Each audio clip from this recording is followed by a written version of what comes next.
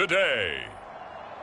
From M&T Bank Stadium in Baltimore, Maryland,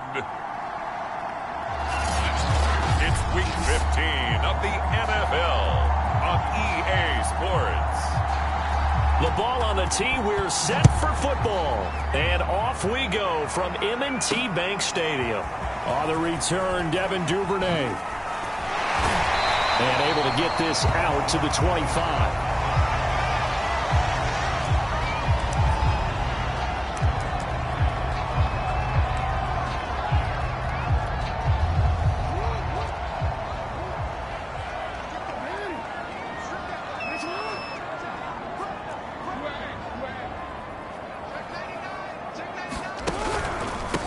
They'll run for the first time with J.K. Dobbins. Oh, look at the juke. And he'll take this up near the 35, maybe the 34. We take a look at his numbers on the ground last week. Pretty good as he found himself in the end zone on 2 separate occasions. And those are the most important numbers because no matter what you pile up prior to the goal line, getting in is all that matters. Putting those numbers up on the board, and they love them when they're 6s.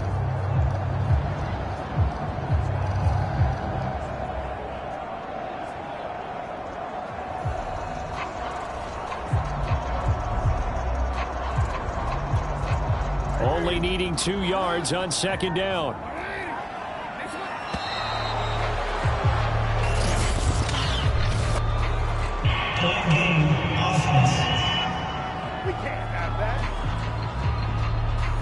He didn't seem in a rush. I guess they just didn't know where the play clock was. I think you're right about that because there was no hurried movements there, right? No up-tempo at all. Clock just ran out. I think he was as surprised as maybe his bench was. On second down, Jackson. He's going to go for a big play downfield. Launches deep. A jump ball, and this is caught. And all the way in for a Ravens touchdown. Devin Duvernay with a lucky number 13 touchdowns now on the year. And the Ravens on just 2 plays have taken the lead. Well, if they didn't get the wake-up call before the game, they got it right now. 2 plays already in the end zone. I think of it in boxing terms because whether it's a big shot with your first one or a probing one, a little bit of a jab, the second one was the payoff. That was the big one that landed. 1-2, end zone. Tucker with the extra point, and that makes the score 7-0.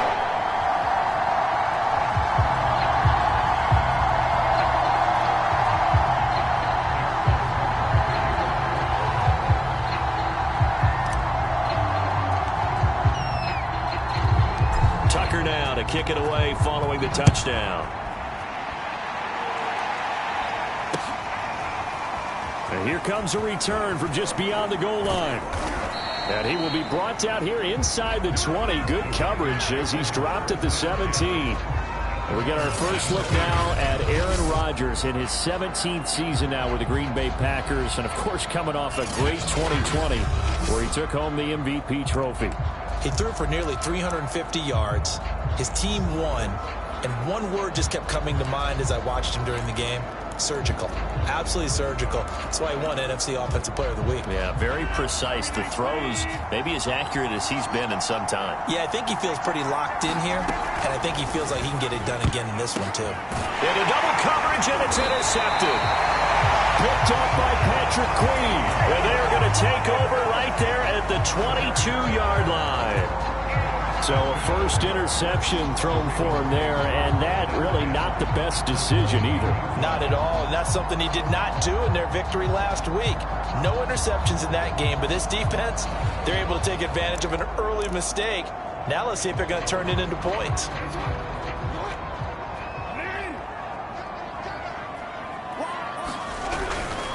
On 1st and 10, it's Dobbins. It's a 6-yard gain on the ground, and that'll make it 2nd and 4. Another good carry there for the NFL's second leading rusher, and we've talked on air, off air about his MVP candidacy. Make a case for him. But I'm just going to tell you point blank, it doesn't matter whether he's 1st or 2nd or even 3rd in the league in rushing yardage. That's not the main deal. It's how he gets those yards and the impact he has on his ball club. So many teams want to throw the ball in this situation nowadays, but I love watching a team that has enough confidence to go ahead and run the football in that situation. That's almost a tendency breaker. Throwing on first down, it's Jackson. And in for the Ravens touchdown. Mark Andrews with touchdown number 7 on the year. And the Ravens lead this now 13-0 here in the opening quarter.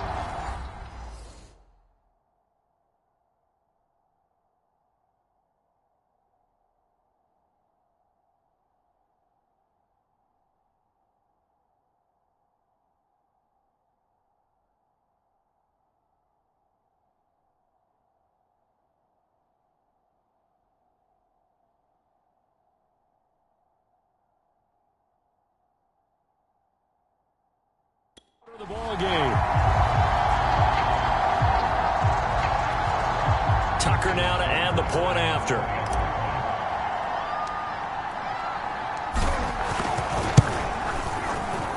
And it's good, and they have jumped out here to a quick 14-0 first quarter lead. Scoring summary, 3-play drive, and it's capped off with a Ravens touchdown.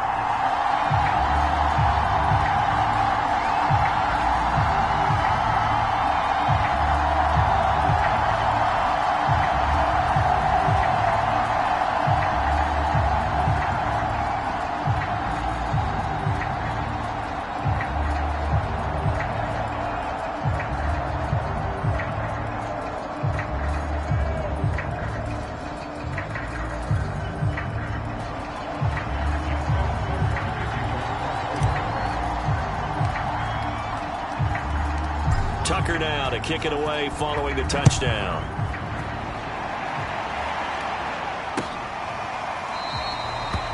The return man down to a knee, and this will come out to the 25-yard line. Number 12 back out there. Aaron and his Packer teammates set to begin their drive. And he'll need to find a way to shrug off the opening drive, if you can even call it a drive. One play and an interception, so he's got to forget that. I know that in today's football, we have a good number of coaches who don't look at time of possession the way that the old school guys did.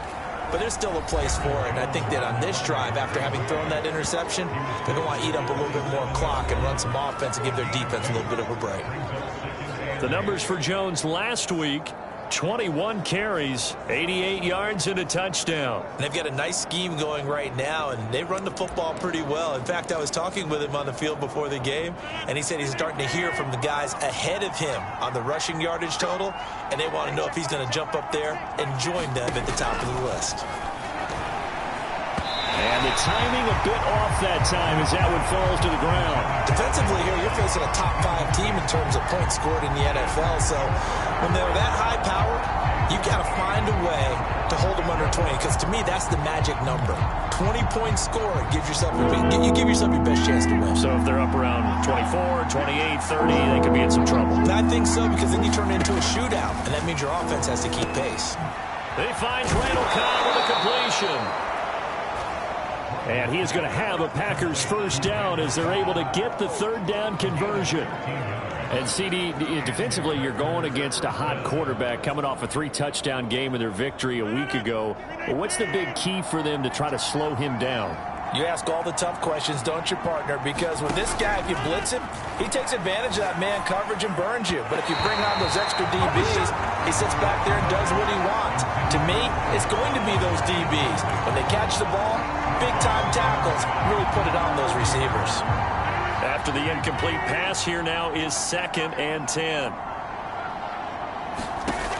From the gun, it's Rodgers. Nowhere to go here. He lost the football.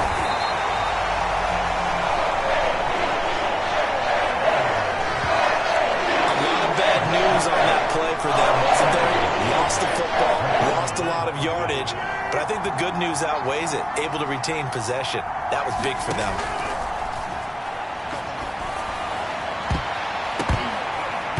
And this will be incomplete. Both players with a shot at it that time, but neither coming away with it.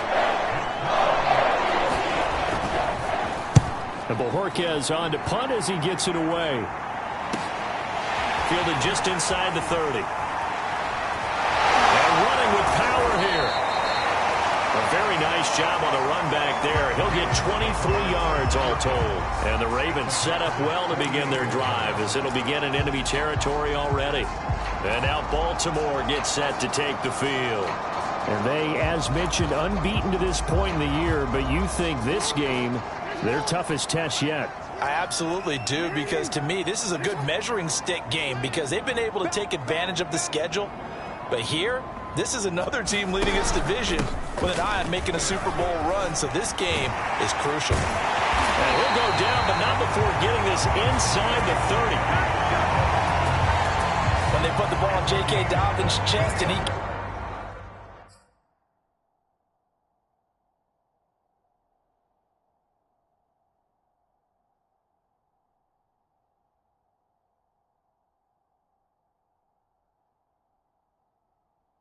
carries it. He runs with a lot of determination and aggressiveness. Just one start last year as a rookie, but still managed 805 yards and 9 touchdowns. I think he's ready for a big year 2 leap. Now the lead runner for the Baltimore Ravens. Jackson on first down. Looking for Bateman. He's got him complete. And down he goes, taking it inside the 10, just shy of the 5 at the 6. Late in the season now, MVP chatter starts, and he might be on the fringe. This is always an award that goes quarterback, running back, usually quarterback. A lot of bias. Does he deserve consideration? He more than... And he is into the end zone for a Baltimore touchdown. Gus Edwards. A 6-yard touchdown run. And the Ravens will add on to their lead. So a toss play there does the trick as he's into the end zone. And you don't run this unless you're sure you've got a guy who has the speed who can get to the edge, because what you're hoping for him to win the race to the corner and turn it upfield to the end zone. Tucker able to connect on the extra point, and it's now 21-0. So they only needed 3 plays on that drive. And it was polished off by the Gus Edwards touchdown run.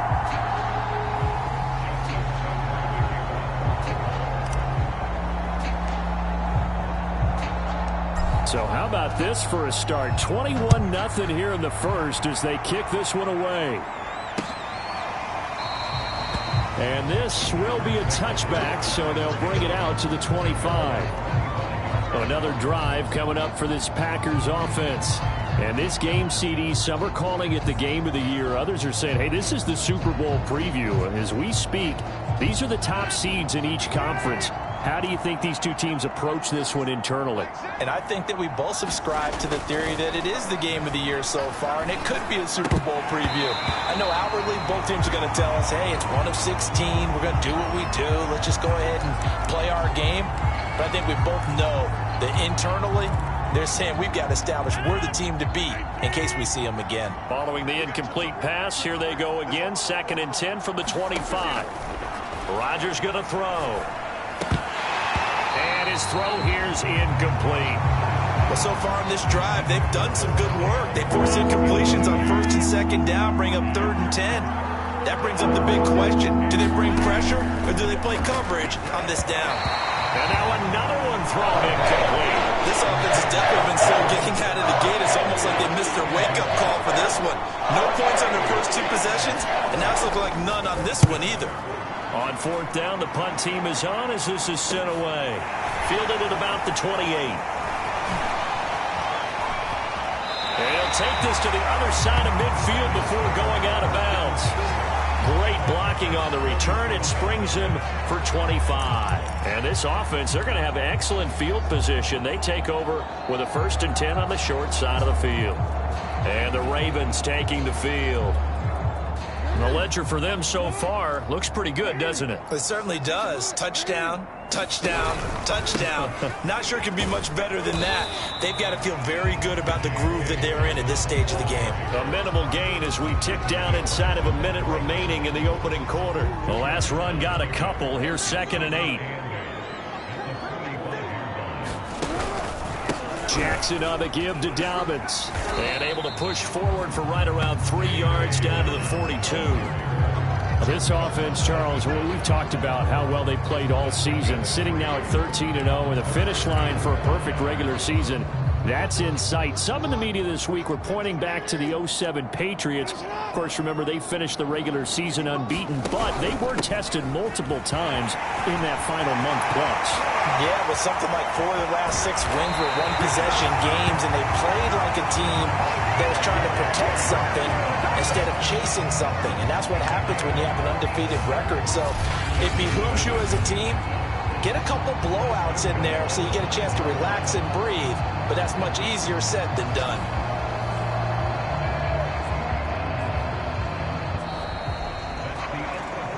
$21-0 our score after one.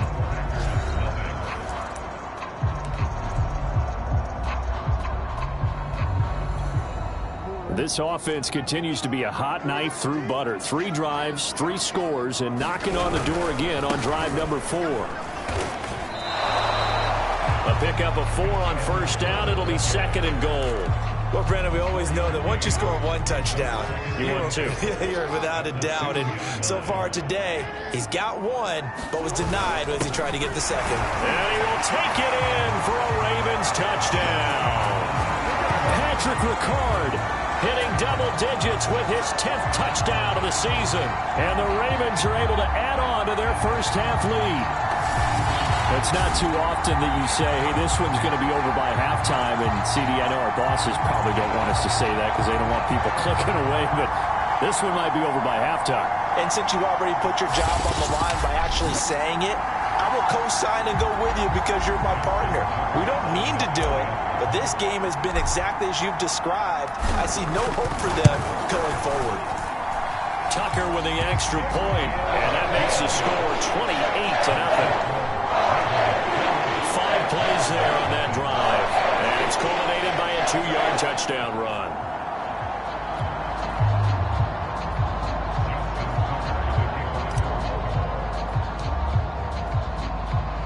Tucker now to kick it away following the touchdown. Fielded just outside the goal line. And no chance to get away as they'll get him down at about the 17-yard line. Now come the Packers for their next drive as we take a look at the playoff race in the NFC coming into the weekend. And for them, it's no longer a question of will they make the playoffs. They've clinched the division title. The question, can they hold on to that #1 seed? And this is where the mental fortitude comes to play, doesn't it? Because now you're not just the coach talking about it, his team talking about it to each other, supporting each other, carrying each other along, because having that #1 seed means everything in the NFL. It does. So even though the division title's clinched, shouldn't take the foot off the gas. No, not at all. Play it all the way through, and I think we've seen that in recent years in the NFL. The teams that play and play to win each and every game, they're the ones to deal with in the playoffs. And he drops it incomplete, and their struggles continue here. And partner, to me, that one was all about timing. If he's there too early, it's going to be a pass interference call. If he's too late, it's a completed pass. He was Johnny on the spot on that one. Shotgun now for Rodgers. Had his hands on it, couldn't bring it in. Pretty symptomatic of how this game's been going. The passing game not in sync here early. And now it's 4th down. On now is the Packers punter as he'll come on to kick this one away. He's been a busy man here in this first half as he gets it away. And it's fielded at the 34. Oh, nice move. Nearly a huge return, as it is still a very good one. 24 yards. And the Ravens, they'll take over. This Ravens offense heads back out there, led by Lamar Jackson. And he's been good. 2 first-half touchdown passes, no interceptions so far. Does a lot for your confidence. Does a great deal for your team. Gives them a lead, and they're feeling really good about how they're playing. I think he expects to throw at least another one. I was going to say, now he wants the first-half hat trick, doesn't he? Oh, without a doubt. Go ahead and fling him on the field, folks. He wants that type of celebration. A good run, got 7 on first. Here's 2nd and 3. Jackson going to give this one to Edwards. And this time not quite to the 30. It'll be down at the 31-yard line. Well, that was a unit that understood exactly where the first down marker was, handed it to their guy who could run it, created some space, and he got there. Line of scrimmage, the 31 now on 1st and 10.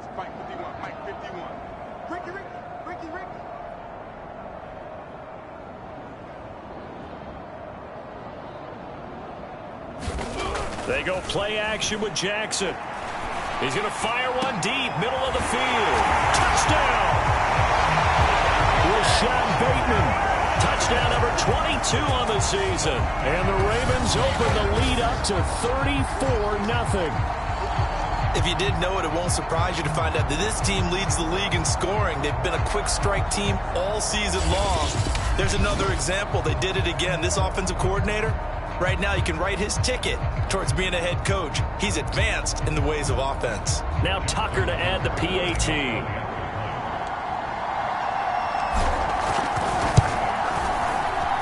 And he's been a busy man, 5 for 5 now as he knocks another one through to extend the lead. The drive there only spanning 3 plays, and it's capped off by the Baltimore score.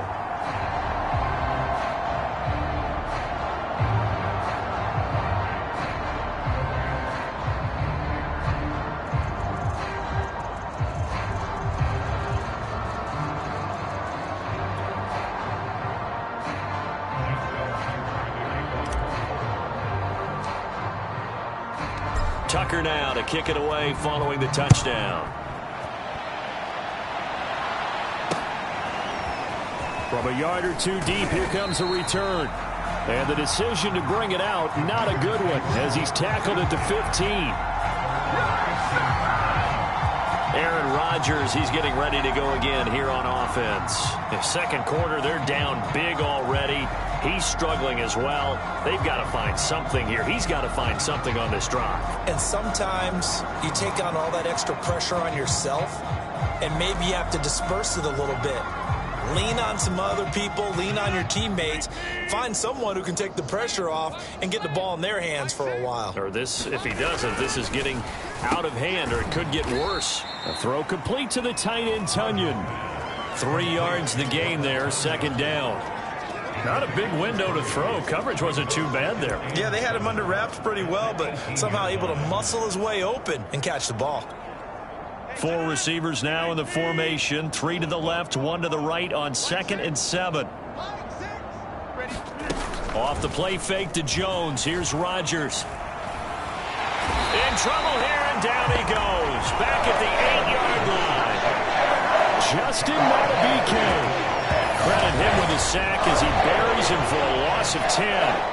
And they're picking up right where they left off with the shutout that they pitched last week. A huge part of that, this pass rush. They know how to get after people. Offensively, good luck finding some answers right now.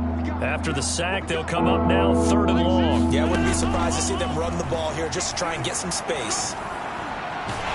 Under pressure again, and down he goes again.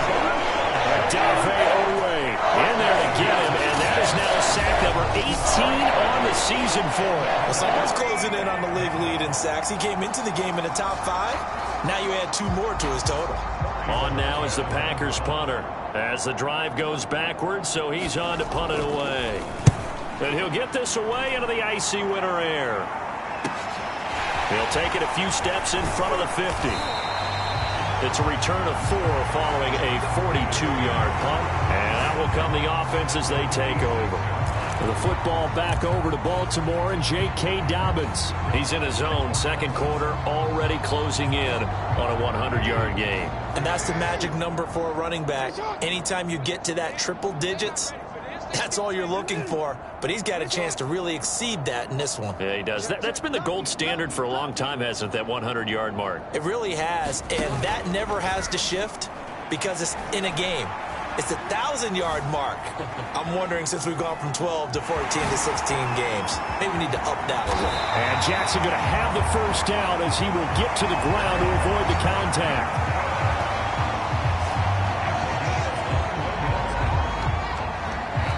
And we've hit the 2-minute mark in this first half of action.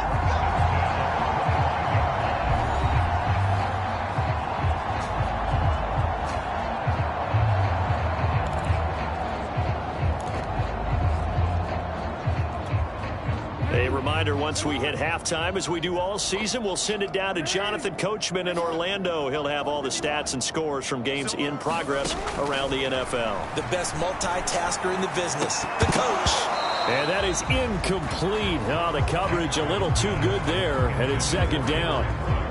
I think we can all understand what they're thinking right now. They take over the ball in field goal range after the turnover, so they've got that in their hip pocket. But they've got to go for the end zone and turn this into bigger points. Their thinking is a touchdown is really what they should get from starting here. Getting 3 points at the end of this drive, that would feel disappointing.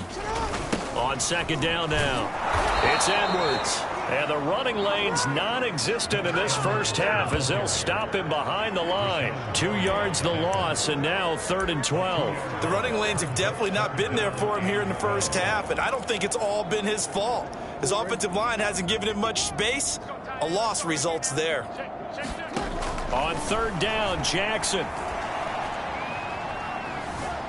steps away to his left. And he'll go out of bounds inside the 15-yard line.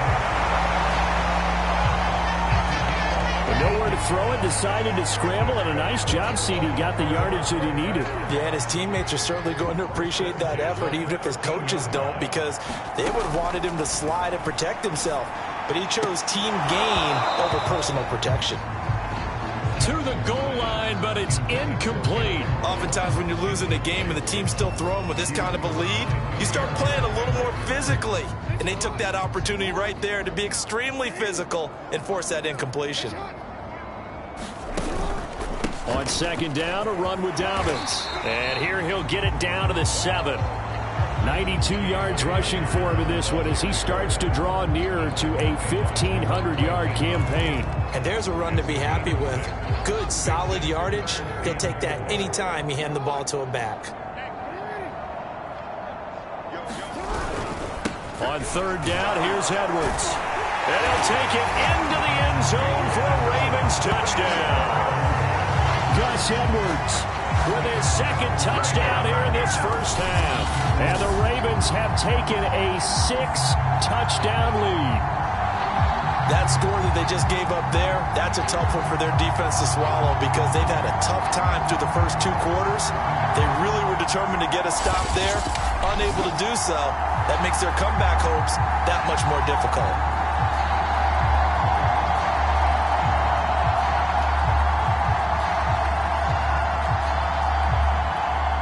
Tucker now for the extra point.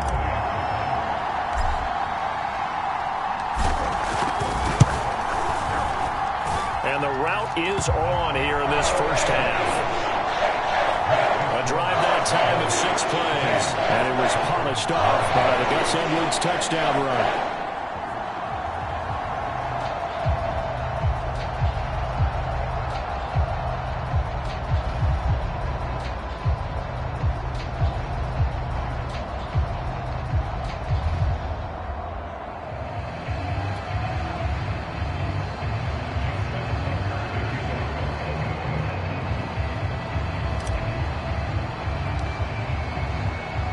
Tucker now to kick it away following the touchdown. Taking it about the 1. And he won't get this to the 20-yard line as he's down at the 19. Aaron Rodgers, we focus on him for our player spotlight. And I guess the question, Charles, is what's the formula for keeping him better protected? Because as we see, the protection, it struggled. And normally what you get is renewed determination. When the big guy gets hit, that usually sparks people. Hey, we can't let this happen anymore. They take it personally. He's not supposed to be on the ground, but that hasn't been the case so far in this game. So maybe they've got to figure out how do they get rid of the ball faster to help out the offensive line so he doesn't get hit as much. And we'll see if they can keep him off the ground now going forward. The Packer offense ready to get their next drive underway. Throwing on first down is Rodgers. The Packers going to use one of their timeouts as they get the stoppage with just under 50 seconds remaining in half number 1. Up at the 29 now, they'll head to the line, 2nd and a yard. To throw, it's Rodgers. High throw, but he makes the catch. Now the Packers going to go ahead and use the second of their timeouts as the clock will stop with 45 seconds to go in the first half. Ball up to the 35 now as they come up on 1st and 10. Now Rodgers. Caught by Cobb. 5 yards on the catch there, brings up 2nd down. They're going to need to get up and set in a hurry. Now a play fake. Rodgers. This offense finding its legs now. Here's another 1st and 10. Now the Packers going to burn their 3rd and final timeout as the clock will stop with 18 seconds to go in the first half. 2 first downs have them up near midfield now on 1st and 10. And again, it's Rodgers. Flush to his right. He hits Adams complete. And he is out of bounds, but not before he's inside the 30. Hey, y'all, what's up? That's a good chunk of yardage. It's going to be canceled out. And we always talk about hidden yardage in a game. That's going to count as that because now it doesn't go on the books, but now they have to make that up again, don't they? Now Rodgers. And he drops it incomplete, and their struggles continue here. Fair to say, hasn't been his best game throwing the football, but also not getting a lot of help out there either. Yeah, you nailed it pretty well, you know. He's got to throw it better, got to get more help. Obviously one that should have been caught. They've got to find a way to bring those two elements together so they can make some progress in this one. Well, this first half has not gone according to plan so far, offensively or even defensively for that matter. They could use a big-time spark somewhere, but it's not going to come on this drive as they have to punt this one away. This is fielded inside the 5.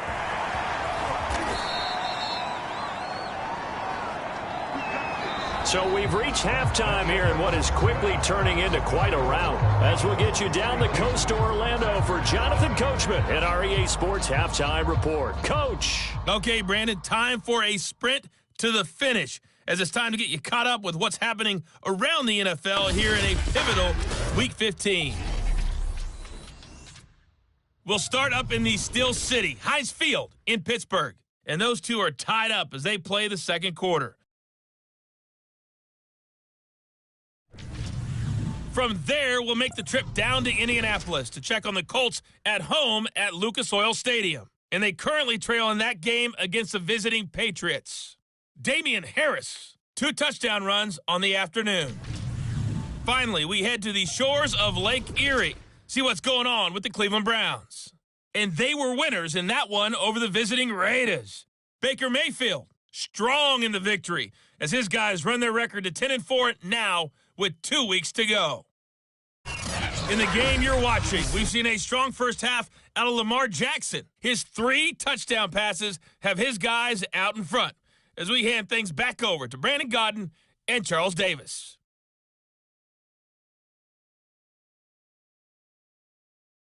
All right, Coach, thank you, and we welcome everyone back for quarter number 3.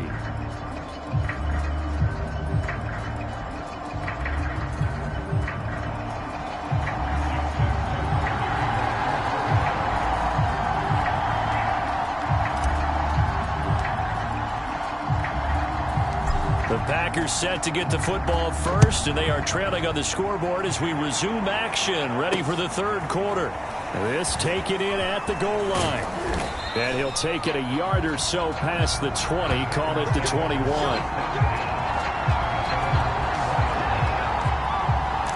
The Packers ready to go to start quarter number 3, and they have a mountainous deficit looming in front of them. It was really, Charles, a disaster of a first half, so where do they go from here? Well, first thing they have to remember is that what's done is done, and there's no going back. And now you have to play this drive by drive. Obviously, come back in this spot, pretty unlikely, but you still have to go out, take pride in your work, and try and put something together here in the second half. On second down, it's Jones. Gets it up around the 22 and no further. Did show some power on the run, but not a whole lot of room.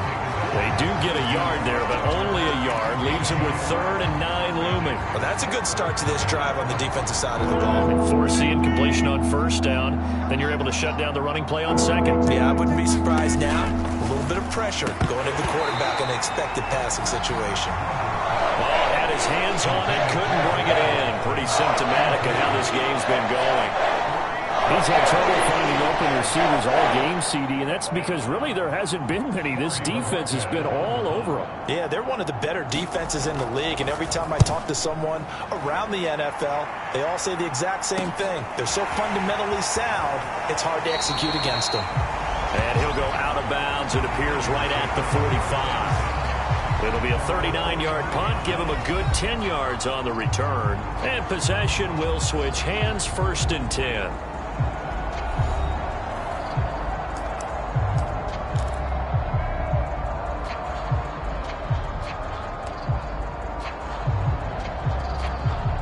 Baltimore with good starting field position as they come up 1st and 10 at the 45.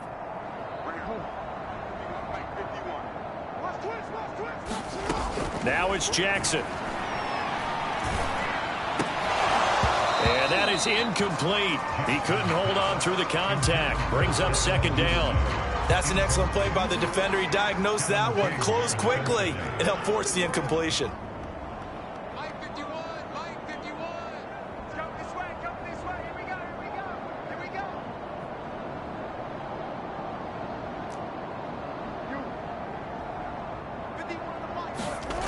Again on 2nd and 10, it's Jackson. That's taken in by Duvernay. And he takes it down deep into Green Bay territory. A big connection on that one. 37 yards. I guess that answers the question of whether or not they're going to try to play conservative and protect this lead in the 3rd quarter. And I think this is something we're seeing more and more of in the NFL. Teams not playing to protect leads, teams playing to extend them.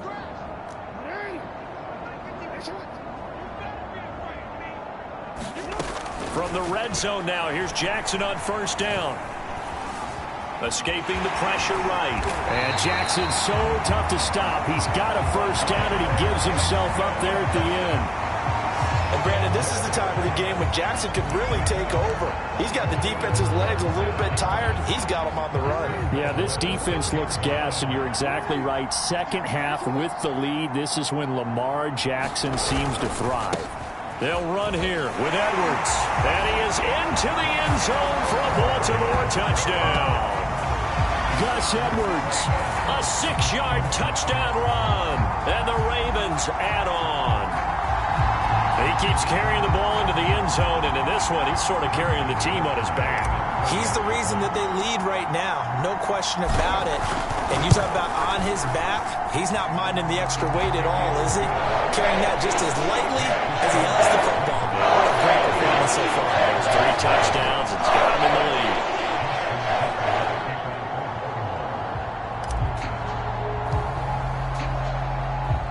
Tucker now to kick it away following the touchdown.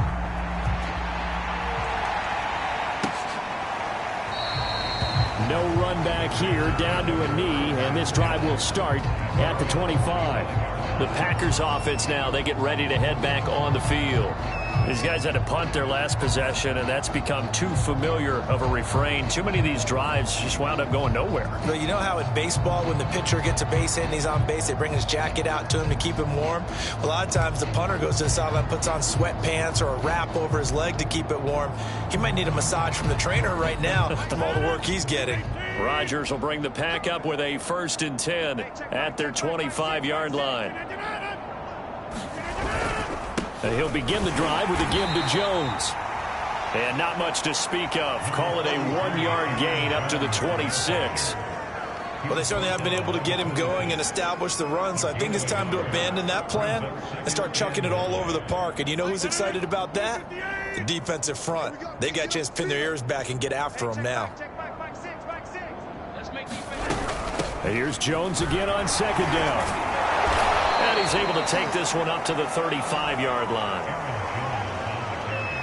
Despite the score, despite the deficit, no quitting this guy. He's running angry, running through arm tackles. He wants to change what that scoreboard is saying.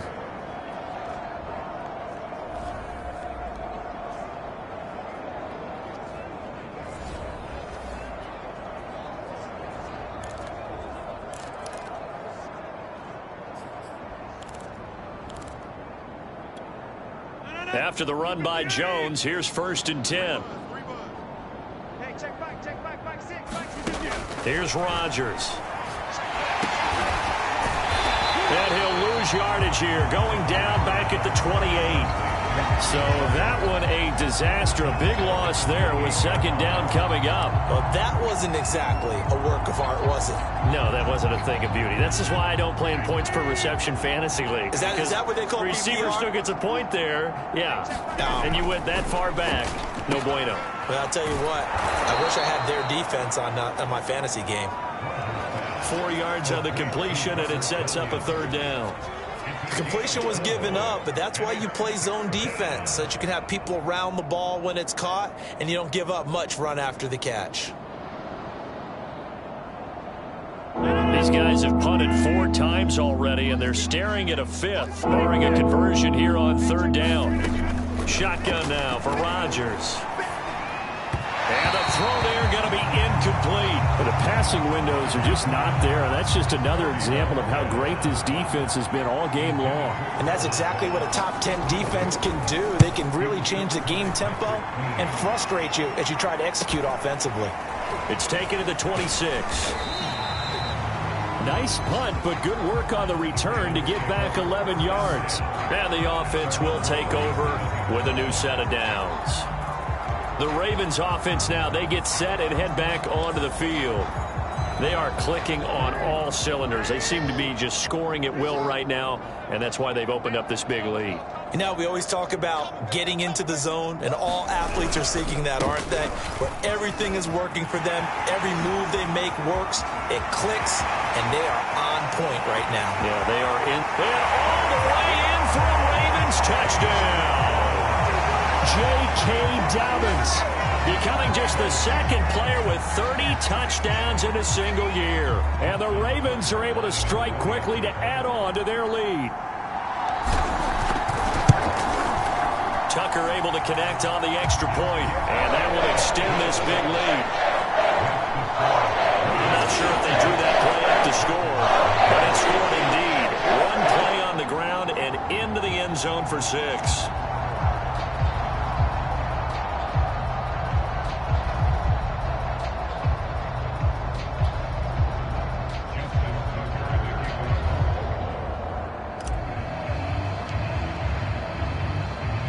Tucker now to kick it away following the touchdown.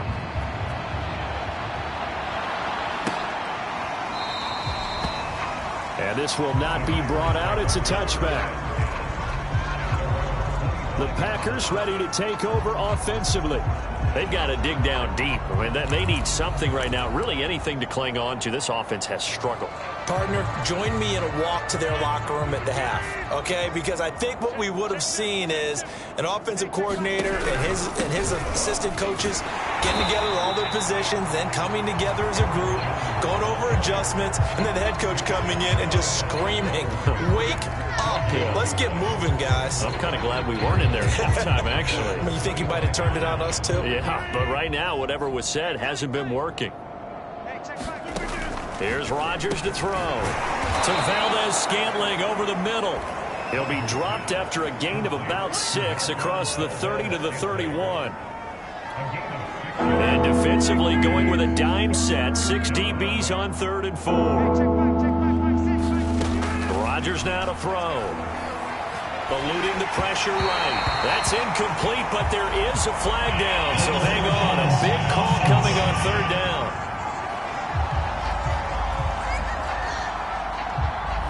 So he was past the line of scrimmage when he threw it. And as they say, that's a no-no. Got to be able to understand where you are on the field and not cross the line before throwing the ball downfield. So they're forced to punt on 4th as this one's away. This is fielded at the 27. And he'll be out of bounds, but able to get it up past the 45. Good blocking there, nearly sprung him. As it is, it'll go as a 19-yard return. Lamar Jackson marching back onto the field. He's been a good game manager. They're winning here in the third quarter, but really the ground game is where it's been at for them, hasn't it? So whatever the game plan was, you just got to focus on continuing to run the football. And really, that takes the pressure off of the guy throwing it around. Doesn't have to be the focal point. Hand it off, let him chew up the yardage and big plays, and your team's winning. The only people upset, the fantasy guys who may have started him at quarterback in their leagues. And that is caught, and the record is his. It's a touchdown. You have fun with this one, partner? I am. I mean, he's been fun to watch under center.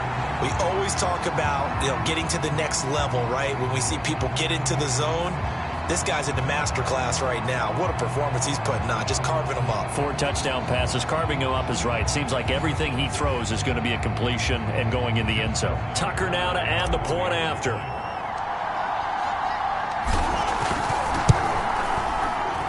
And the lead grows even larger here in the third quarter.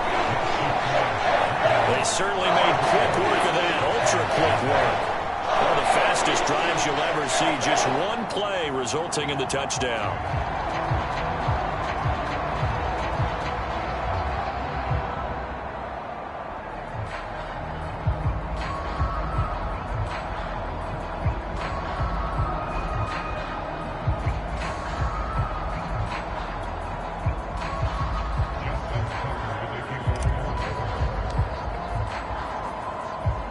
Tucker now to kick it away following the touchdown. From a couple yards deep, he'll bring it out of the end zone. And he's going to be out of bounds. Here's the run back. Will leave him shy of the 20-yard line.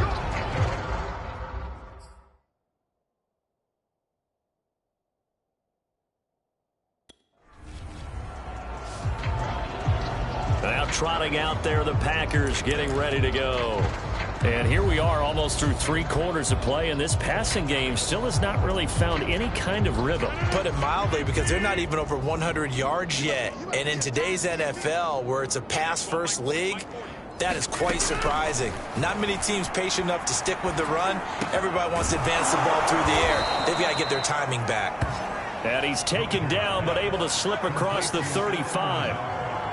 Well, maybe this offense has learned something from watching their counterparts work. I'm wondering if their coaching staff said, let's do what they've been doing the entire game, because that's worked well. This offense, they have not looked particularly good all game long. But a nice throw there for a good gain and a first down.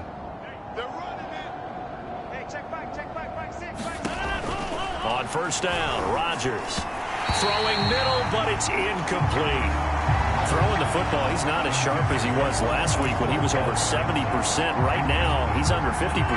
Well, that comes from extra game film, extra time.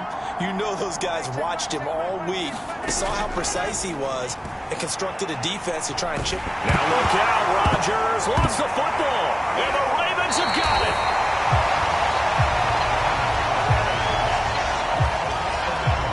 He was under duress, surveying, trying to find somebody to get the ball out of his hands. In the meantime, the defense, they took it out of his hands. And when the ball snapped, I know exactly what the defense is thinking. Get a sack, put him on the ground. But when you can also knock the ball free while doing so, oh, there's the bonus for you as a defender. 7 yards on the pickup there, and it'll leave him with a 2nd and 3.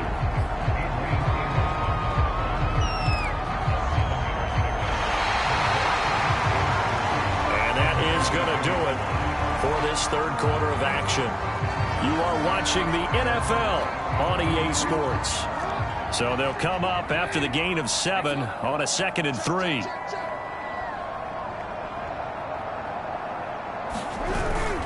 Again, it's Edwards.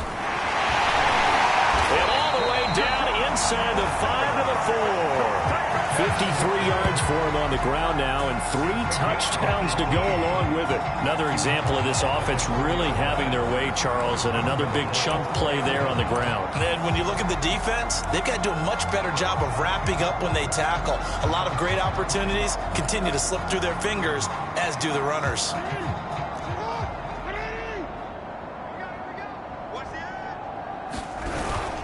They'll try to pound it in with Ricard. And they'll take it into the end zone for a Ravens touchdown. Patrick Ricard with touchdown number 2 in the game, and now 11 on the year. And the Ravens add on to their lead, and it's looking like that win streak is going to extend another week. Tucker with the extra point, and the lead will swell up.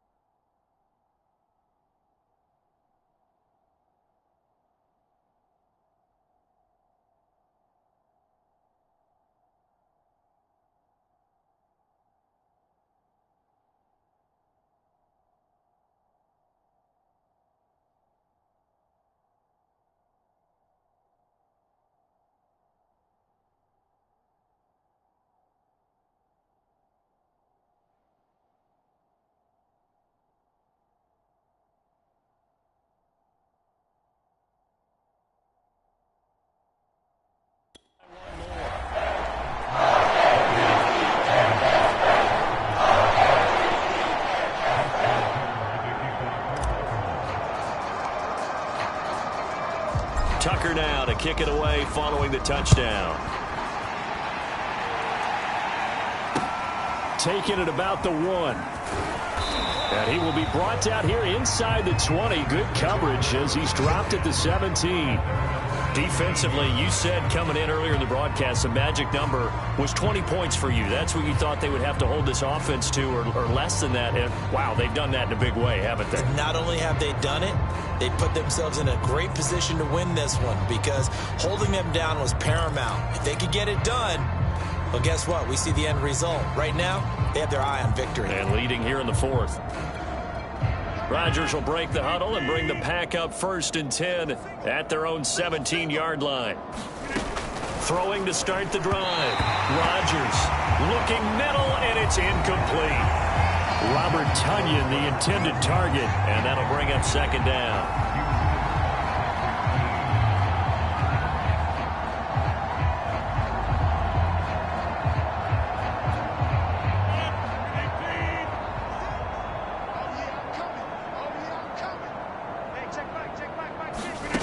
Now it's Rodgers. Buying time to his left. He's got a 1st down past the 30. And finally brought down at the 34-yard line. Now after the completion, we're going to get a timeout, an injured player. From the 34 now, here's 1st and 10. While the training staff works on him, we'll step aside and be right back. Meanwhile, Rodgers' throw taken in by Adams. And they're going to have this across midfield and inside the 45. Well, this game was decided a while ago, and that completion there is going to artificially inflate his passing numbers. So right now, the only one really applauding probably his agent as he thinks about angling for a new contract. Dancing to his left. And he'll protect himself at the end here as he winds up getting pretty decent yardage. He'll wind up getting 9 after tucking it and running, so it'll leave him with 2nd and a yard. Partner, he was going through his progressions. Not there, not there. After about the 3rd one, he decided he better pull it down and run for it. And he slides down and avoids the hit for good measure. Throwing again on 2nd down. Rodgers.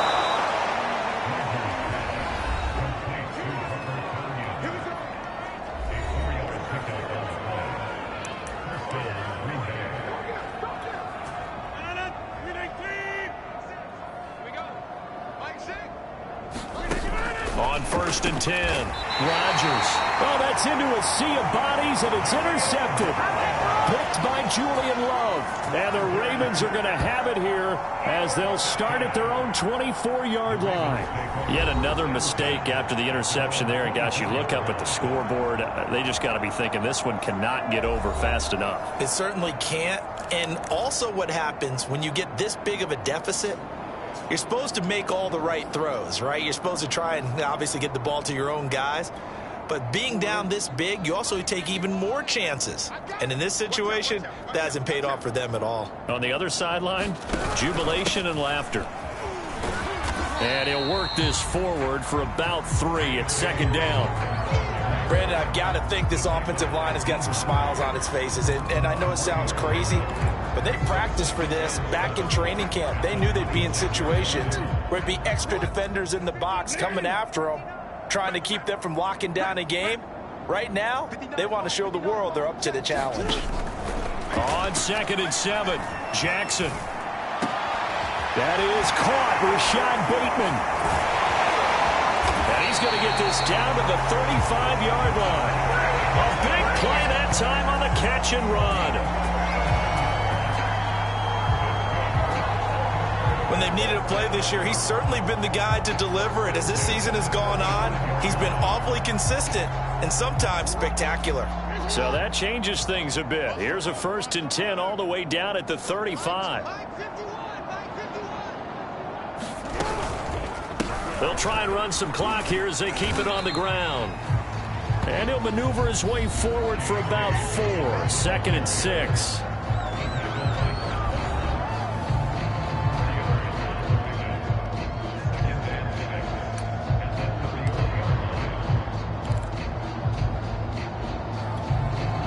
Coming up on the final 2.5 minutes. And boy, has it been fun to watch this offense operate. Quite the display, and now they look to polish it off. On 2nd down, it's Edwards. Oh, nifty juke there. Not much fun for a guy trying to tackle it. And they move this all the way down to the 9. 75 yards rushing for him now on what was his 10th carry of the ball game. No doubt those are the types of carries they're looking for here, Charles. The lead in the 4th quarter. This is when coaches that have a reliable running game, they breathe a little easier on the sideline. Yeah, they love the idea that they can take the air out of the football at this point of the game. That means they're really counting on that offensive line, counting on the runners, taking care of the football. Because you're going to tell your quarterback, hey, no time to be a hero. We're not going to throw it here. Just eat up that clock. And if you have the ball, they can't score. So it's Raven football here as we welcome you back. They've got it 1st and goal in a game that appears to have already been decided. They'll try and run for it on 1st and goal. And he's going to battle his way down right around the 2-yard line. A good run on 1st down, and now they contemplate a 2nd and goal situation. Oh, that's one to warm the hearts of all those old school football players, isn't it? Tough, hard, gritty run, got behind his pads, bowled over a few people. Look at that one, right up the gut. Saw it through 3 quarters, no reason to lighten up now.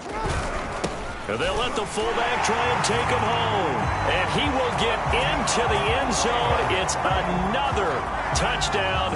This thing is ugly. Well, business as usual for them. Well on their way to another victory. Riding a serious wave of momentum from what we've seen. And so far, they haven't met their match. So if you're going to play this team in the future, your mission is clear. You better be ready to play and match their firepower.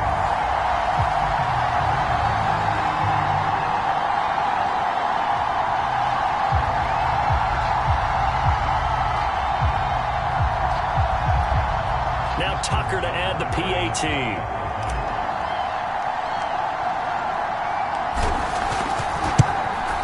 And this one was over a while ago as they just add on to their big lead.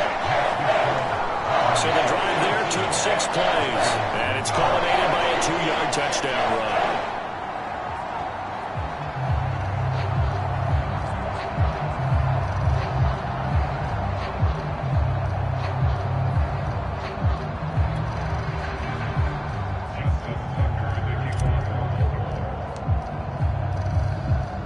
Tucker now to kick it away following the touchdown.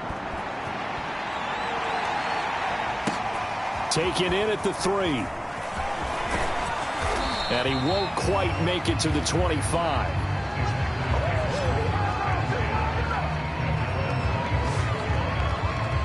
Now the Packers get set to go. And let's face it, this drive is not going to have any bearing on this game, but it's kind of important for one reason, isn't it? It certainly is. You got to get points. And, okay, all right, I'm being facetious here. But you get points. You feel a little bit better about yourself as you move on to the next one. Here we go. Line 40. Get ready. Trying to shake off the interception from the last drive. He'll look to throw. Over the middle, complete. It's Adams. And he's upended at the 33 following a good pickup of 8.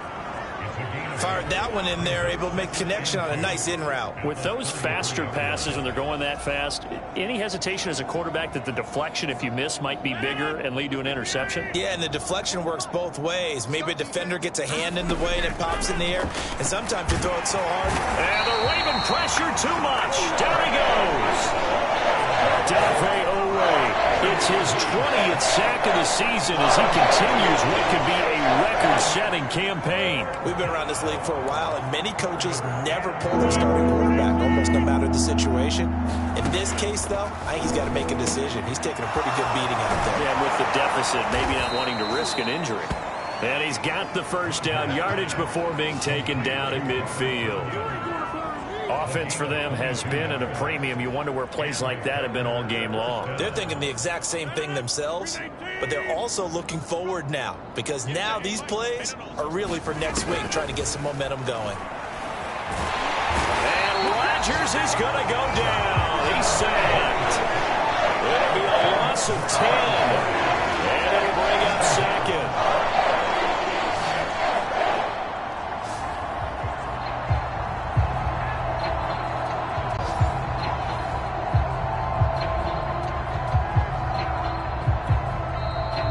Ravens going to use one of their timeouts. It's just their first. They've got 2 more to use here in the final stages.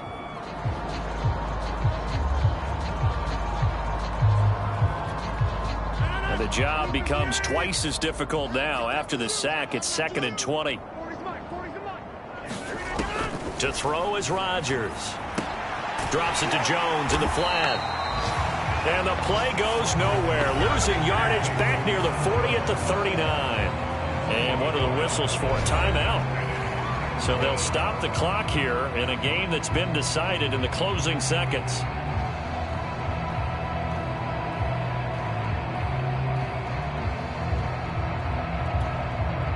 Need something from deep in the bag of tricks here after 1st and 2nd down went backwards. It's 3rd and very long.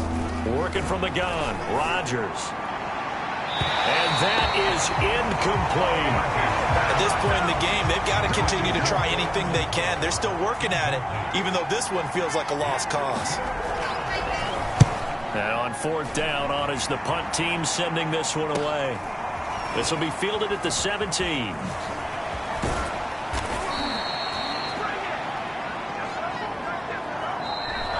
So the final seconds tick away in this Baltimore victory. And I tell you what, Charles, this might be about as good as it gets. They were incredible. Yeah, offense was in fine form. The defense threw the shutout at them. I think they worked in concert together.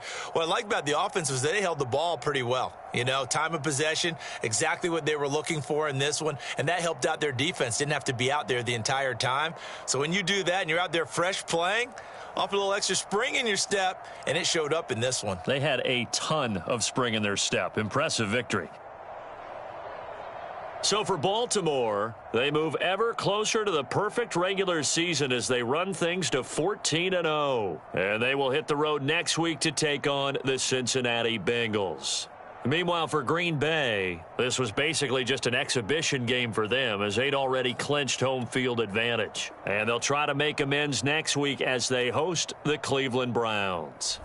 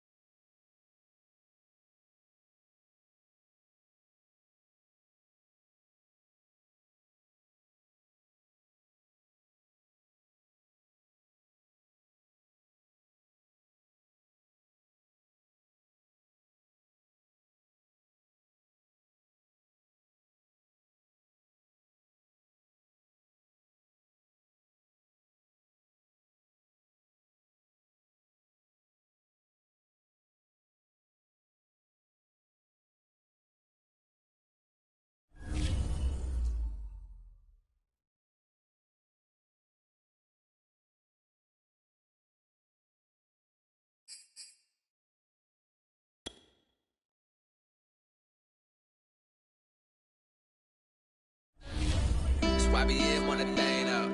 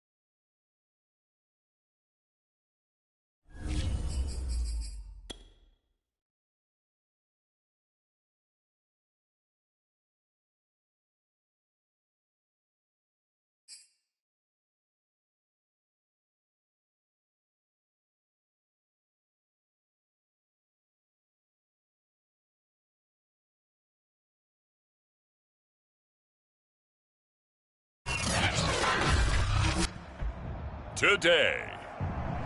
From Paul Brown Stadium in Cincinnati, it's Week 16 of the NFL on EA Sports. The holiday season is upon us. We've got the gift of the NFL as we're underway here in Week 16. On the return is Duvernay. And a nice return sets him up pretty good here right at the 30-yard line. Time to see this wide-open Baltimore offense go to work, and leading them, pretty darn good one, Lamar Jackson out of Louisville. And when you think about great seasons in recent memory, he's definitely putting one together here. There's a good chance he's going to go over 5,000 yards passing for the season. He's just a little bit under that mark coming in. And I tell you, it's pretty rarefied air when you get up there with numbers like this.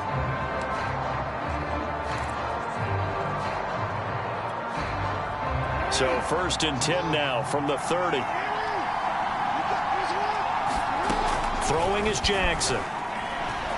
Oh, he's going to take a shot right away. And that's caught inside the 30. That's right, baby. It's And all the way in for a Ravens touchdown. Rashad Bateman with touchdown number 23 here on the year. And the Ravens have taken the early lead. On paper coming in, you'd say that these guys are the better team by far, and they sort of showed their superiority there on the opening drive. Yeah, they came in the heavy favorite in this game, and even though they're on the road, they just wiped it away, didn't they? They've just said to everyone, we're the better team. We just showed it to you on this opening drive, and we expect to do it all game long.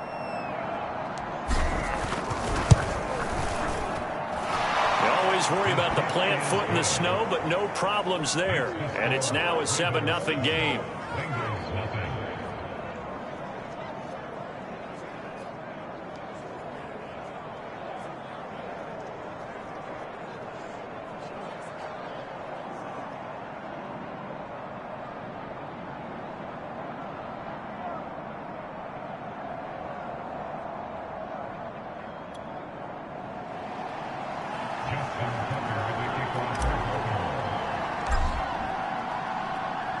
Tucker now to kick it away following the touchdown.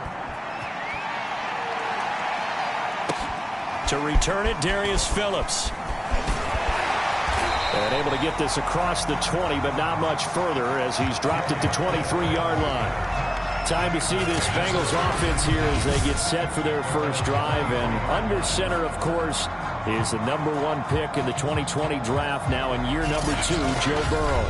And the tendency for most of these guys is to want to match things right away because they have a lot of confidence in their talent, too. They just saw a big strike against their team, and you know they're thinking to themselves, I can get this back right now on one play.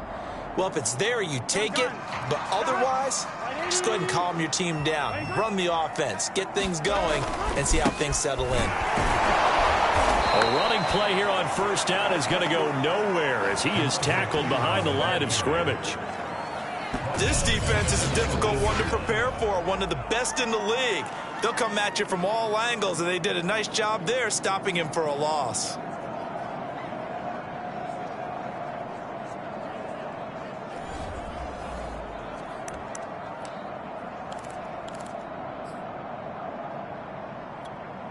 A 3-yard loss to start the drive. They'll look to make that up and then some on 2nd and 13. Now it's Burrow. Oh, he'll want that one back. Incomplete. He doesn't drop too many in that department. 3rd down.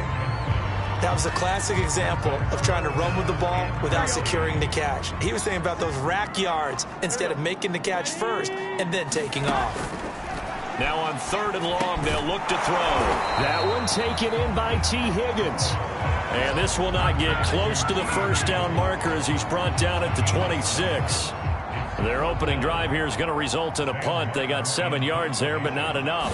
There's an example of good situational football being played by a defense. They understood where the 3rd down play was, the down and distance, and made sure that they didn't get anywhere near that, bringing up 4th down. Yeah, they were sniffing out that marker, didn't want to let him get close to there, and now a likely 3 and out to start. Yeah, I love the way they rallied to the football and got to him and made sure he didn't give up much run after catch. The Raven offense set at the line for this next drive. And last time the formula was pretty simple. One play drive, long pass. That maybe they just want to do that again, right? And that's exactly how you want to draw things up. Whether it's on your grease board, right, in your playbook, one play drive's exactly what you want on offense. What they have to be careful of is not having a letdown. It was really easy last time. They can't expect that going forward. And we'll see if it's that easy here. And across midfield he goes and into Bengal territory. They get 7 out of that, so they're left with a 3rd and 3.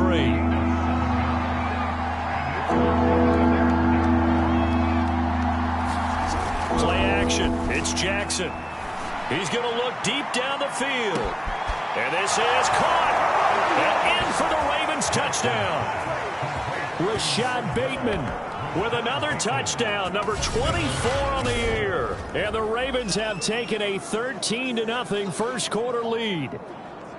There's not much that's perfect in football, but that's about as close to it as you're going to get. Score, force a punt, score again. And both drives were impressive. The opening drive was, that last one was. Now on the other side, though, what's your psyche? You're really behind the 8 ball. You got to make sure to just hold in there. Survive the early storm, relax a little bit, and try and get back to your game plan. It's way too early for panic.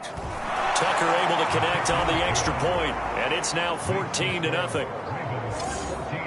Scoring summary, 3-play drive, and it's capped off with a Ravens touchdown.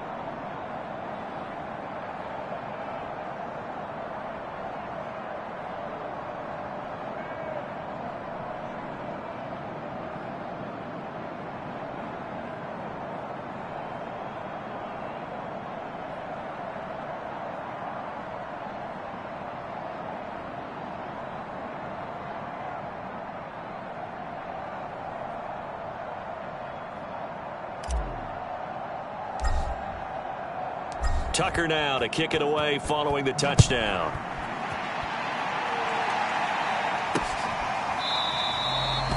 Phillips, he's not going to bring this one out, so they will begin the drive at the 25. The Bengal offense on their way out as we look at the playoff race in the AFC. They've been outplayed early, no question, down 14-0 already as they come up 1st and 10. Here we go. Big 13. Big 13. Out of the gun, it's Burrow. Open man is Uzama.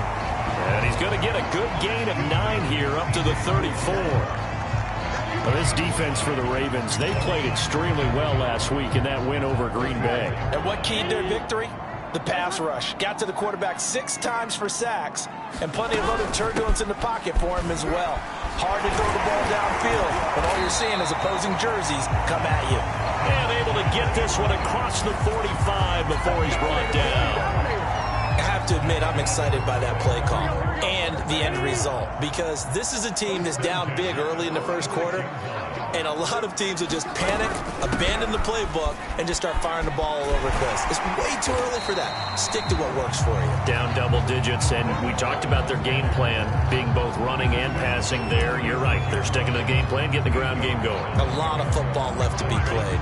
8 yards the gain on that last run. Here's 2nd and a couple. Now Pirine.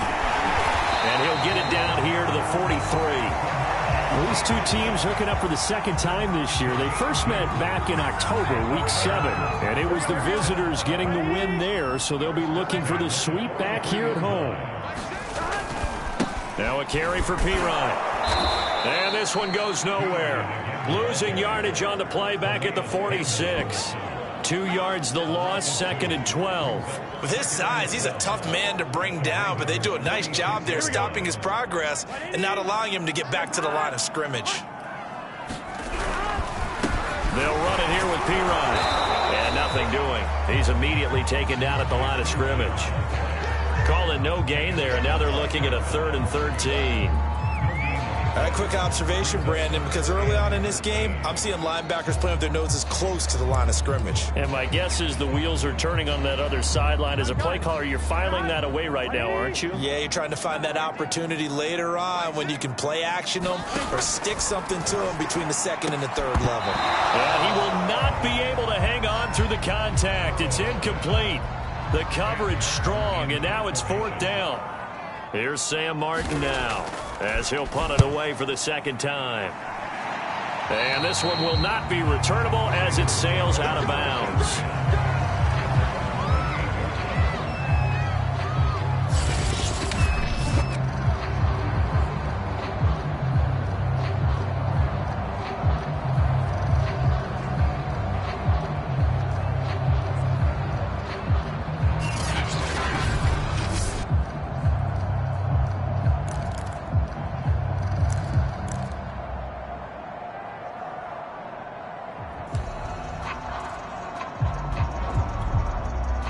The Raven offense set at the line for this next drive. And right now they're saying, hey, let's keep this going. 2 drives, 2 touchdowns. Yeah, can't ask for a better start than that, can you? I mean, this is the way you practice it. This is the way you rehearse it. But right now, the play calling, they're locked in really well. And this is incomplete. Very lucky to get that one back. That nearly picked. It's 2nd down now. An incomplete pass on 1st down. That leads to a 2nd and 10. And room to run as he's up past the 35-yard line. And they'll let their fullback try and push the pile. And he's going to have a Ravens 1st down as he's got this up to the 40-yard line. These two teams met in Baltimore. You might remember earlier in the year with the Ravens winning that game. So a win here in Cincinnati would give them the season sweep 2-zip. They'll throw on 1st down with Jackson. Looking deep downfield. It's incomplete. Took a shot, couldn't connect. And Charles, you think about this offense, it's kind of a tricky time of the season because you're 14-0, looking to see this one out to the end, but you start to run into situations where guys are getting a little banged up. Maybe could use some time sharing, some time on the bench, just to rest. How do you approach the rest of this regular season? I'm telling you, you don't ask the easy stuff, do you? I mean, you created a heck of a situation there, and actually you didn't create it. You presented it, and you're exactly right. It is tricky because your eye has to be on the ultimate prize, which is the Super Bowl. That's paramount. But at the same time, how much fun would it be to go down as one of the all-time great teams and join the 1972 Dolphins as the only undefeated team to win a Super Bowl? Raven football here as we begin quarter number 2, as they've got it with a 1st and 10.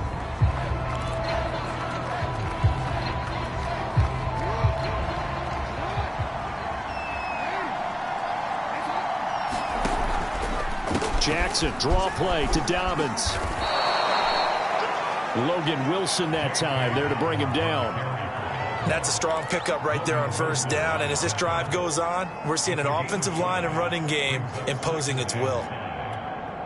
After the pickup of 5, here's 2nd and 5.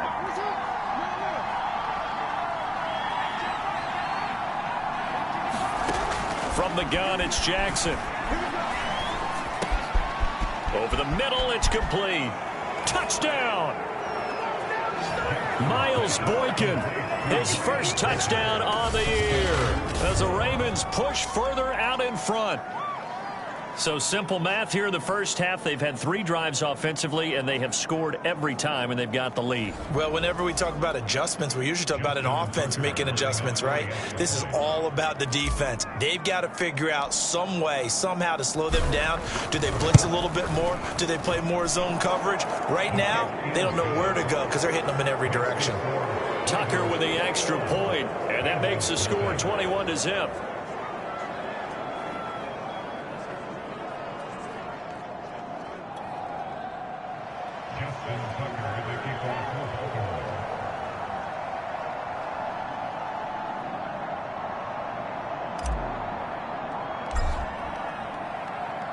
Tucker now to kick it away following the touchdown.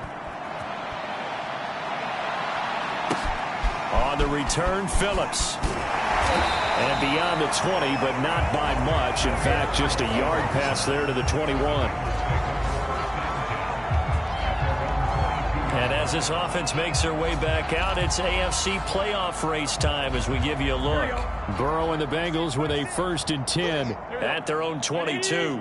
And some dangerous territory. You're already down 3 scores. A 3-and-out here or an inability to put any points up. This one might be over by half. Yeah, and what you also have to guard against is calling every play for a big shot downfield. You know, thinking you're going to get all these points back on one drive. You're not. And last time I looked, it's still the first half. I'm not saying you have ultimate patience here, but you also don't have to go ahead and force everything either. Here's P-Ryan. And he's going to be met at the line of scrimmage and taken down. Officially nothing on that one, no gain, so they're left with still 10 to go on 3rd down. It's rare that a man his size can't at least push forward for a yard, but they stopped him there for nothing. You're talking about Tiny?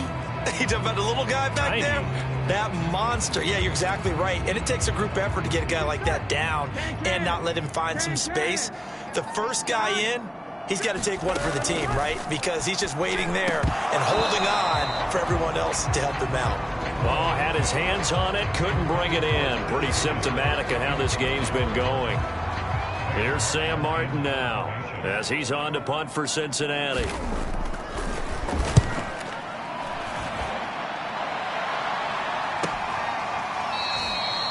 We'll call that a 41-yard punt. The net a little greater, though, following a loss on the return. And Baltimore's offense set for this next possession. And thus far, the weather has not slowed this offense down one bit. They've looked good so far in the first half. They certainly have. And think back to our meeting with the head coach. And we asked him because we saw the forecast for this game, didn't we? We said, hey, have you prepared for this? And he talked about the different drills that they've done in adverse conditions, the wet ball drills, things of that nature. He said, I don't think it's going to slow us down much. We tend to handle it pretty well, and he's been right. Just what you want on a 1st down run. Call it 8 yards, and it's 2nd and 2.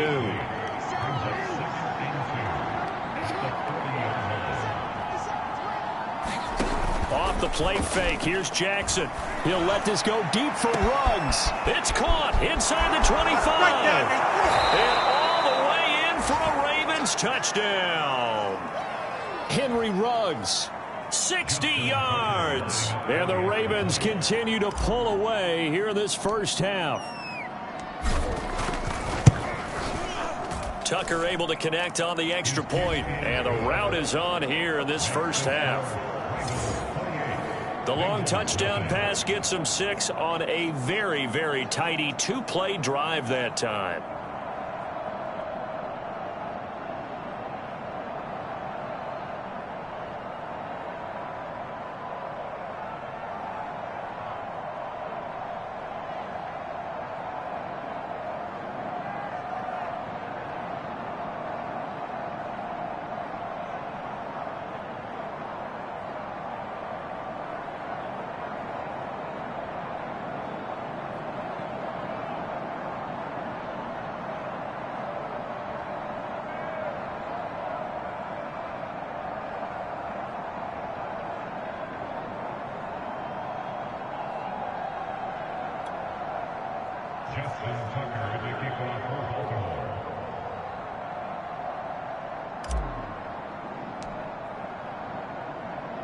Tucker now to kick it away following the touchdown.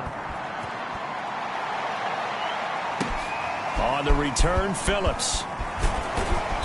And he returns this to the 22.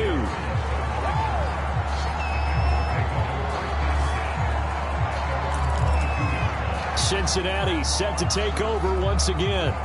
It hasn't gone particularly well for them. That's obvious. In these conditions, no points so far. They've got to get that offense on track. The question, how do they do it? It is the age-old question, isn't it? And to me, finding a way to make sure your playmakers touch the ball without it being too exotic. Meaning you don't have to go deep down the field. Maybe you hit them on those short passes on the perimeter. Make sure you just turn around and hand it to your best runner and get out of the way. Don't cause any extra stress on your offense.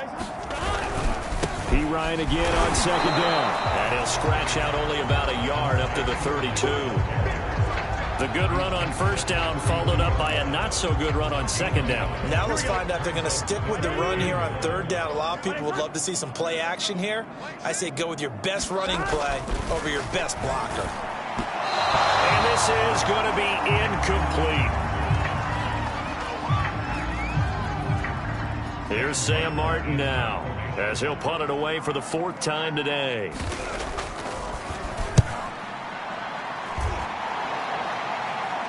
Fair catch called for and made right at the 25-yard line. They call it 38 yards on the punt, no return.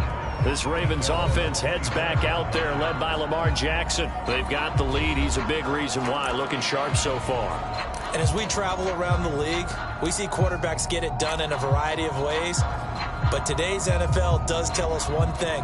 If that guy doesn't play well, their team's not going to win. And right now, he's got his team in the lead. And now they'll look to extend that lead. The drive starts with a carry by Edwards. And he'll push his way forward to about the 32. He'll get a nice chunk there on the first down run, and it's 2nd and 4. Well, I think after that run, the defense is getting back in the huddle and looking at each other and maybe starting to question their confidence a bit. They gave up a significant run, 6 yards, and now you're saying to yourself, how do we stop them, and do I have enough confidence to make a play? And this won't be enough to pick up the first. A gain of 2, 3rd and 1. Well, every now and then we have to let a cliche fly, partner. And in this case, what do they say in the NFL? Your best ability is often your availability. And this is an extremely durable kid coming out of Ohio State. Carried the ball every time they even thought about running it. Wore down defenses and able to break big runs late in games. J.K. Dobbins going to Baltimore, an absolute perfect fit. And able to rip off a big chunk of yardage before being dropped inside the 40. They brought in a heavy set on 3rd down, and that usually means running play. But we have seen them throw out of that formation.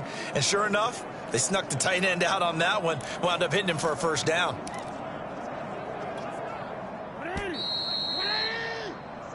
Let's go, Heavy.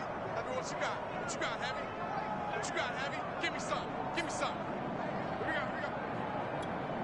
And we'll remind you that coming up at halftime, we'll join Jonathan Coachman and the gang in Orlando. Coach will have stats and scores from the early games going on here around the NFL. On 1st down, Dobbins, and he'll be brought down just outside of the 30. A solid run on 1st down, gain of 7, leaves him with a 2nd and 3. Another fine carry from the NFL's rushing leader, and quarterbacks typically dominating the MVP balloting, but I think you got to give this guy serious consideration, don't you? I agree totally. I mean, he's leading the league in rushing, and let's face it, partner, the running back renaissance in the NFL, it's real, and it's really helping teams along the way. He's a prime example. Got to give him strong consideration for MVP talk. Let's just call it what it is. This has been a flat-out struggle for this defense all game long. They've really had a hard time slowing them down. And while I'm not big on speeches and guys jumping up and down, in for the Ravens touchdown. Josh Oliver, his 9th touchdown of the season. And the Ravens open the lead up to 34-0. Did you see how the linebackers froze for just a second? That's why you run play action. You want to keep them rooted in the spot and create a little bit of extra space so your tight end can find some room behind them. And then the quarterback finds his target downfield, and he turns it into 6 points.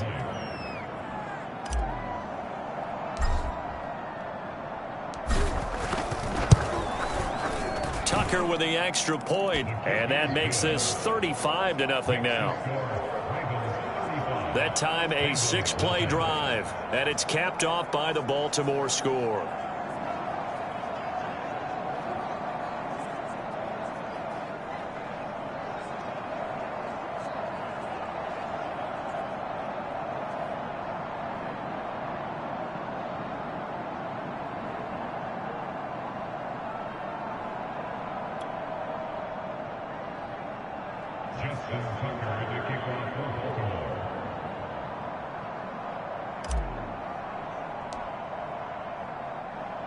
Tucker now to kick it away following the touchdown.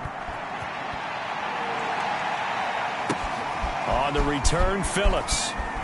And he'll be out of bounds here just past the 20-yard line.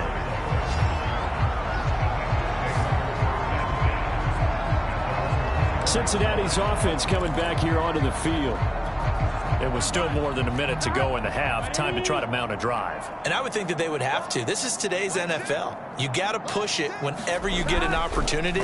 You can never have enough. Into heavy traffic, and it's intercepted. Anthony Averett picks it, and he'll get this back down to about the 12-yard line.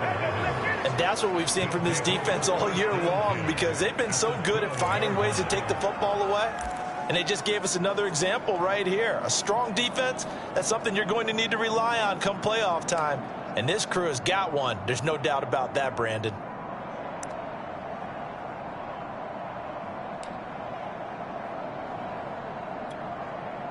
From down at the 12, it's 1st and 10. Give me that ball, defense. Yeah. Give me that ball, defense. Kill.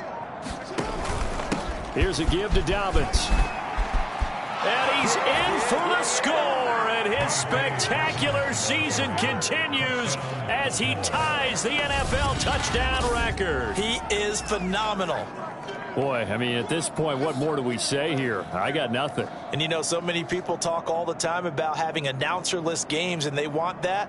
This could be a candidate for it, because if we stay here and do this, we're going to have a lot to fill in the second half. There's still another half. Tucker now for the extra point.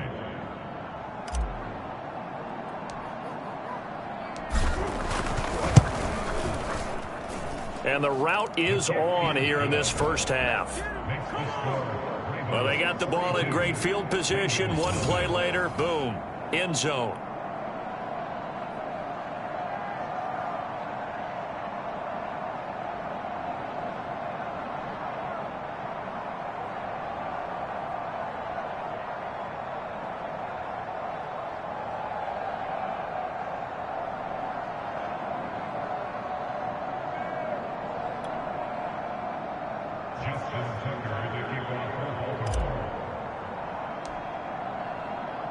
Tucker now to kick it away following the touchdown. Here comes Darius Phillips out of the end zone. And good coverage there on special teams as he'll get him down shy of the 20. Joe Burrow trots out again with the rest of his offense. He's got to dig deep here, doesn't he? Team's losing. He's not playing well either. And they always tell you, don't press. You'll make things a little bit worse. But in this particular situation, you try and heighten your play a little bit. So far, he's thrown one interception. He wants to balance that off with at least one touchdown pass in order to get his team back moving forward. They go back to the air here after the INT on the last drive. And he's got it past the 30 before he's hit and dropped. Now the Bengals going to use the first of their timeouts as they get the stoppage with a little over 50 seconds to go in the first half. So they'll come up 1st and 10 now from the 33. From the shotgun, Joe Burrow. That's caught by his tight end, Uzama. No gain there on the completion. 2nd and 10. I'm wondering if the same thing went through your mind as mine. When I see a big man like that make a catch, all I keep thinking to myself is, big man with football. Look out, everyone. He may not juke you a whole lot, right? He may not run past you because of his size. You're talking about a guy weighing in the 270 range. But, boy, once he gets his mitts on the ball, he's going to be tough to bring down. The Bengals going to use the second of their timeouts as they'll stop it with just over 40 seconds to go in the first half. First down. Here's Burrow. And we'll go underneath here to Evans. So the completion good for 6 yards. And that'll make it a 2nd down. To the air again, Burrow. Looking for Higgins, but it is intercepted. Picked off by Patrick Queen. What a play. And he will bring this back. It's a pick 6 and a Raven touchdown. Now remember, this is the #1 defense in the National Football League. There's a good example of why. Shows that they set an aggressive tone, not just stopping the run, not just getting after the quarterback, but the ball's in the air. They treat it like they're the receivers, and they went after that one and took it all the way.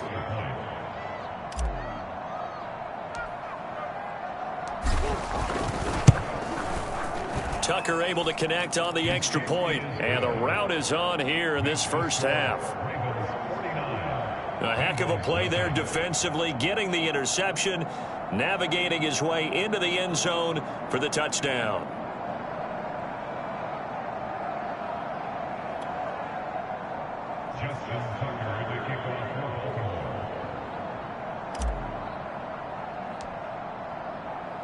So not much time to speak of remaining in this first half as the kick's away. This fielded right at the goal line. And they'll be backed up to start this drive as he's taken down right around the 15.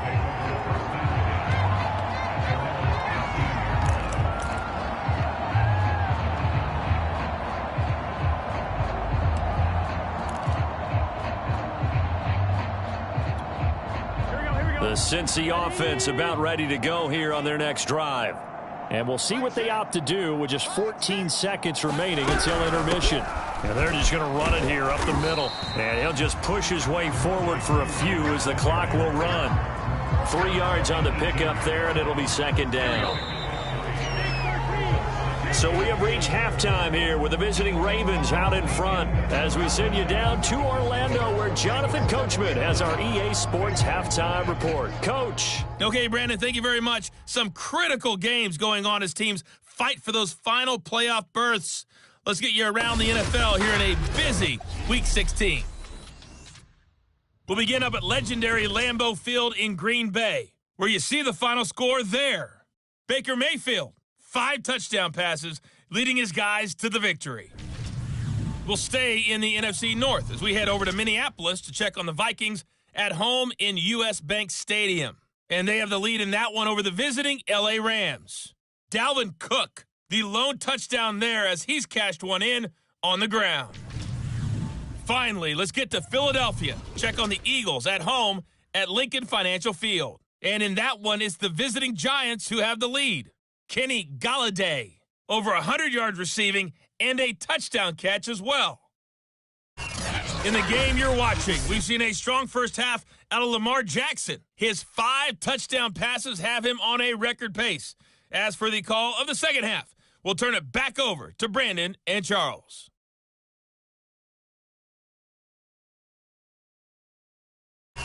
All right, Coach, thank you very much as we welcome you back for quarter number 3.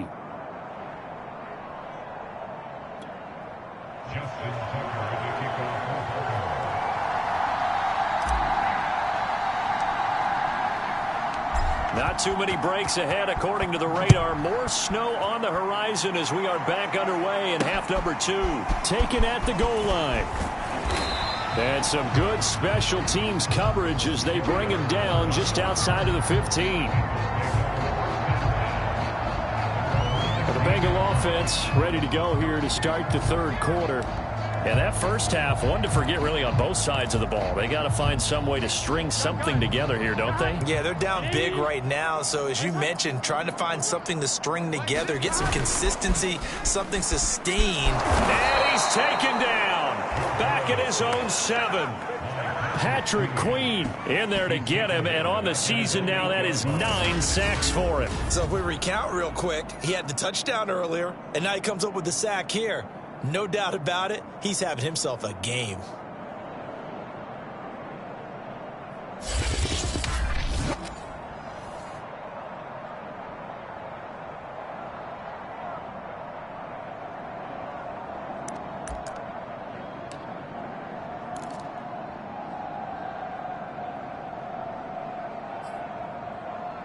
Back quite a ways here, facing 2nd and 19.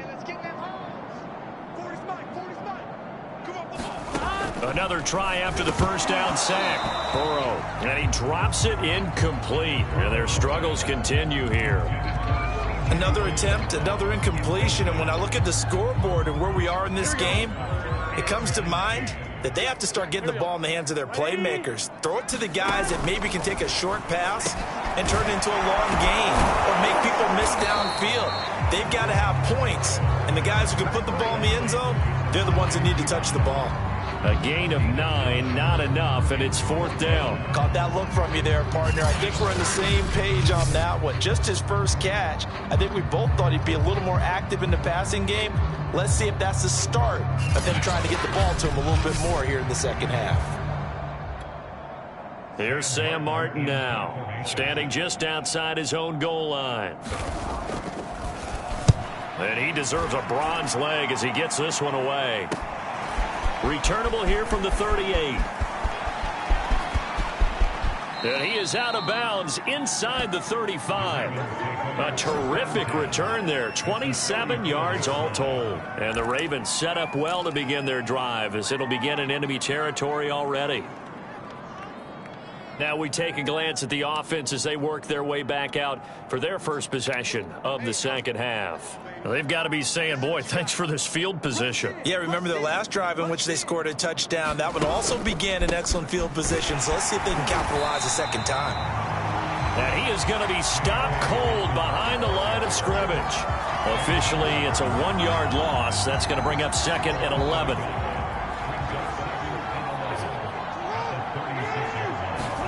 They go play action now. Jackson.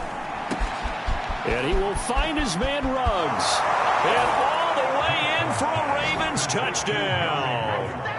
Henry Ruggs. 2 catches, 2 touchdowns here so far. And the Ravens are able to strike quickly to add on to their lead. In order to lead in a game, you're going to get plenty of contributors, but that's his second touchdown catch of this game.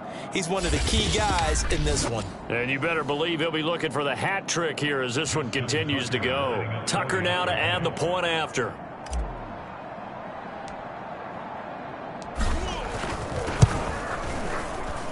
And the lead grows even larger here in the third quarter. Pretty clean and simple there. Just 2 plays. The long pass resulting in the touchdown on play number 2.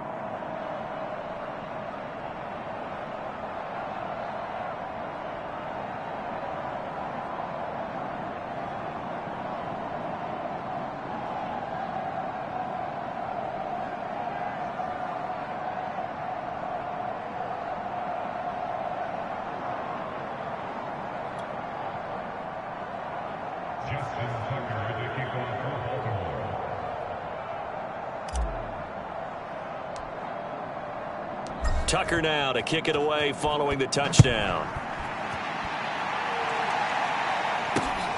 This taken in at the goal line. And some good special teams coverage as they bring him down just outside of the 15. Now the Cincinnati offense ready to see what they can do here. They have been struggling. I would imagine at halftime they went through some possible changes. Well, those changes aren't working, so now where do you go? I think that now it's much more in their head. And what I mean by that is just what you said. You've gone over the changes. I bet they were pretty clinical at the half, not too emotional. They might need to go to the emotional side because you've got to find something, some spark somewhere. And so far, just being calm hasn't exactly worked. They need any spark at this point. So now 2nd and 10 after the incompletion on first down. Here's Burrow. And he's going to be intercepted a 3rd time. Picked off by Patrick Queen. And he will bring it back to about the 11-yard line. Boy, so another interception, CD, and it feels like he's starting to unravel a little bit. And as you would expect, still a work in progress here in his 2nd season. He has to start ironing out some of these mistakes, though, because now his head coach, his offensive coaches, they have to evaluate whether you keep playing him and let him work through it, or you start thinking about going to his backup. So 1st and 10, and if they score on this drive, might have to start digging in our second half blowout material. Jackson going to give this one to Edwards. And he is into the end zone for a Baltimore touchdown. Gus Edwards taking it in from 11 yards out. And the Ravens have used the short field to their advantage as they cash in for 6. And on his way to the end zone, shedding the tackle, he would not be denied. That's what's called finishing the run. Making sure you power your way through. One-on-one tackle. No running back wants to go to the bench and say, I got stopped just short. Tucker with the extra point, and that will extend this big lead. A nice tidy little drive there, getting the ball in excellent field position, and only one play to score it.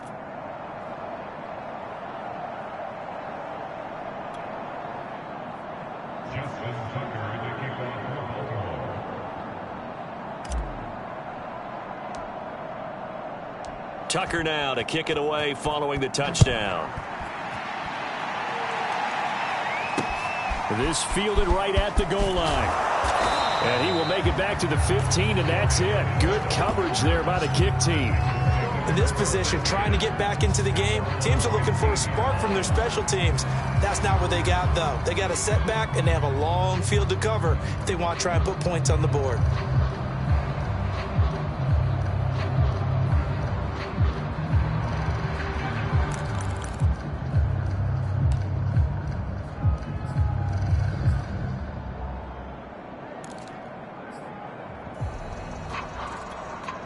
Burrow going to lead up the Bengals here, 1st and 10 at their own 15. Trying to shake off the interception. He'll look to throw. Open man is Higgins. 3 yards the gain there, 2nd down.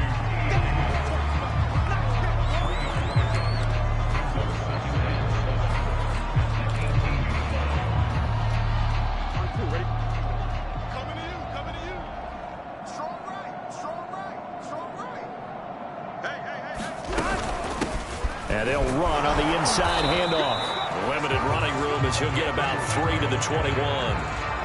He continues to struggle to find a crease to break off a big one and might need to just put that aside and just try and ram his way forward and get what he can. From the gun on 3rd down is Burrow. And that is incomplete. Another drive comes and goes. Still nothing on the scoreboard. Yeah, and when the second half comes, you know, it's real easy to get discouraged and wonder if you're ever going to get things started. You just got to fight through it. Got to keep pounding away. And here now the punter, Martin, booming this one away. Fair catch called for and made at about the 32-yard line. So a change of possession here on the punt. And the Ravens, they'll take over. Baltimore about ready to go on offense. And last time out, another touchdown. And I think there may be some empty seats around here by the time the 4th quarter comes around. Yeah, I have to agree with you because this one's just about decided. But you know who benefits from all those empty seats? You and me, trying to get to the airport. That's the roads true. will be fairly clear by the time we have to leave the booth. 72 yards for him on the ground now as he has been terrific here this afternoon. They had a chance to limit his yardage, but he was able to fight off that tackle. So it's not just the responsibility of the guys who missed the tackles along the way. It's all 11 on defense, able to stop this guy, unable to do it on that play. They've got to find a way. How about his ability to break through and gain that yardage? My first thought is surprise because that's one of the better tight ends around, and I've seen him pull in balls like this before. But how about a little credit to the defense forcing that incompletion?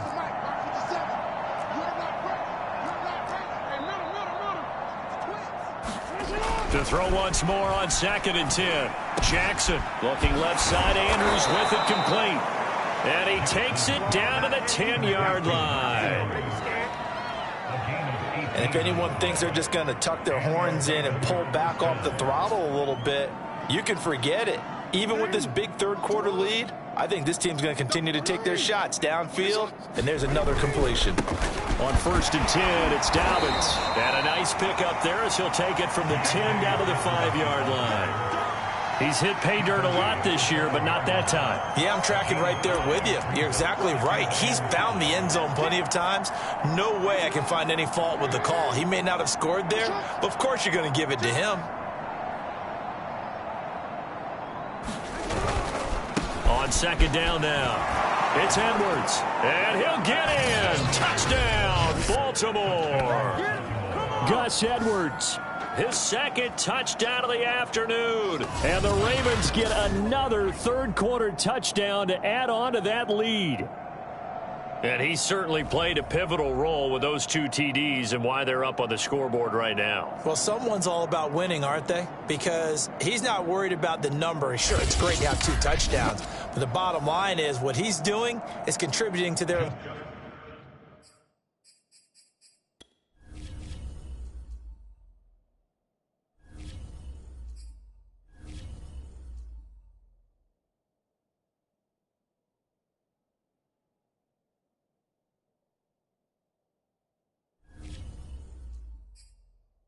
lead, he wants to continue to do so.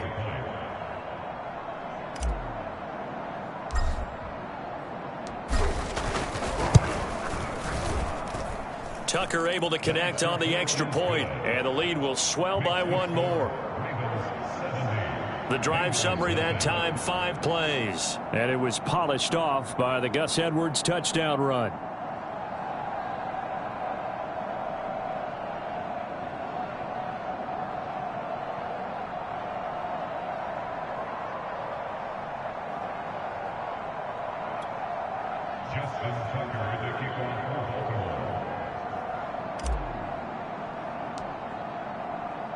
Tucker now to kick it away following the touchdown. Taken at the goal line. And they'll be backed up to start this drive as he's taken down right around the 15. In this position, trying to get back into the game, teams are looking for a spark from their special teams. That's not what they got, though. They got a setback, and they have a long field to cover if they want to try and put points on the board.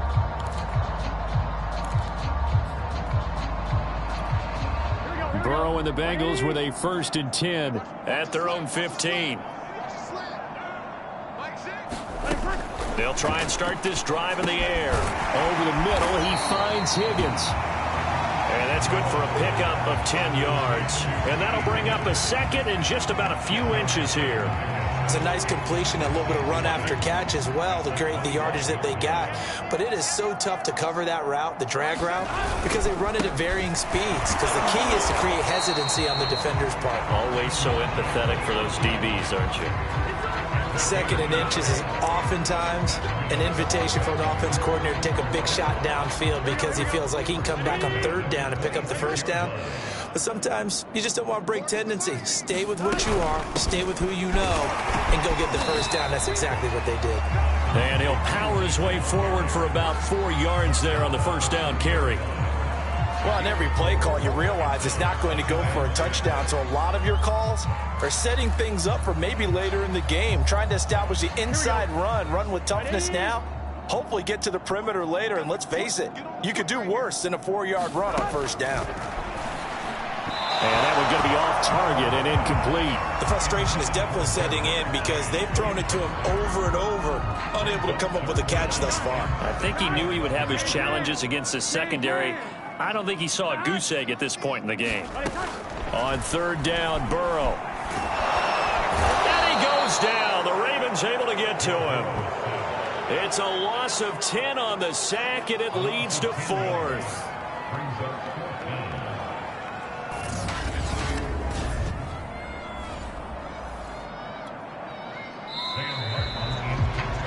And as they come to the line, they will not be able to get off another play as time has run out on this 3rd quarter.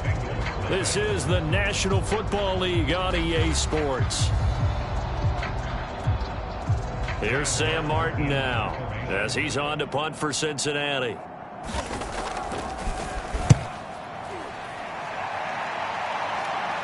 And a fair catch taken back near about the 35, 36-yard line. It'll be a 39-yard punt, no return. And out will come the offense as they take over. And now here come the Ravens.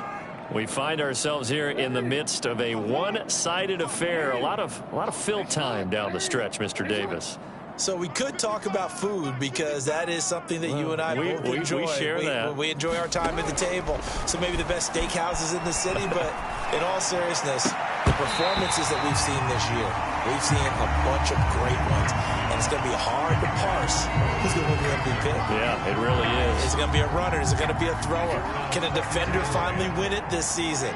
Those are the things that we could probably discuss. And collectively, this is about as dominant of a performance as you could have hoped for on both sides of the football. Might have to put it number 1 for what we've seen this season.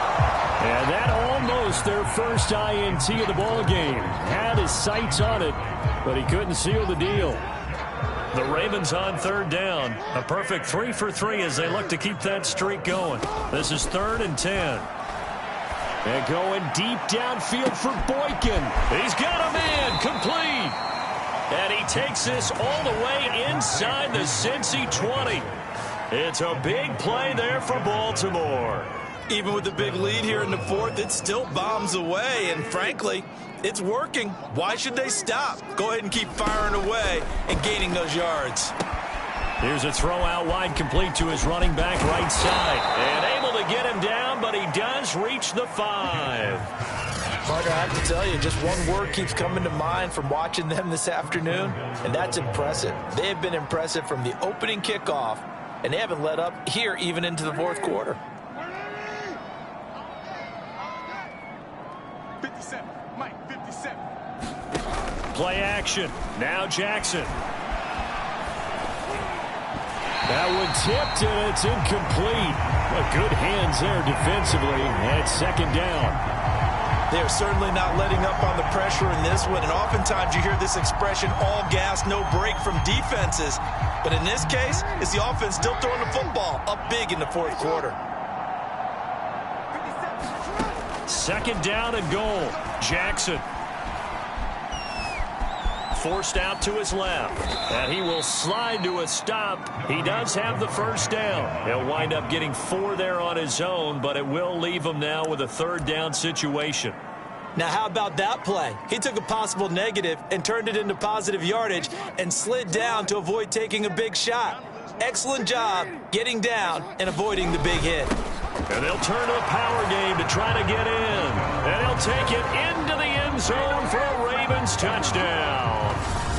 Patrick Ricard with a lucky number 13 touchdowns now on the year. And the Ravens are moving closer to a 15-0 record as they extend their lead here.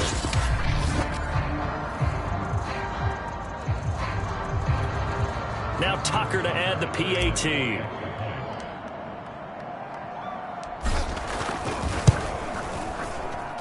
Now this one was over a while ago as they just add on to their big lead. So that winds up a 7-play drive all told. And it ends with a 1-yard touchdown run.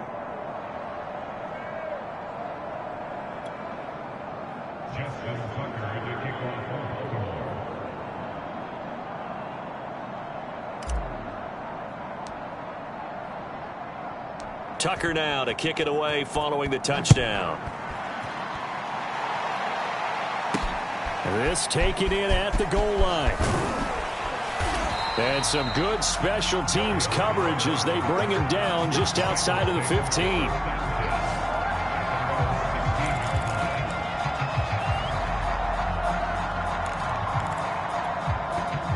The Bengals drive about to get going. Well, I think that the folks here had hoped that maybe this home atmosphere would carry their guys to a surprise victory. And it's out. He put it on the carpet. And it's picked up by the Ravens. A little juke. And he is not quite going to make it all the way in. They'll mark him down right about the 1-yard line. Well, Parker, I think it's safe to say they can mark this down as extremely frustrating. Here we are in the fourth quarter, and that last play, that turnover, I think it epitomizes what happened to them all day on offense. So symbolic, and that's why they're still being shut out. The defense gets him the ball via the turnover. Now can this offense cash in? First and goal. Edwards will take this into the end zone. It's a Ravens touchdown. Everybody in the stadium knew what they were going to do right there, CD. 3 tight ends on the field, all that extra bulk, and they run it in.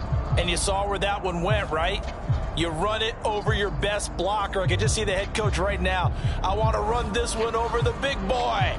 And they got it done. Tucker now for the extra point.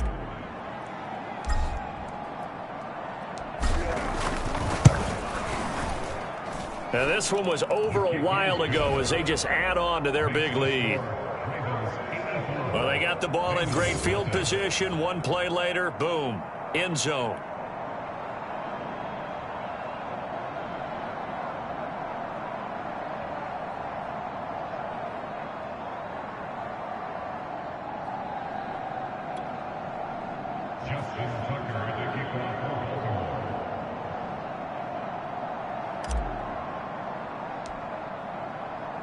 Tucker now to kick it away following the touchdown.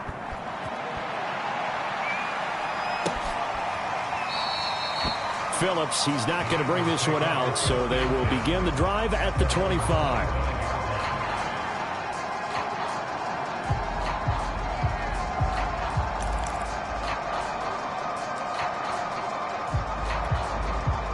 The Cincy offense about ready to go here on their next drive.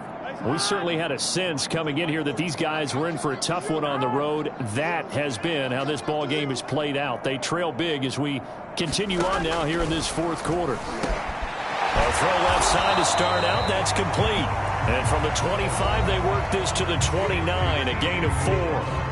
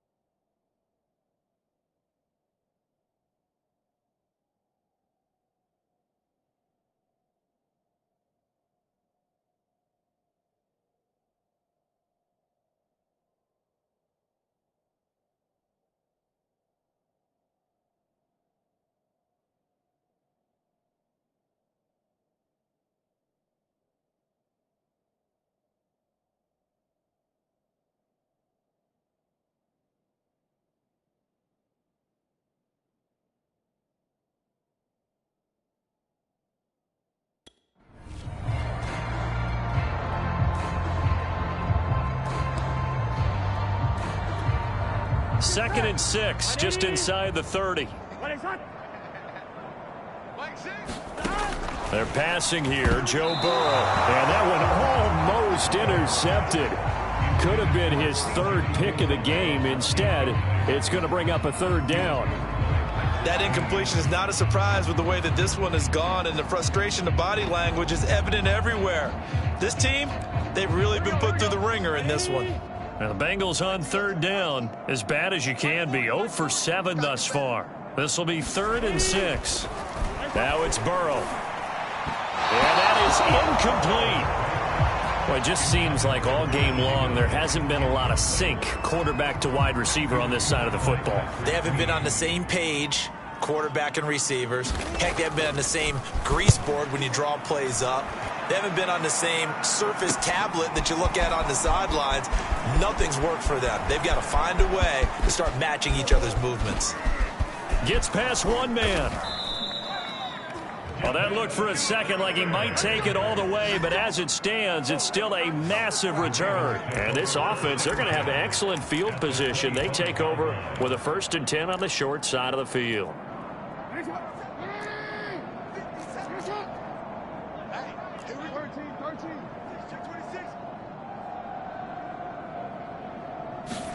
They go play action with Jackson. Open space inside the 10. Touchdown! Mark Andrews with touchdown number 8 on the year. And the Ravens continue to pour it on. Well, we know someone just added to his touchdown passing total, but all he did was get the ball out quickly to his tight end and let him take care of business the rest of the way. Tucker with the extra point, and that will extend this big lead. A nice tidy little drive there, getting the ball in excellent field position, and only one play to score it.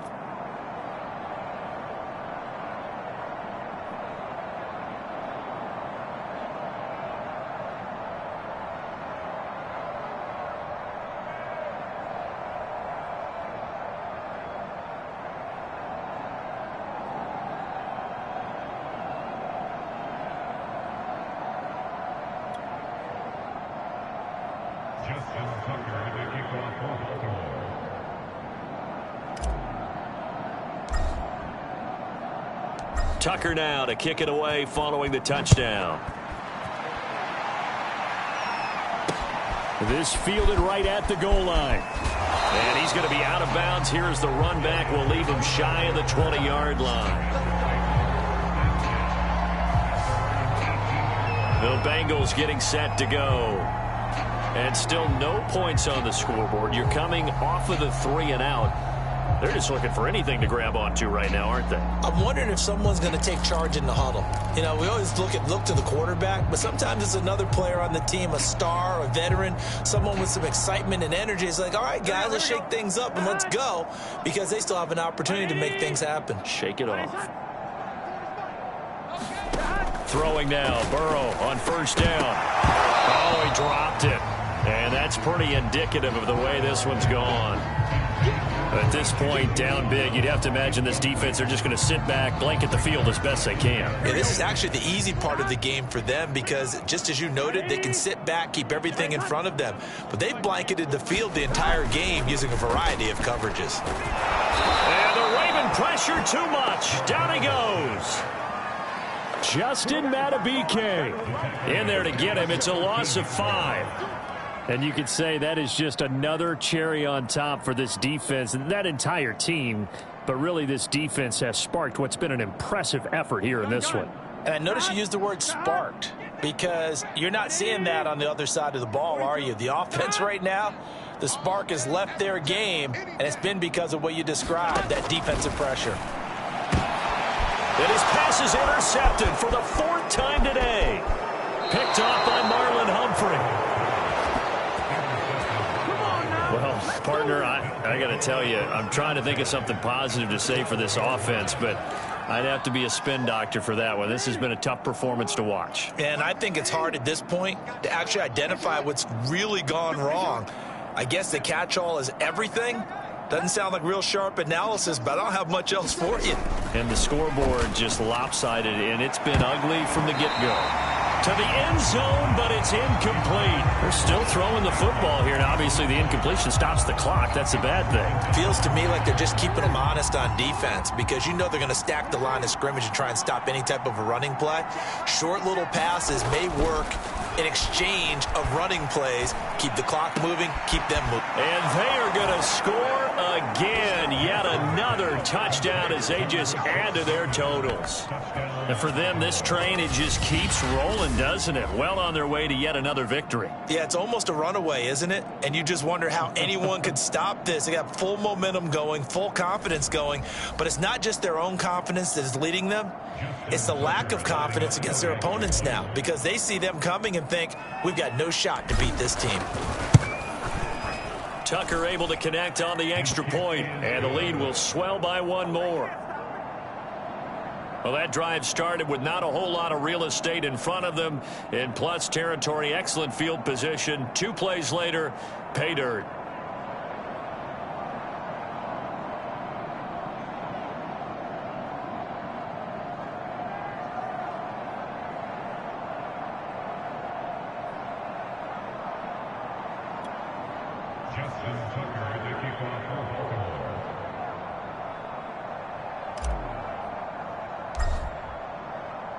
Tucker now to kick it away following the touchdown.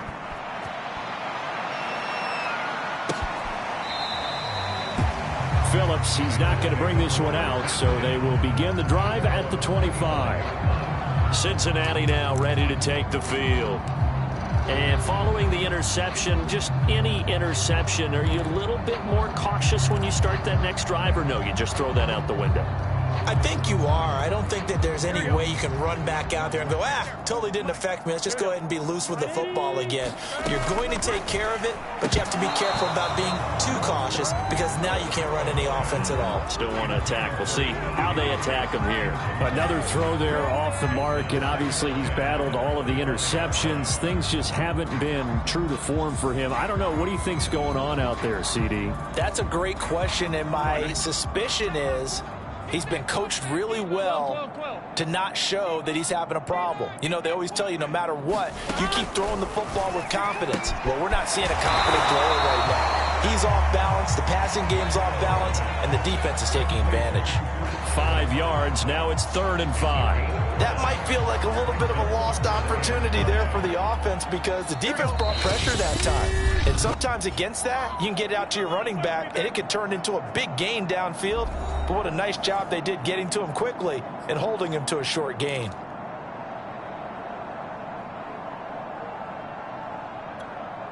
So the Bengals in possession of the football here as we get you reset. They face a 3rd down now as they try to find a late score. Oh, had his hands on it, couldn't bring it in. Pretty symptomatic of how this game's been going. Here's Sam Martin now as he's on to punt for Cincinnati.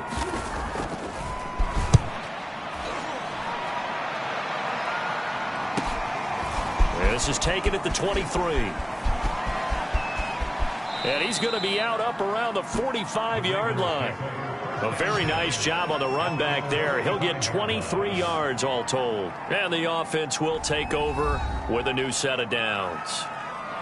Now the Baltimore offense heading back out onto the field.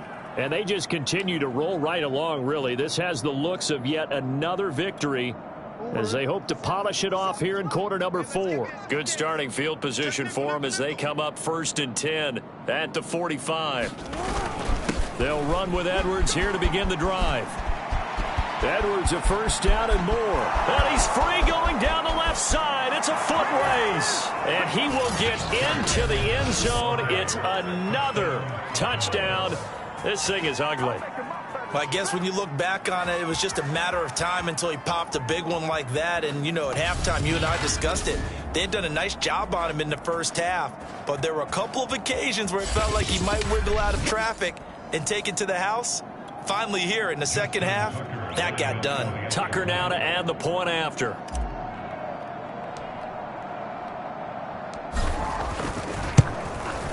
Now this one was over a while ago as they just add on to their big lead. So they hit pay dirt on just one play. The long run, the scamper, and a very nice scamper into the end zone for the touchdown.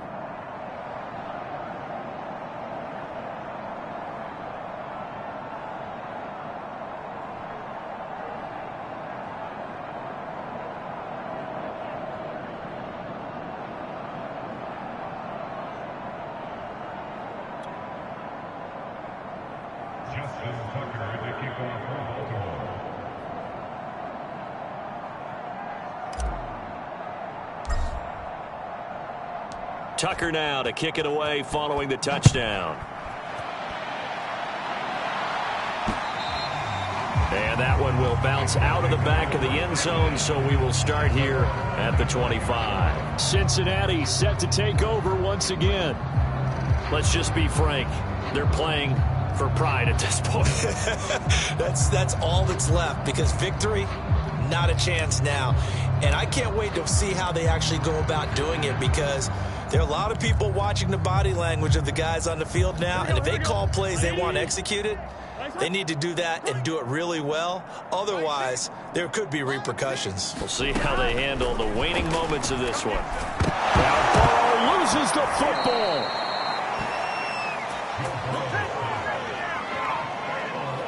Dangerous spot for them to cough it up. Lucky to have recovered, because had the defense gotten it, they were already within a shadow of the goalpost. Yeah, and then you're yelling at your own defense. Sudden change, sudden change. That's not what you want to hear on your sideline. That means you got to run out there and try and stop an offense who has the ball in a very advantageous position. And they're going to sack him again. The 5th time they've gotten him today, and this one results in a safety. Things are just going from bad to worse now. It's a safety that does them in here, and that is one frustrated offensive unit. They can't get out from under their own shadow right now. I mean, I know this is the NFL, but could you imagine a college crowd right now? Imagine what they'd be doing. They'd be chanting, "Start the bus," because they think this one is over. At some point, we're going to get it through our heads. Special teams, special teams, special teams. The spark that often wins games. And now Baltimore gets set to take the field. And this one has gone pretty well to form. They've come in, had little problem thus far, and now they'll try to polish things off in the 4th. And despite the late lead, Jackson to throw. Being chased out left. The quick feet by Jackson. There he goes, left side. And they are going to score again. Yet another touchdown as they just add to their totals. Well, we've certainly seen this before, CD. No one can quite electrify a crowd like Lamar Jackson, and really don't know what else to say other than that was special right there. I think you pretty much said it all, but I go back to what you said about electrifying a crowd. He's also electrifying us, and we're calling the game. This guy is simply sensational. Tucker with the extra point, and that will extend this big lead. I'm not sure if they drew that play up to score, but it scored indeed. One play on the ground and into the end zone for 6.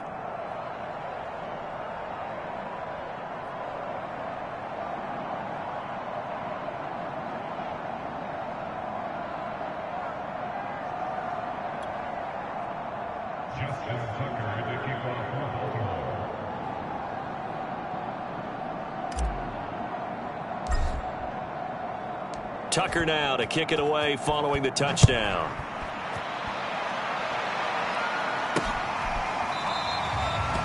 Phillips, he's not going to bring this one out, so they will begin the drive at the 25.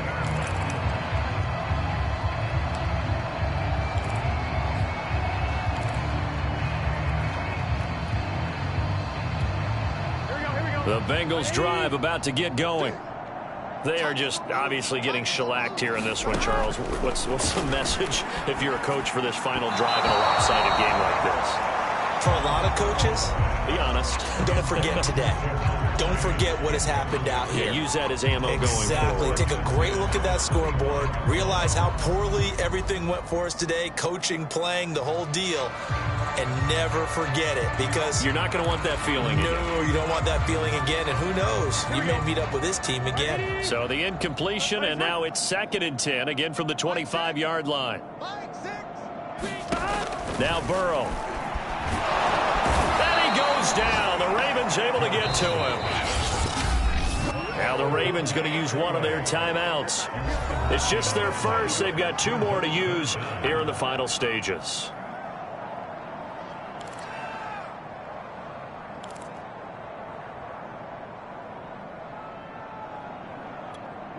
So that'll leave Burrow and the Bengals with a 3rd and long after that sack we just saw.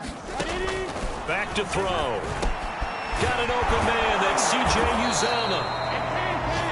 It'll be a gain of 8, but it'll also lead to a 4th down. The Ravens going to use the 2nd of their timeouts.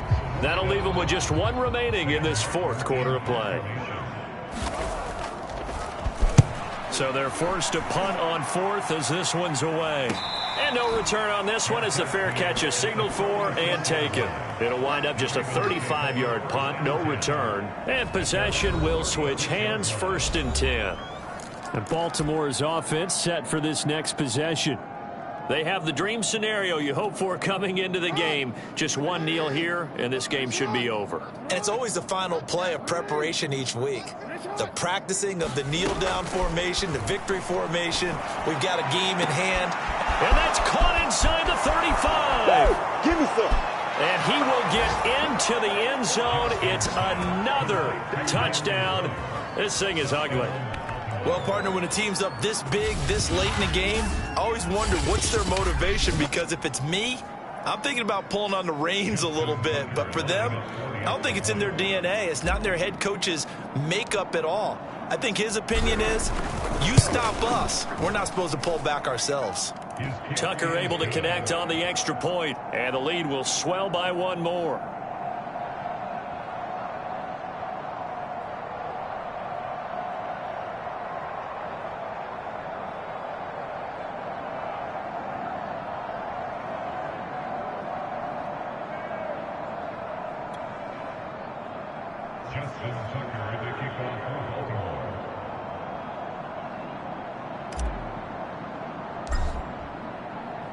Tucker now to kick it away following the touchdown.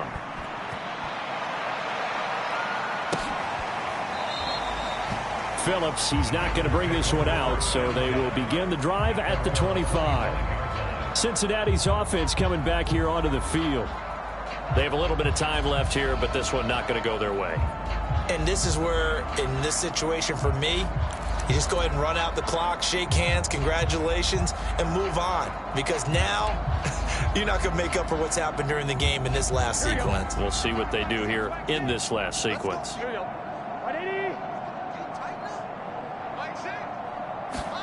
Now Burrow on first down. And that is incomplete. Down to 15 seconds now. This has been a rough one, to put it mildly, for him. And after this one's done, you just feel like at the post-game press conference, this team's going to have a lot of questions and definitely not a lot of answers.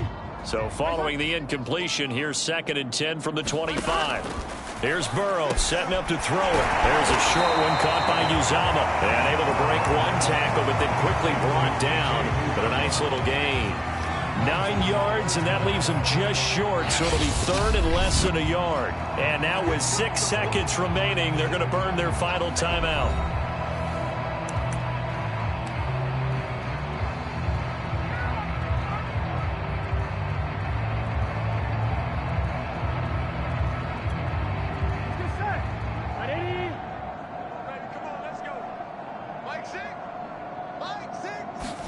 Burrow on 3rd down.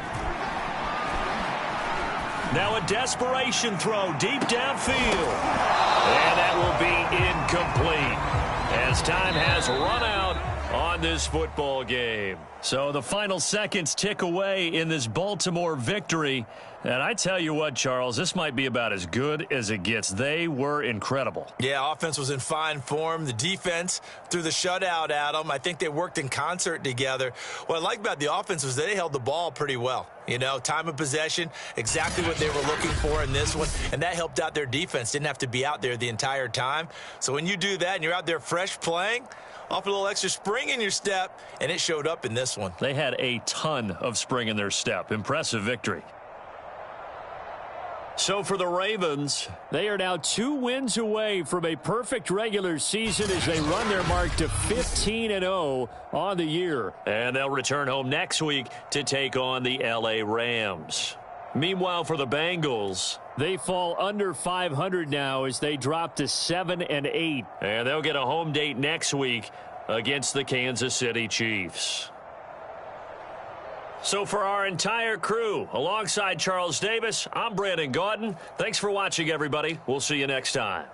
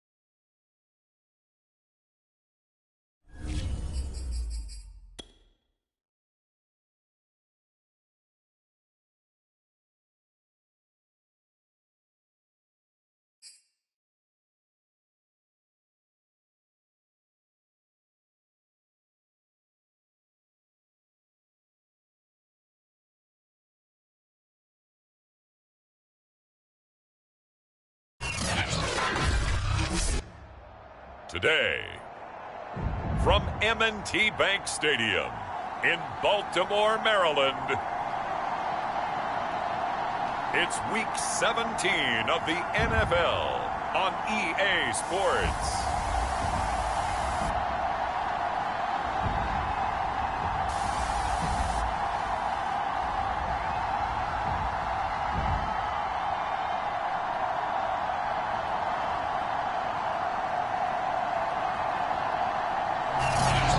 Chesapeake Bay gleaming in the distance. We are inside M&T Bank Stadium near the Inner Harbor in Baltimore, Maryland. Coming up, we've got a good matchup on tap between the Los Angeles Rams and the Baltimore Ravens. And we will not see a run back on the opening kickoff. This will be a touchback.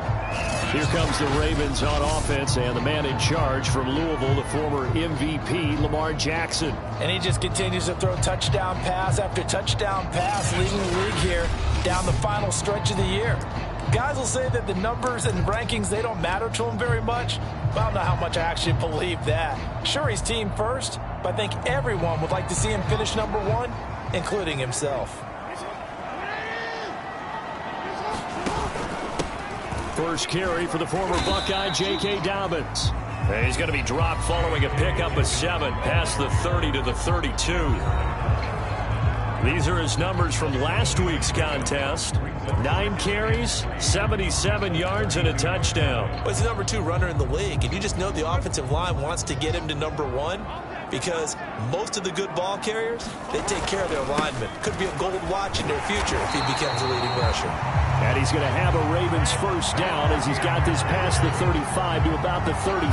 That's a nice run right there, able to get to the outside. And so many times defenses say, okay, we got you hemmed in. But if you're running the football, at least you know where everyone is coming from. You don't have to worry about the backside at all. That allows you to run with a little bit more confidence as you traverse down the field. And he'll be taken down, but not before he works it past the 50. A lot of running backs, a little bit of a disadvantage when you start talking MVP. Might not be the case this year. You think he's got a shot, don't you? I do. I think he's got more than a shot. But what he's going to need here down the stretch this late in the season, he needs that big closing game, that game that we're all going to reflect on and go, oh, my goodness, did he put up a number, let's say 200 plus? And he gets it inside the 35 and just shy of the 30. So back-to-back big runs, picking apart this defense on the opening drive. I thought this was a passing league. I thought this was the era we were in where the ball was always in the air, right? They didn't get the memo. They didn't get the memo, and I know this to be true. Offensive linemen still, to this day, they want to run the football. They want to fire out and hit people across the line of scrimmage, and they're clearing space. It's a 7-yard carry to set them up with a 2nd and 3. So, Charles, for this offense, we've been talking all year about how difficult it would be to run the table. And you gave me your chances early in the year. You thought maybe 25%. A few weeks ago, you thought closer to 50, but not quite 50. Now, here they are, 15-0. This is happening, isn't it? I think it is, Brandon, because I do believe this team is too invested, too well coached to fall asleep with the switch now. And I think it ultimately benefits them to stay engaged all the way through the season because make it to the finish line, then they get the open week to refresh and re-energize. But if you get off the gas now, that can really hurt you come playoff time. They'll run on first down. Dobbins shifts by him, and he is into the end zone, and the touchdown record is now all his. One of the keys to their long winning streak has been scoring first. An ideal drive right there, getting the first 6 points of the ball game. Do you go back to our meeting with the offensive coordinator? Remember what he told us? Absolutely. With some teams, I script to probe in the early part of the game. Other teams, I script to attack. They've been in attack mode for these ball games and continue that in this one. Tucker with the extra point, and that makes the score 7-0. So the drive winds up going 75 yards in 7 plays. And it's finished off by a touchdown run from J.K. Dobbins.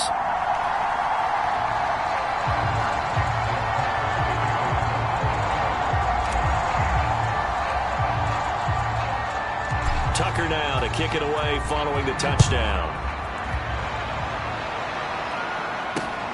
fielded just outside the goal line. And he'll get it up just past the 20 as his guys will go to work at the 21-yard line. So out come the Rams now for their first possession. They'll be led out by their quarterback in his 13th NFL season now. It's Matthew Stafford. And no excitement unless you're on the defensive team of last week in his numbers, because the only excitement he really generated was the one interception he threw. And no touchdown passes. Yeah, and his team wasn't real thrilled about that. And they lost the game. So I know this week has been tough on him because he's been working hard. Fundamentals, footwork, finding the right targets. And bottom line, how do they get a win? And it's incomplete. Boy, he doesn't drop many like that one. Second down. Well, they've got man coverage on the outside, and my scouting report on these DBs tells me that they love to take matters in their own hands. They want man coverage, not zone. And there was good coverage there that forced the incompletion. So after the incompletion on first, now 2nd and 10. Now Stafford. He's got his target. It's the tight end, Tyler Higbee. And they're able to get this one across the 35. Good job there to locate his tight end, Charles, in the middle of the field. Yeah, he has good pass-catching abilities, and if they're able to continue to find him here in the early going, I think it'll help out his teammates out on the perimeter. You can take the big shots later if he occupies their attention. And hard running's going to get him over the 40 to the 42. The numbers for him from a week ago, 12 carries, 56 yards. And to me, the goal is the exact same thing as last week. Get him the ball early and often. I think he's got another big game in him in this one.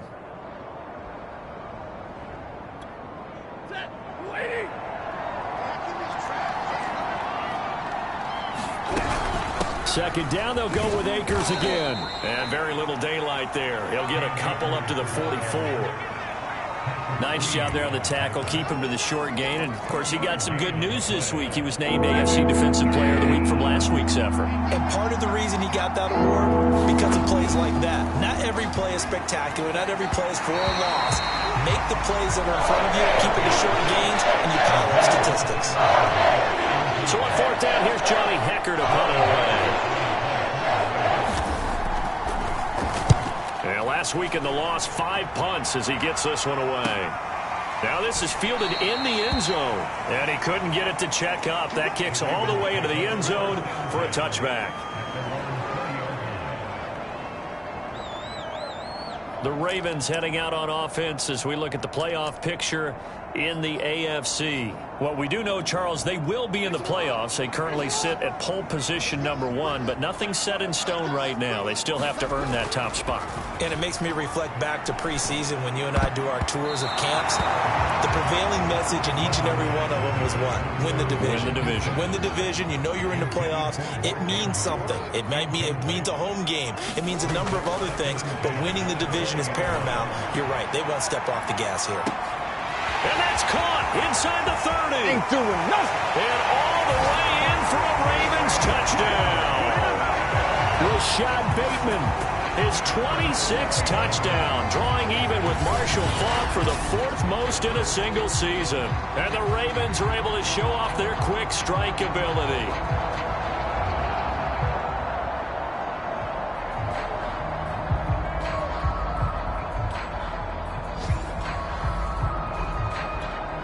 Now Tucker to add the PAT.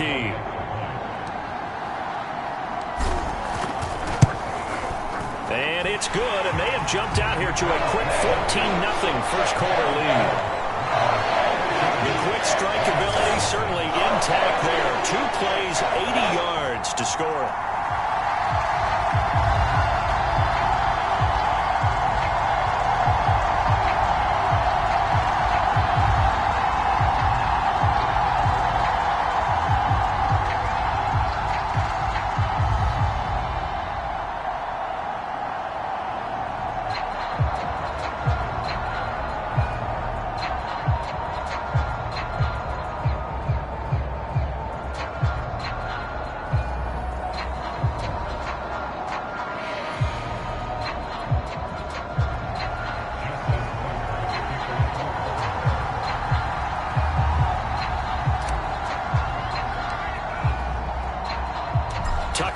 to kick it away following the touchdown. Taking it about the 1. And no chance to get away as they'll get him down at about the 17-yard line. So the Rams coming back onto the field, their second drive of the game.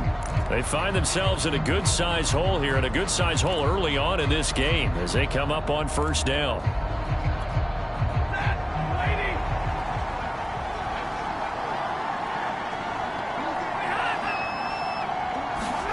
Now a play fake it at Stafford. And the Raven pressure too much. Down he goes.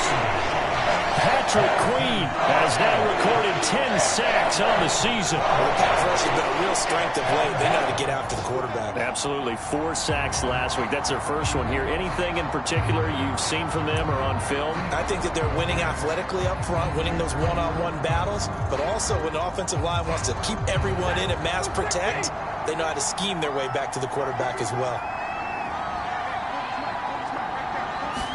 After the sack on first down, Stafford, that's caught left side. It's Higbee, the tight end. And it's picked up by the Ravens. And he's going to get this on down to the 13-yard line. Charles, he lost a fumble last week as well, so now back-to-back weeks, maybe you expect that from your tailback, but not him. You're exactly right, because you work a lot with your running backs about how they have to protect the ball in traffic. But downfield, in open space, that's dangerous as well, because you may make someone miss, and their flailing hand can knock the ball away if you don't tuck it away. From the 13 now, they work on 1st and 10. Jackson on the give to Dobbins. And he'll get this one down to about the 10-yard line. A minimal gain as we tick down inside of a minute remaining in the opening quarter. Not a big run on the first play of the drive, but that doesn't necessarily mean it was a bad play. Sometimes you're just trying to settle in, get your guys a little bit of contact, and get things moving.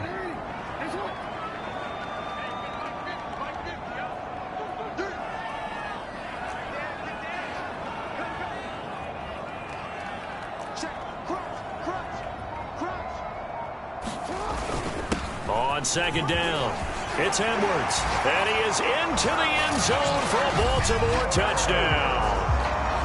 Gus Edwards, a 10-yard touchdown run. And the Ravens are able to strike quickly to add on to their lead. Boy, these guys are off to the races, Charles. 20-0 already, extra point pending. Yeah, you always hear that term, they just boat race someone. Heck, it's car race, motorcycle race, plane race, whatever you want. Right now, they are sprinting past them. Tucker able to connect on the extra point, and it's now 21-0. They had the short field, and they made quick work of it. Just 2 plays to get into the end zone.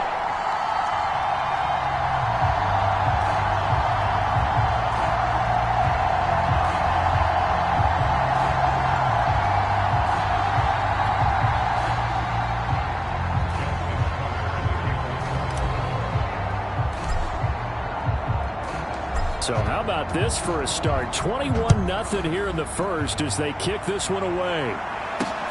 Taking it about the 1. And he won't get this to the 20-yard line as he's down at the 19. And the Rams getting set to go now. And last time, not only the turnover, but that turned into 6 points. They got to make up for that here. We always hear about empty possessions, but some are worse than others. So you can have an empty possession, punt the ball away, get yourself set to play defense, but when you turn it over, it changes momentum, and when they take it downfield and punch it in on you, now the pressure comes, and he goes down just inside the 10, back at the 9. It'll be a loss of 10, and it'll bring up second.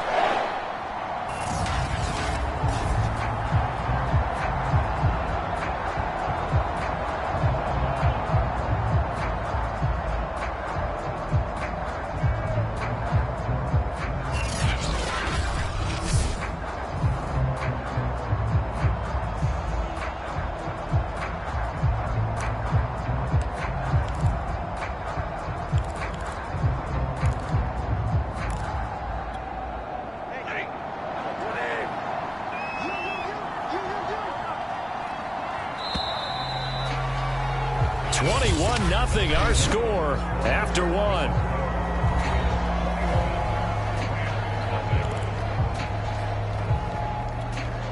Second and 20.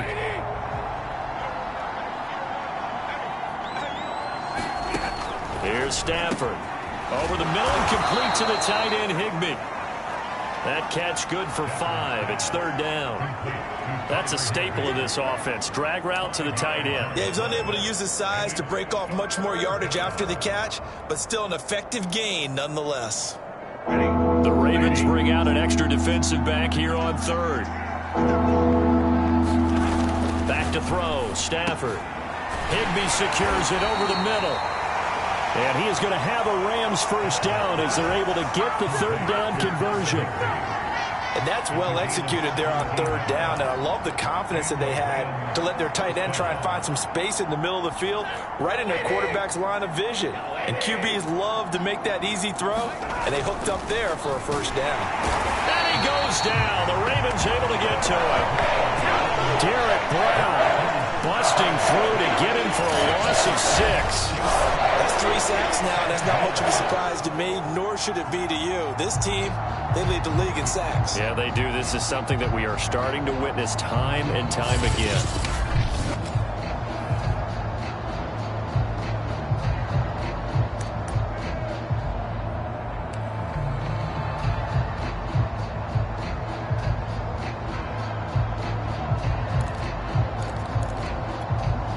Sacks, a growing theme in this first half. This is second and long. Another try after the first down sack. Stafford. And pressure coming, and they got him once again. Odafe Oweh in there to drop him, and sacks on first and second downs. Now leads to a third and long. Well, last game he had 2 sacks. Got another one here, picked up right where he left off. Brandon, he spent the entire offseason working on new moves, new techniques, trying to add to his arsenal of pass rush moves. Certainly paying dividends in what we've seen so far. Look at this time for Woods, and it's intercepted. It's Chuck Clark picking it off. And he will bring this back. It's a pick 6 and a Raven touchdown. That pick 6 extending this lead even further. And boy, it's been a while since I've seen a team struggle this badly in the first half. I think all they want to do is get to the locker room, try and regroup, and come out to start the third quarter. But if things don't improve fast then, I think the backups get a lot of play in the second half. Tucker now for the extra point.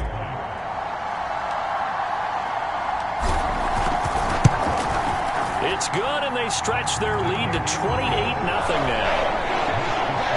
So the defense creating some points, not only getting the interception, but then returning it to the end zone for the pick 6.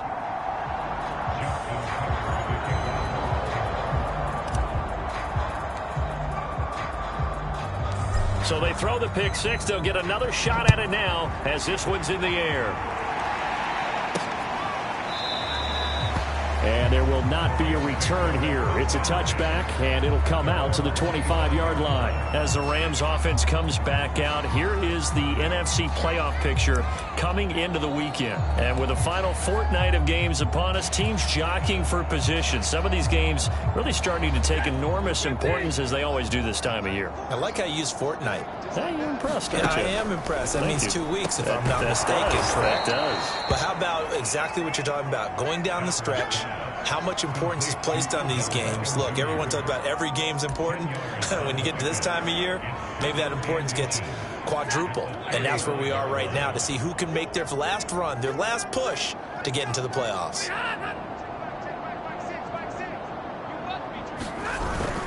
Here's a run with Akers on second down. And once again, they stop him behind the line. Great job by this Ravens defense. It'll go as a loss of a yard, and it'll set up third down.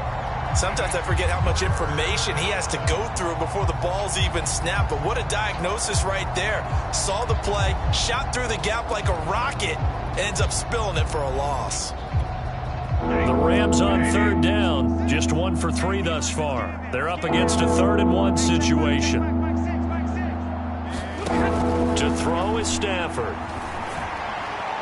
And this is going to be incomplete. I know this offense was expecting to do big things, but it certainly hasn't turned out that way, at least not through the first 3 drives. They've definitely got to put their heads together and start concocting some offense that'll move the ball downfield.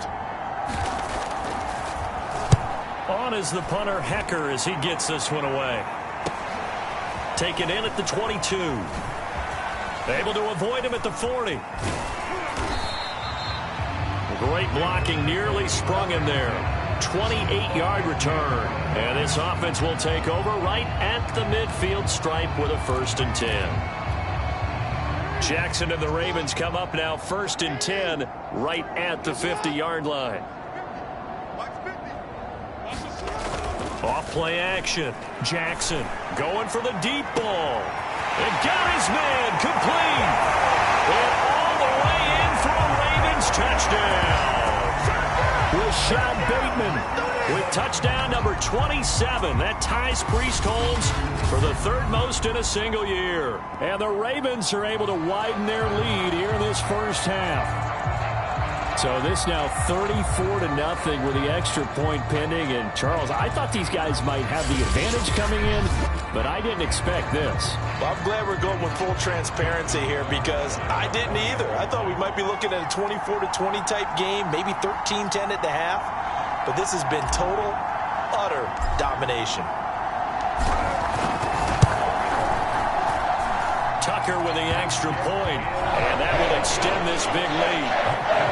Well, the offense wasn't out there for a long time, but they were out there for a good time. One play, and they're able to hit pay dirt.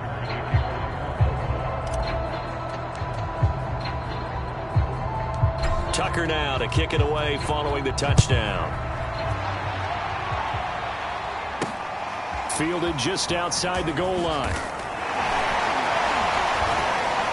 And he'll be out of bounds here, a yard shy of the 25 at the 24. Matthew Stafford and the rest of the Rams offense set to take over once more. And he has not really been able to have a lot of comfort back there in the pocket. Pressure's been coming at him a lot, hasn't it? And they've got to figure out how to tamp down that pressure. How do they decrease it? Is it getting rid of the football quicker? You know, shorter drops? Maybe they do something different with their pass blocking and their protection schemes. Maybe you meet them on the line of scrimmage instead of retreating to try and protect your quarterback. They've got to figure something out, though, because you cannot let your guy get hit that much, not if you intend to win. I know they'd like to erase that video and those 4 sacks that they've seen so far.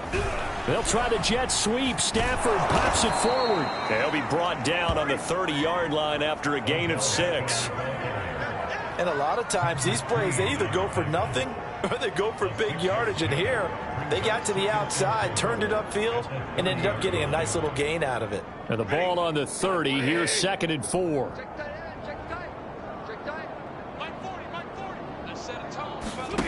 Stafford steps away to his left. And he's going to have to eat this one as down he goes. Calais Campbell in there to get him sack number 15 for him on the year. Well, Charles, this has been something to watch so far. This is where you really feel for a quarterback. He's been running for his life in this first half. Brandon, that's 5 sacks already, so you know he's got to be saying, can we get some more guys in here to block, please? Because if we don't, we're going to need another quarterback. Single receiver. Hey, Marlon Island over there. Single receiver. Throwing on 3rd down, Stafford. Going to Woods, but that pass is intercepted. Picked off by Marlon Humphrey. And he will bring this back. It's a pick 6 and a Raven touchdown.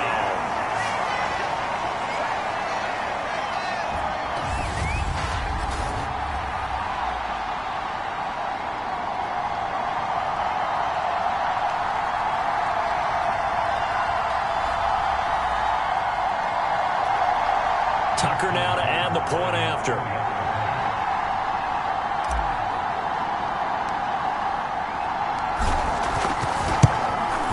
And the route is on here in this first half. A heck of a play there defensively, getting the interception, navigating his way into the end zone for the touchdown.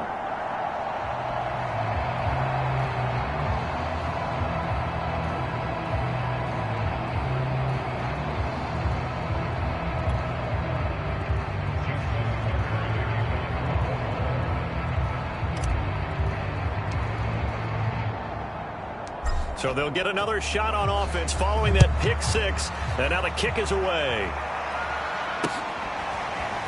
And here comes a return from just beyond the goal line. And he will be brought down here inside the 20. Good coverage as he's dropped at the 17. Here comes Matthew Stafford now to lead his offense back out there. In second quarter, they're down big already. He's struggling as well. They've got to find something here. He's got to find something on this drive. And sometimes you take on all that extra pressure on yourself, and maybe you have to disperse it a little bit. Lean on some other people, lean on your teammates, find someone who can take the pressure off and get the ball in their hands for a while. Or this, if he doesn't, this is getting out of hand, or it could get worse. And incomplete on the deep ball. Another dangerous throw there, partner. I mean, he's already thrown 2 interceptions here in the first half. I don't know if you want to keep throwing up 50-50 balls when you've had that kind of lack of success. Yeah, absolutely. Very well could have been a third interception in half number 1. 3rd and 2, Stafford. He'll get this complete to Cooper Kupp. And he is going to have a Rams first down as they're able to get the third down conversion. And his throw's going to be incomplete. So, Charles, here we are, Week 17. Both of these teams playing their 16th game of the regular season. And obviously for decades, that was the full season. But as we all know, a little strange, still one more game to go next week. Yeah, Brandon, I think we're on Stafford for the 3rd time is intercepted. Julian Love picks it. And they are into field goal range now as he's got the first down at the 26. An unfortunate sequence there, trying to get points before intermission, but now the interception, and their opponents have a chance to possibly pad their lead. Yeah, they had an opportunity there, and they weren't able to capitalize on it, and that's something that could come back and haunt them later. They're begging their defense now to keep them from scoring before the half ends. Edwards now on 1st and 10. And they'll take it into the end zone for the Ravens touchdown.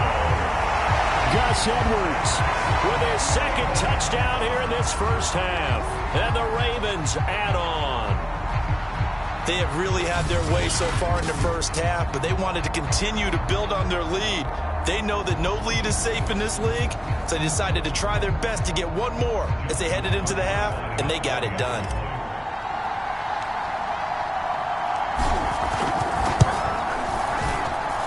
Tucker able to connect on the extra point, and the lead will swell by 1 more. Well, they got the ball in great field position. 1 play later, boom, end zone.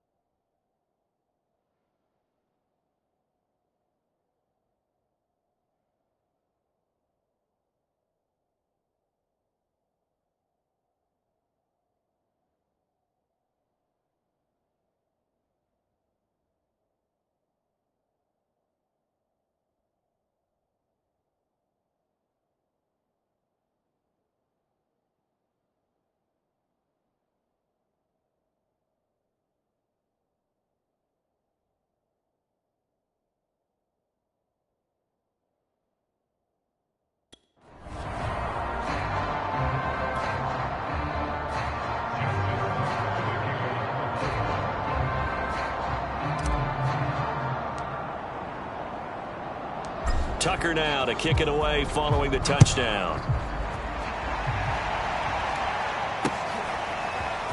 From a yard or 2 deep, here comes a return. And no chance to get away as they'll get him down at about the 17-yard line. Get a look at this offense led by Cooper Kupp as they make their way back onto the field. They've got to be thinking, how can we get him a little bit more involved here? Second quarter, you're down, and really, he's been out of the mix. I would agree with that, and oftentimes you hear, well, we're just taking what the defense is giving us, but sometimes that's just not good enough. Sometimes you have to take what you want, and that means getting him the football. Yeah, so far just a single catch in this game. Trying to shake off the interception from the last drive. He'll look to throw. That catch good for only a couple. I know the halftime's approaching, but I don't think he's going to want to take a break. That's his 5th catch. Yeah, they've really been targeting the tight end. 2nd down and 8. Out of the gun, Stafford. He finds his target, Beckham. The Rams going to go ahead and use the first of their timeouts as they'll stop it with just over 40 seconds to go in the first half.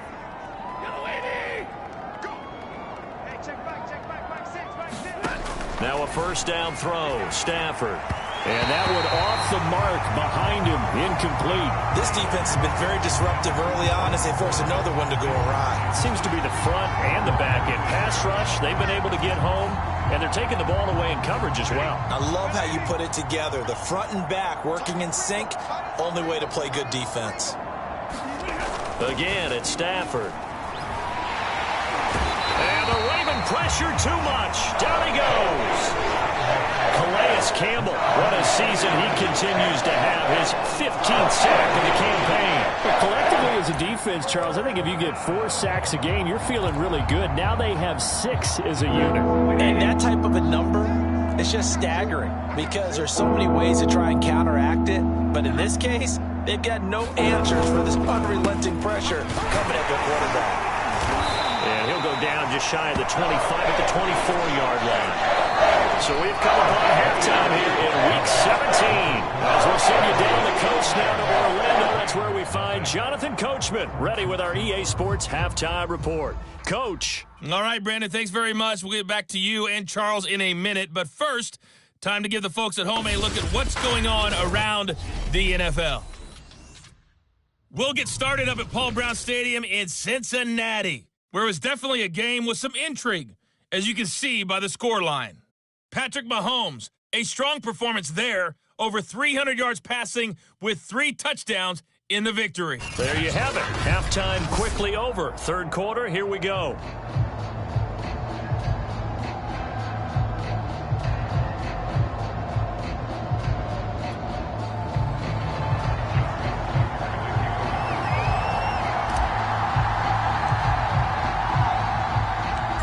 Final 2 quarters of the NFL regular season are upon us as the second half of Week 17 is underway. From a couple yards deep, he'll bring it out of the end zone. And he will make it back to the 15, and that's it. Good coverage there by the kick team. In this position, trying to get back into the game, teams are looking for a spark from their special teams. That's not what they got, though. They got a setback, and they have a long field to cover if they want to try and put points on the board. Set to begin their next drive, the Rams offense at the line. Just a yard on the first down carry, so it's 2nd and 9. And they have a mountainous deficit looming in front of them. It was really, Charles, a disaster of a first half, so where do they go from here? Well, first thing they have to remember is that what's done is done, and there's no going back. And now you have to play this drive by drive. Obviously, come back in this spot.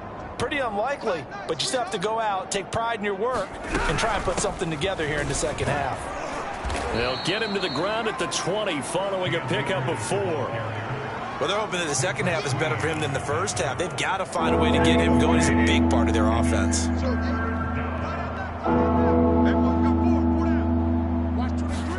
Here's Stafford. Man open, it's Cup. He's got it. And he is going to have a Rams first down as they're able to get the third down conversion. I don't care how many times we say it. I still get a kick out of watching quarterbacks and receivers do the pass tree in pregame warm-up. But I always remember that when we go to practices, we see that after practices as well. They really tune it up, don't they? They tune it up. They know why they do it for these situations. And his pass is intercepted for the 4th time today. Picked off by Patrick Queen. And this return is going to be halted right around the 28-yard line.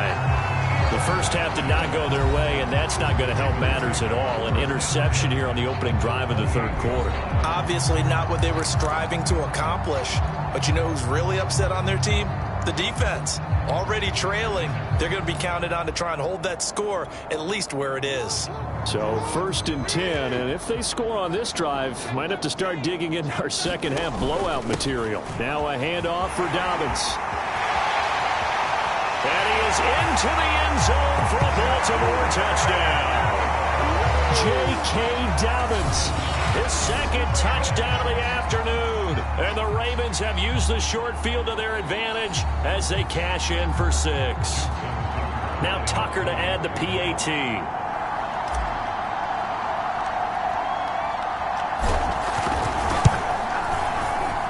And the lead grows even larger here in the third quarter. A nice tiny little drive there, getting the ball in excellent field position, and only one play to score it.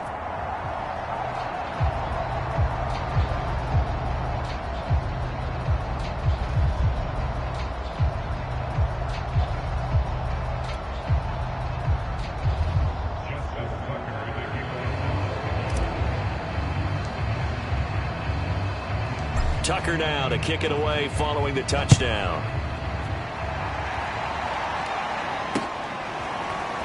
and here comes a return from just beyond the goal line. And he'll be brought down shy of the 20, so the decision to bring it out of the end zone, not a good one. The Rams ready to go on offense. They've got to dig down deep. I mean, they need something right now, really anything to cling on to. This offense has struggled. Partner, join me in a walk to their locker room at the half, okay? Because I think what we would have seen is an offensive coordinator and his assistant coaches getting together with all their positions, then coming together as a group, going, oh, a hit. He lost the football. Stafford puts it on the ground, and it's picked up by the Ravens. And this is going to be brought back for a Baltimore touchdown. And give some kudos to the defensive coordinator, I think, here. They bring the blitz, they dial it up, and it turns into 6 points for them. It's so nice to hear you actually give kudos to the defense. It is so nice. You're such an offensive guy like that. I love it. He dialed things up, and boy, a big play resulted for his guys. Well, you like the credit to the defense there, right, my friend? Yeah, do I ever? Tucker with the extra point, and that will extend this big lead. The scoop and score, always an exciting play in football, and we witnessed it there, grabbing it off the ground and then rumbling it into the end zone for 6.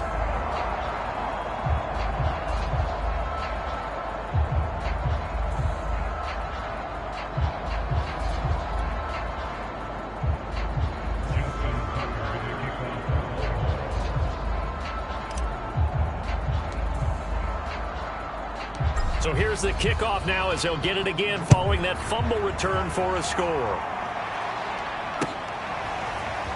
From a yard or two deep, here comes a return. And he'll get it up past the 20 to about the 22.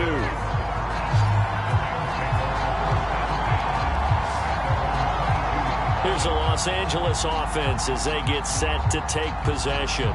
And they weren't on the sidelines for long, but I'll tell you what, I'm glad you and I weren't down there. We could hear them, the coaches from all the way up here. They were adamant, you've got to hold on to the football or else we have no hope. Yeah, it's easy for me to laugh sitting up here, but you're exactly right. If we were down there, that message would have been received a whole different way. Because turnovers, they've been a big problem for them. Got to take care of the football. Got to hold on to it. His throw incomplete. He was in search of his tight end, Tyler Higbee, but it's going to be second down. You and I watched film yesterday, and you told me to watch his feet. Well, for whatever reason, his footwork just looked off on that throw. And you always love it when an ex-defensive back talks quarterback mechanics, right? Well, but you're good at it. Well, I try, all right? I don't know how good I am, but it doesn't take much to tell. His mechanics are off a little bit, exactly what you described. Footwork, that led to the incompletion. And those two just haven't been in sync thus far.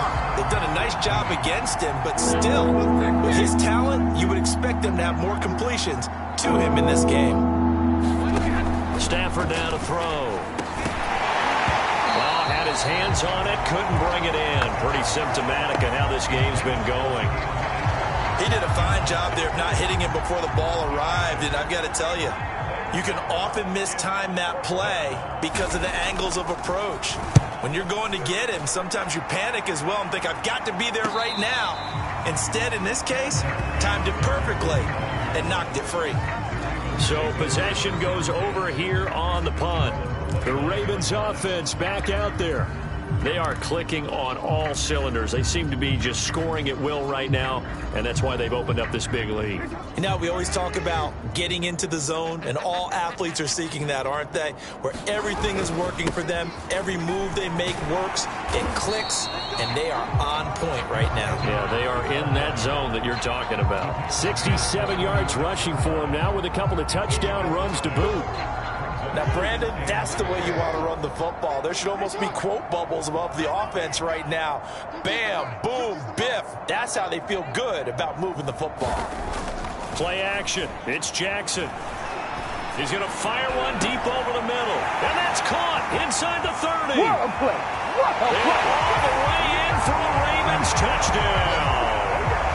Rashad Bateman with his 28th touchdown, drawing level with Sean Alexander for the second most in a single year. And the Ravens get another third-quarter touchdown to add on to that lead. Tucker now for the extra point.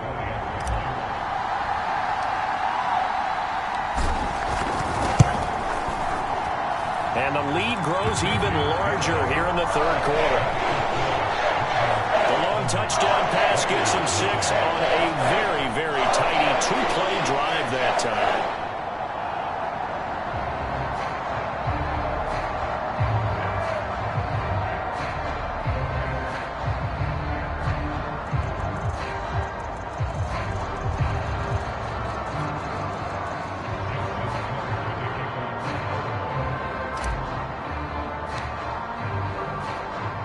Tucker now to kick it away following the touchdown.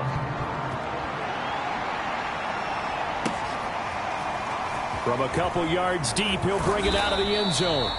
And they'll be backed up to start this drive as he's taken down right around the 15. In this position, trying to get back into the game, teams are looking for a spark from their special teams. That's not what they got, though. They got a setback, and they have a long field to cover if they want to try and put points on the board.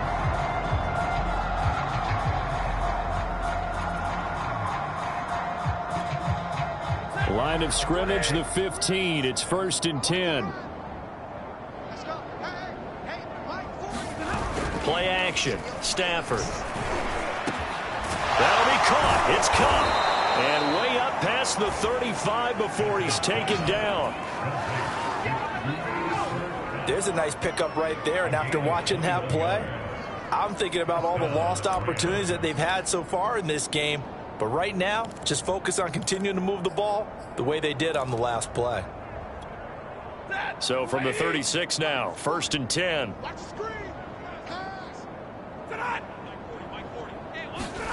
Off the fake to Akers. Here's Stafford. And he goes down. The Ravens able to get to him. It'll be a loss of 10. And it'll bring up second. He's the NFL sack leader coming into the game, and now that's 2 more that he's added to his total. He wants some separation from spot 1 and 2 in that sack category.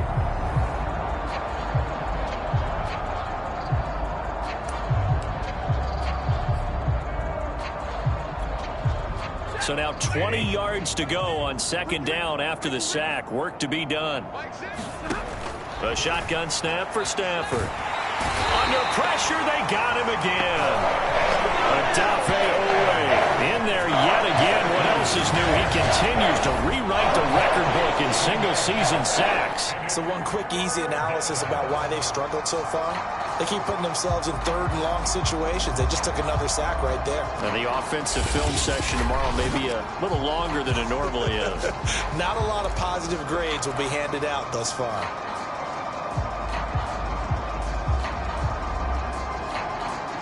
Need something from deep in the bag of tricks here after 1st and 2nd down. Went backwards. It's 3rd and very long. Now Stafford. Pass incomplete, but the flag in the backfield, and this might be a roughing call.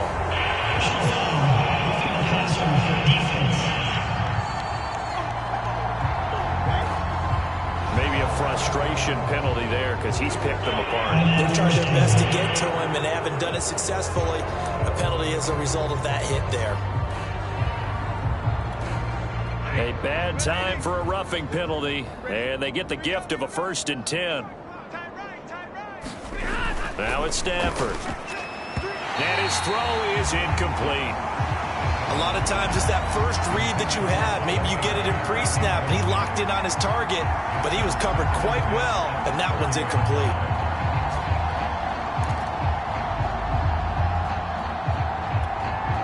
Third quarter action here in this regular season finale. This will be 2nd and 10. Throwing is Stafford. And he's going to be brought down here in the backfield. That winds up pushing him back 11 yards on the sack. And that'll bring up third. He found his way into the backfield, and he simply would not be denied. Well, they say that life's all about opportunities, and that holds true when you're playing defense as well. How about him seeing that chance, making the most of it, did a great job of wrapping him up and bringing him down.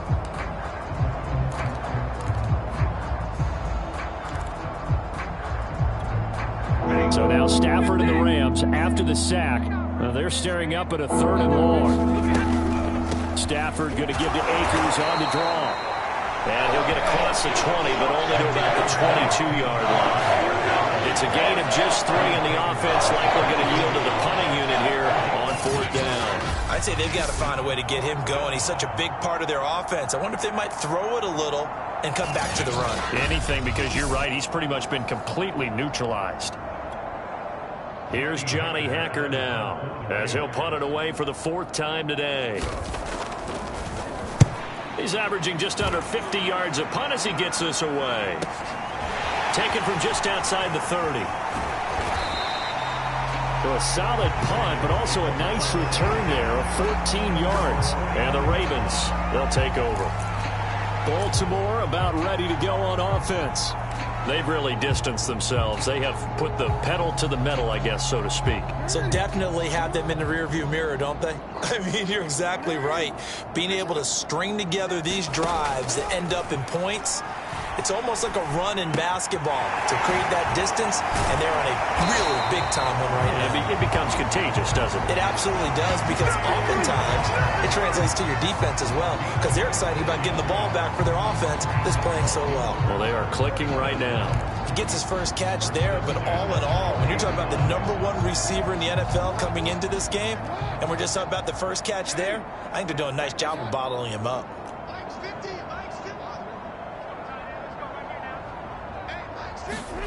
Now Jackson on 1st down. That is caught, Rashad Bateman. And they are able to stop him, but he does take it all the way to the 2. A big play there on the catch and run. Already over 1,000 yards receiving this season. That catch is just going to add to his total. Certainly not resting on his laurels. He's trying to continue to gain as many yards as possible and continue this big season. It'll be 1st and goal when we come back. You're watching the NFL on EA Sports.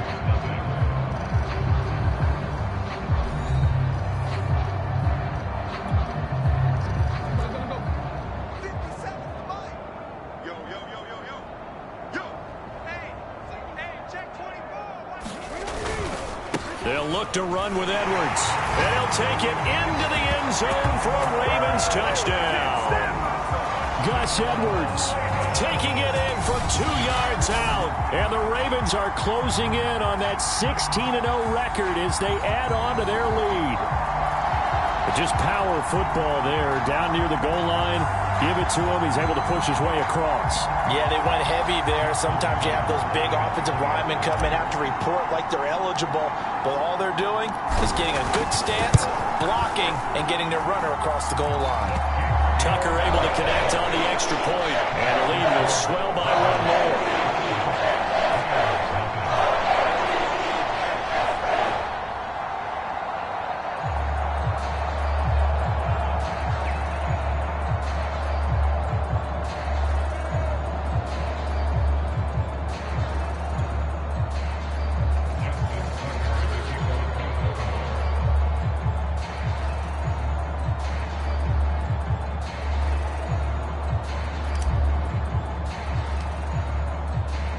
Tucker now to kick it away following the touchdown.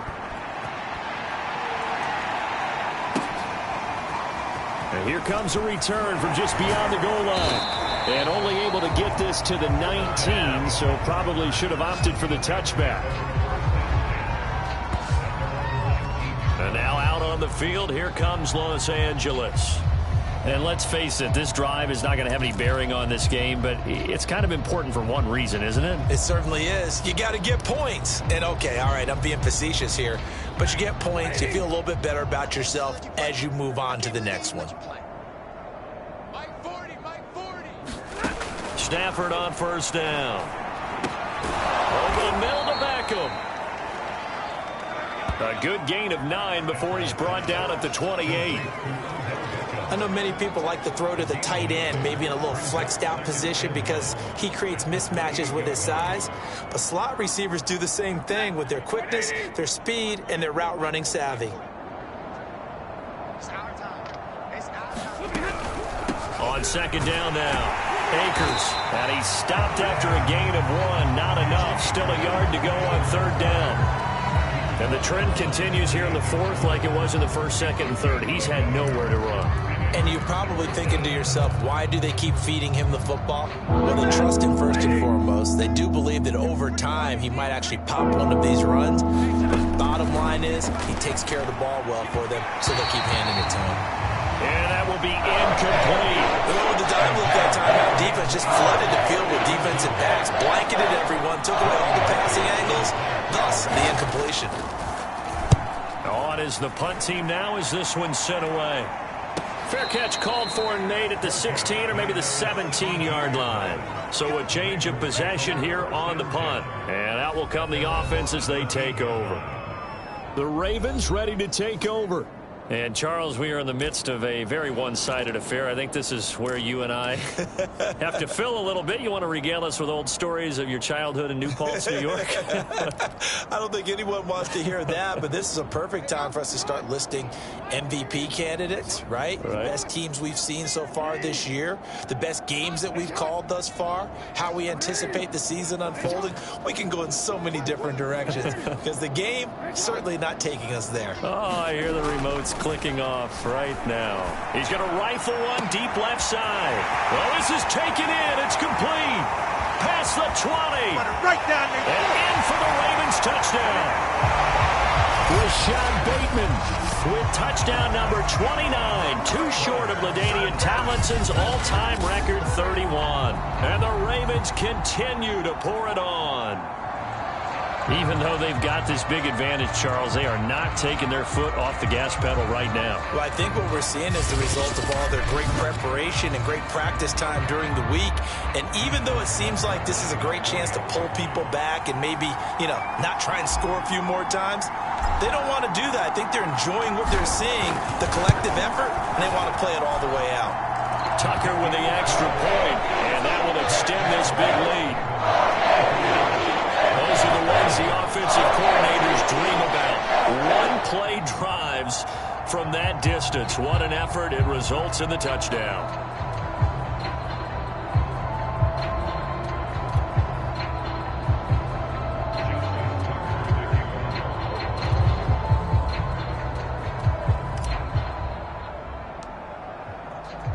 Tucker now to kick it away following the touchdown.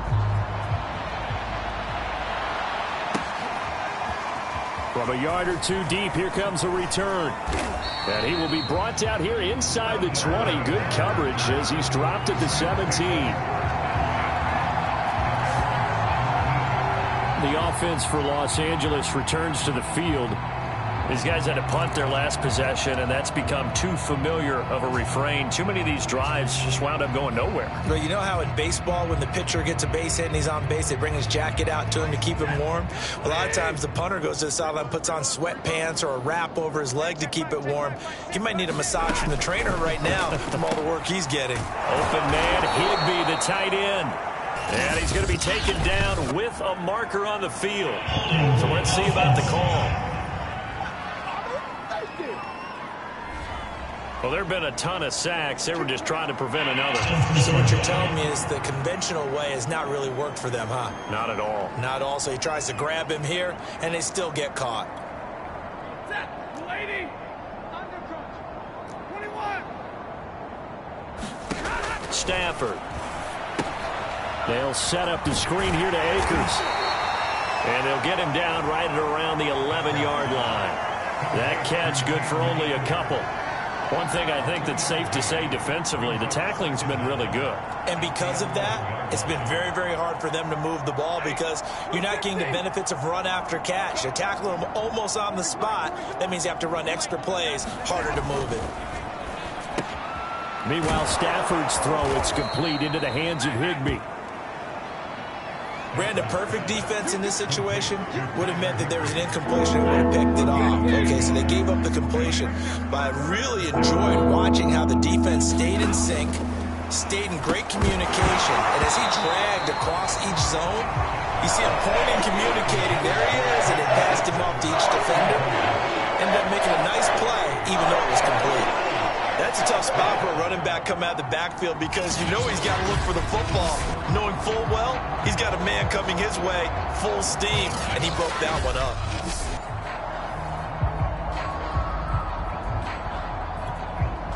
Here's Johnny Hacker now as they're forced to kick for the 6th time today.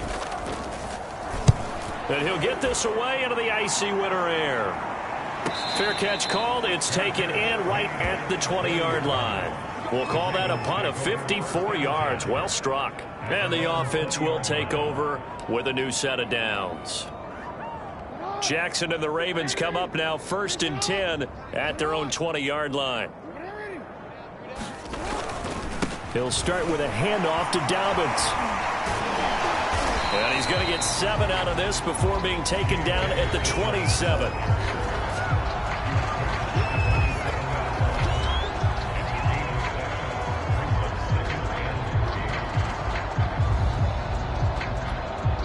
Operating from the 27 now. Here's 2nd and 3. Another run here with Dobbins. And they'll take him down at the 31-yard line.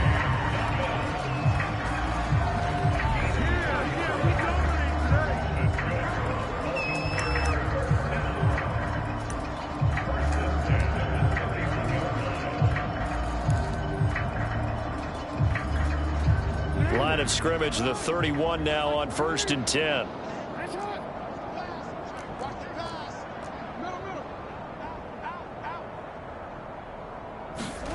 Off the play fake. Here's Jackson. That is caught by Josh Oliver, the former San Jose State Spartan. A big play that time through the air. 31 yards. Boy, another big play late here for an offense, Charles. It certainly has had its fair share of big plays. Coverage has been a problem all game long, and I would say that going along with that has been confidence. Because even if they had the right coverage, they've still dented them, and now it's been a real issue for them during this game. Now a nice throw here, right side. He hauls it in. And they'll have it in the red zone before he crosses over out of bounds. That's the number 2 receiver in the NFL in terms of yardage. And tell you what, a few more plays like that, he won't be number 2 for long. But that's what often happens when you have competitors running around the field. These guys know where they stand in relationship to yardage, totals, numbers, the whole deal. And let's face it, all of them, they all want to be number 1. And he will be brought down with a 1st and goal coming up as we have come upon the 2-minute warning. 103 yards rushing for him so far as his terrific season continues here.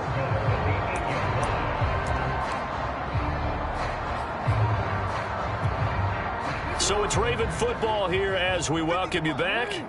They've got it 1st and goal in a game that appears to have already been decided. They'll run here with Edwards. And they get him down at the 1. He had the broken tackle, but ultimately could not get into the end zone. That's a gain of 7, and we'll leave them with 2nd and goal coming up. Well, partner, I know this type of running back. I mean, this size, this intensity usually gets better as the game goes on. And I just tell you from experience, the first few quarters. And they are going to score again. Yet another touchdown as they just add to their totals. They seemingly just continue to score at will, and as great as it's been for the offense, you got to feel for that defense down there. I love how you use the word will, because both teams came into the game with the will to win, but one team has obviously imposed its will on the other and broken them. Because what we're seeing right now, wow, that's a defense that's in tatters after what they faced in this ball game.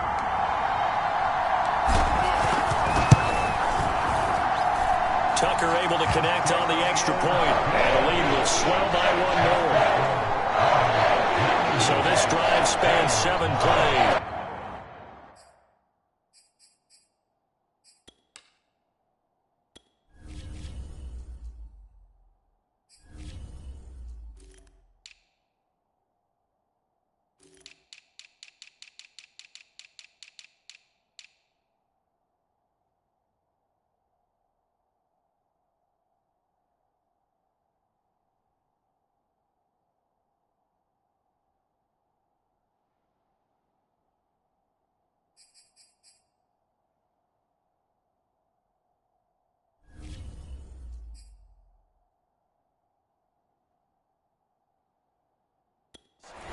With a 1-yard touchdown run.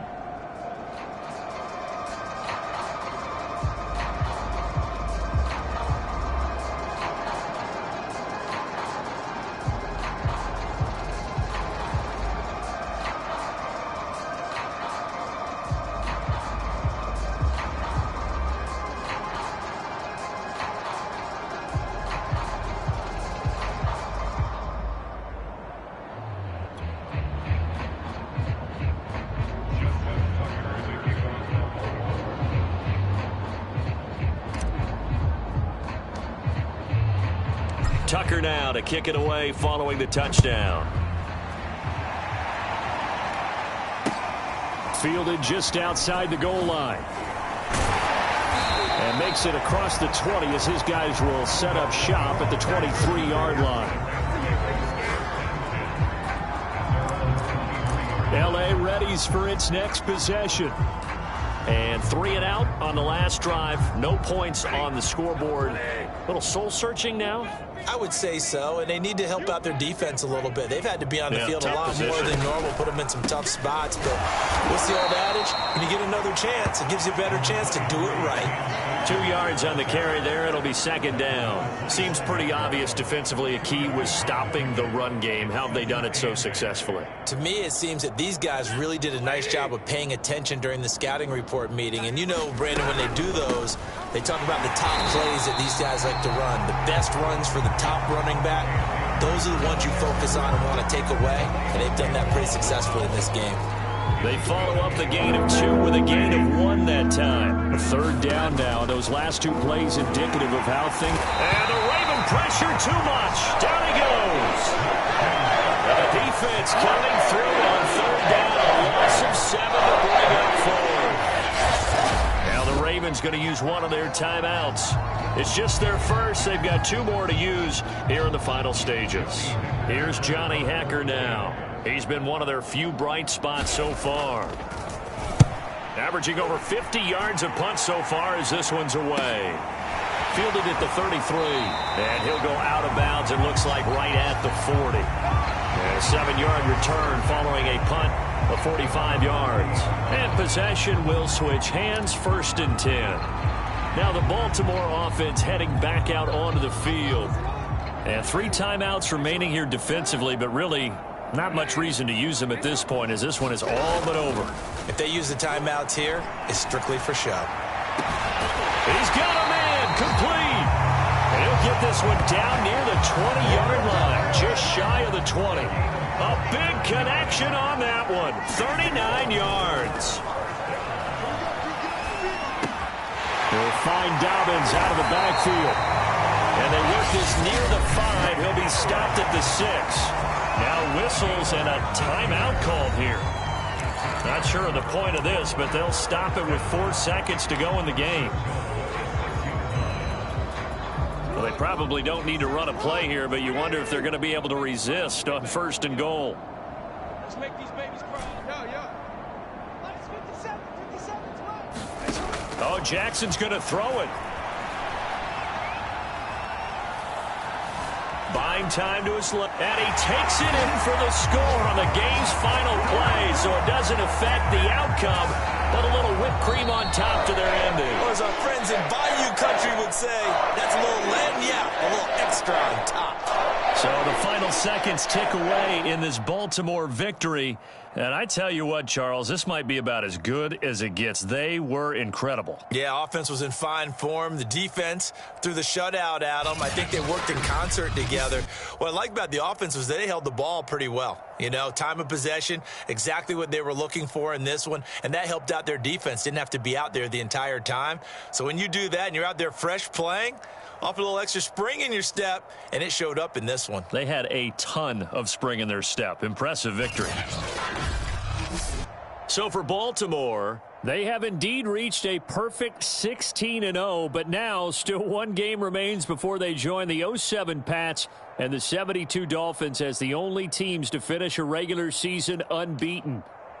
That'll do it for us. I'm Brandon Gaudin alongside Charles Davis. Thanks to our entire crew as well. We'll talk to you next time. So long, everybody.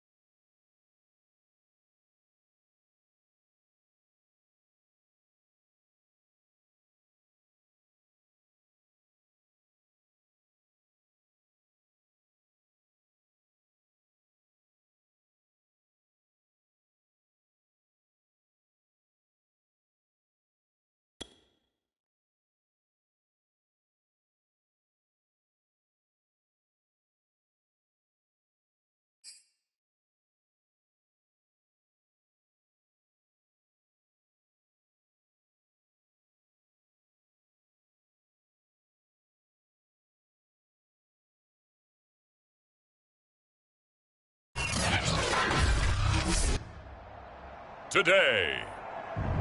From M&T Bank Stadium in Baltimore, Maryland, it's Week 18 of the NFL on EA Sports. They love their crab cakes and they love their football. That's what Maryland does. And we are at M&T Bank Stadium down near the Inner Harbor of Baltimore. Today, it's an AFC North matchup between the Pittsburgh Steelers and the Baltimore Ravens. Two hard-hitting blue-collar franchises, one of the better rivalries going. The Ravens and Steelers are underway. To return, it's Cam Sutton. And he'll be stopped up at the 25. Now on the return here, we've got an injured player down there. And this is certainly not what you want to see in the final week of the year. We'll be back.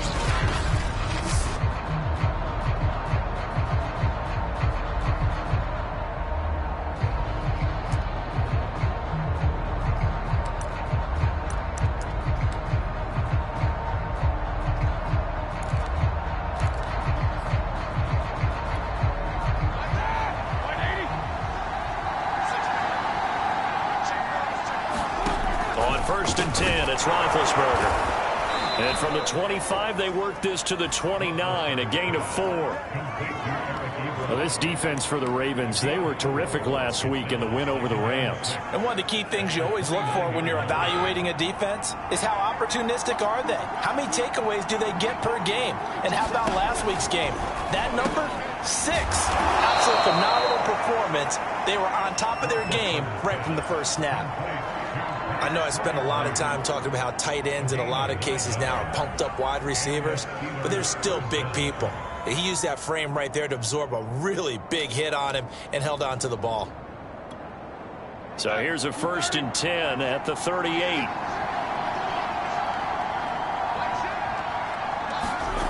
Off the play fake. Here's Roethlisberger. And he goes down. The Ravens able to get to him. Justin Madubuike. What a play by him. That's going to go as a loss of 13. Well, on that one, they go with a play fake, CD, but I don't think anybody really was fooled. All eyes were fixated on the quarterback, and they got him to the ground. And to run this play successfully, you've got to make sure that everyone is doing their part. You actually have to sell this play. You've got to sell the run action. Otherwise, why do you stop at the running back? You just run straight for the quarterback and put him on the ground. And he's going to get a good gain of 9 here up to the 34. And, Charles, this defense, I have to imagine, kind of licking its chops when you get a chance to face a team that's lost 3 straight. And my surprise was listening to their head coach in his weekly presser, because normally you and I see guys that get up there and say, everybody's a threat any given Sunday, that sort of thing. But he was asked if this might be a trap game, and he essentially said he didn't see anything to worry about. Now, normally you say that to your team, but you don't tell us. You definitely don't say it to the media. Taking it about the 16. A nice run back there off the good punt. It's a 16-yard return.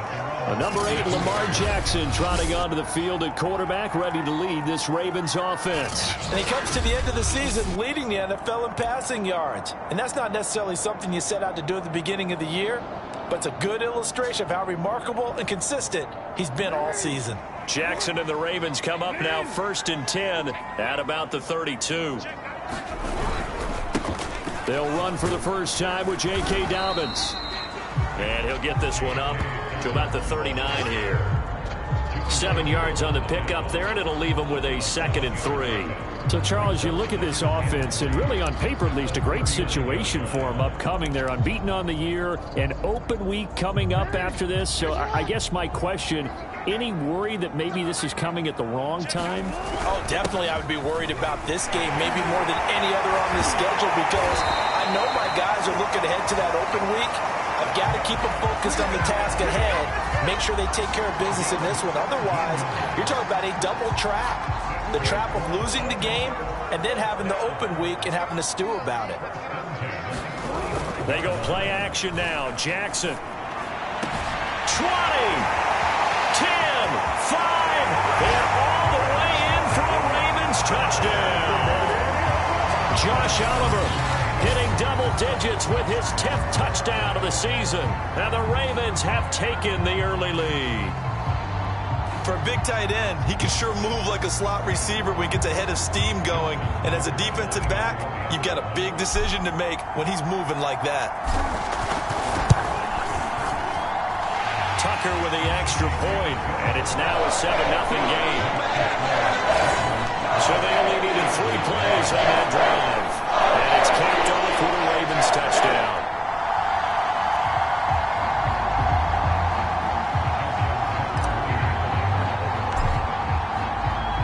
Tucker now to kick it away following the touchdown. Sutton now to return. And deep in his own territory, he coughs up the football. And it's picked up by the Ravens. A costly mistake there in the return game, and that is not how you want to answer an opening touchdown. Yeah, and your defense is asking you a lot of questions right now because you're already down 7-0. You turn the ball over, they've got to go right back out there to try and keep it from getting to 14-0. Now a 1st and 10 at the 11. Jackson. Dancing to his left. And he is into the end zone for a Baltimore touchdown. Lamar Jackson taking it in from 11 yards out. And the Ravens are off to a 13-0 first quarter lead. Tucker now to add the point after.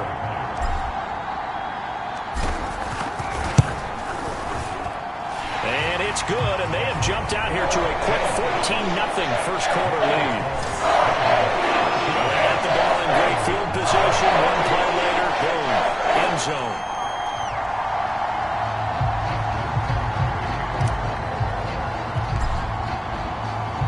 Tucker now to kick it away following the touchdown. Sutton now to return. And not much happening on the return as he'll get this to about the 23. So Pittsburgh retakes the field for their second offensive possession.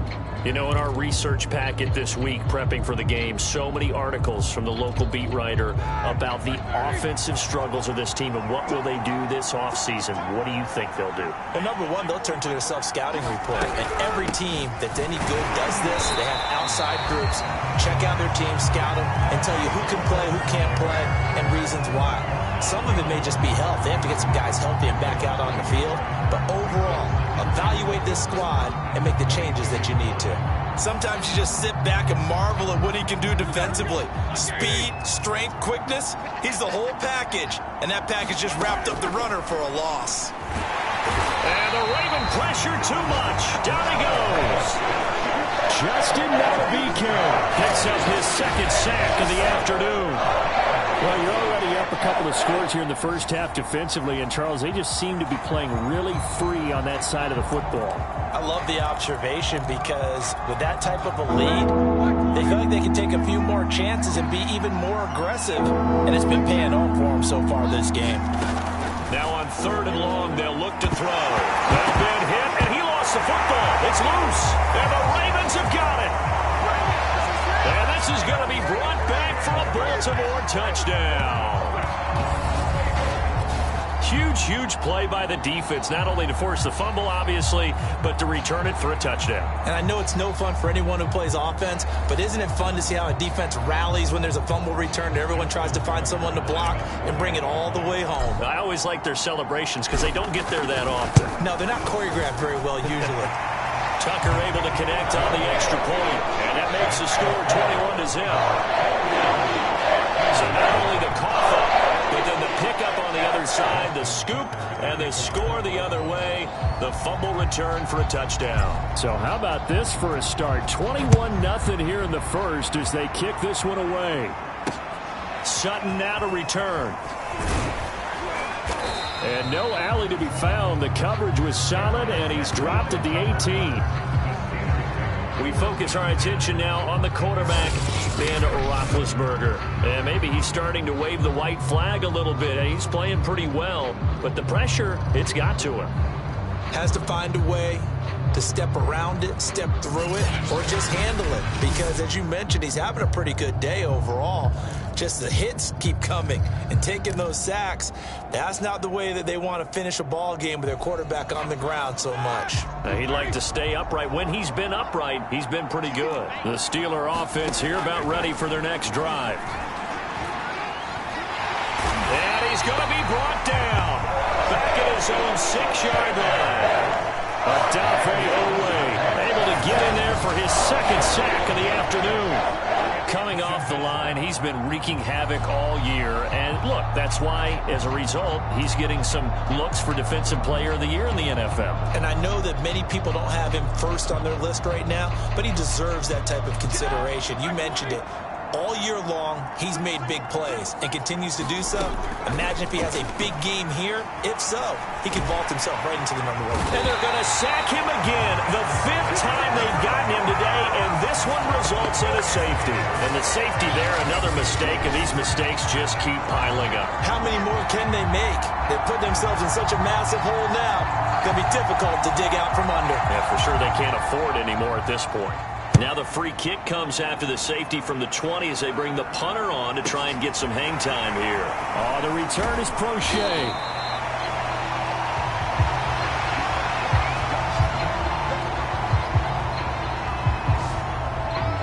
Ravens offense getting set and ready for this next drive. And right now they're saying, hey, let's keep this going. 2 drives, 2 touchdowns. Yeah, can't ask for a better start than that, can you? I mean, this is the way you practice it. This is the way you rehearse it. But right now, the play calling, they're locked in really well.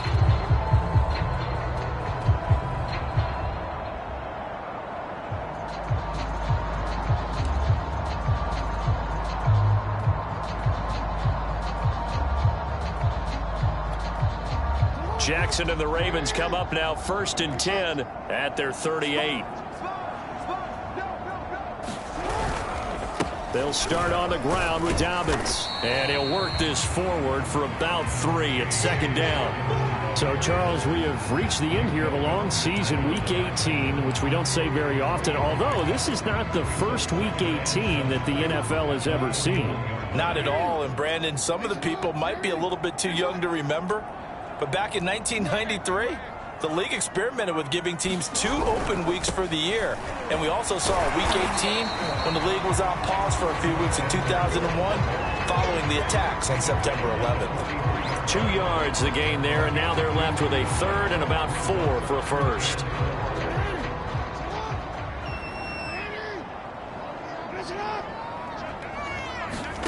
Throwing is Jackson.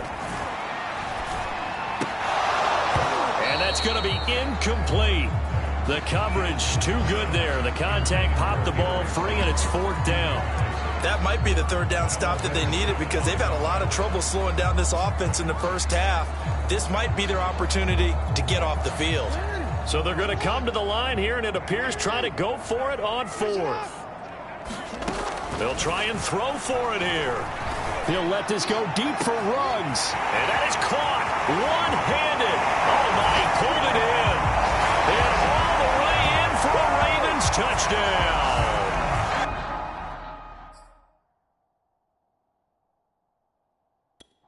Henry Ruggs. 57 yards. And the Ravens add on.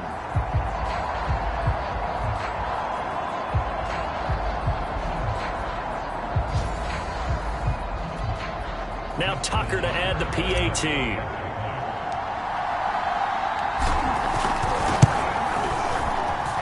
And the lead is now an even 30. So that drive, 4 plays, and it's capped off by the Baltimore score.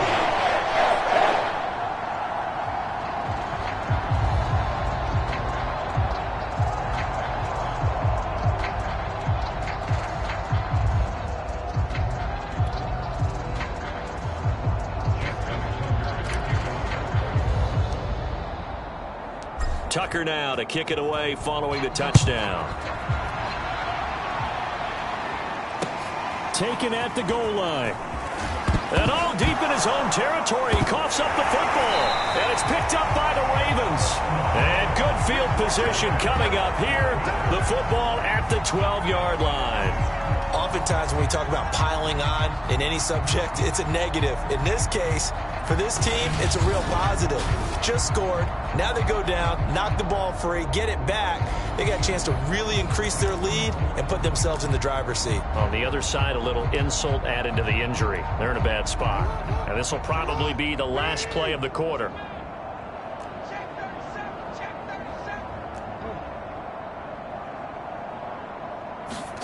They'll throw on first down with Jackson.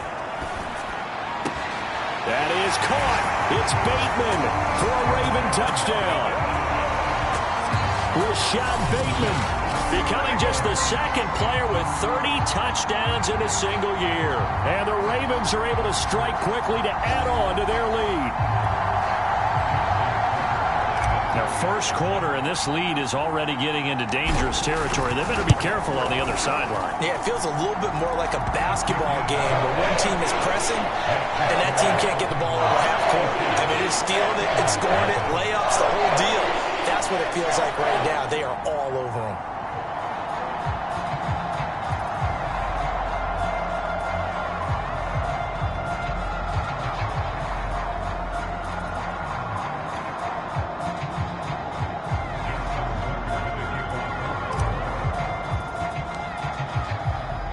Tucker now to kick it away following the touchdown. Sutton now to return. And he will be taken down here as the first quarter of play will come to an end. We are in for a good one as we're through one on EA Sports.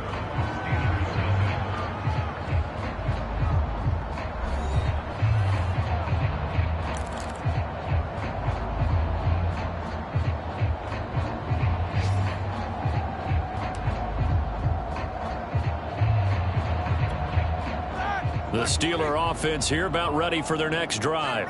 And last time they surrendered the safety, we know they don't want to do that again.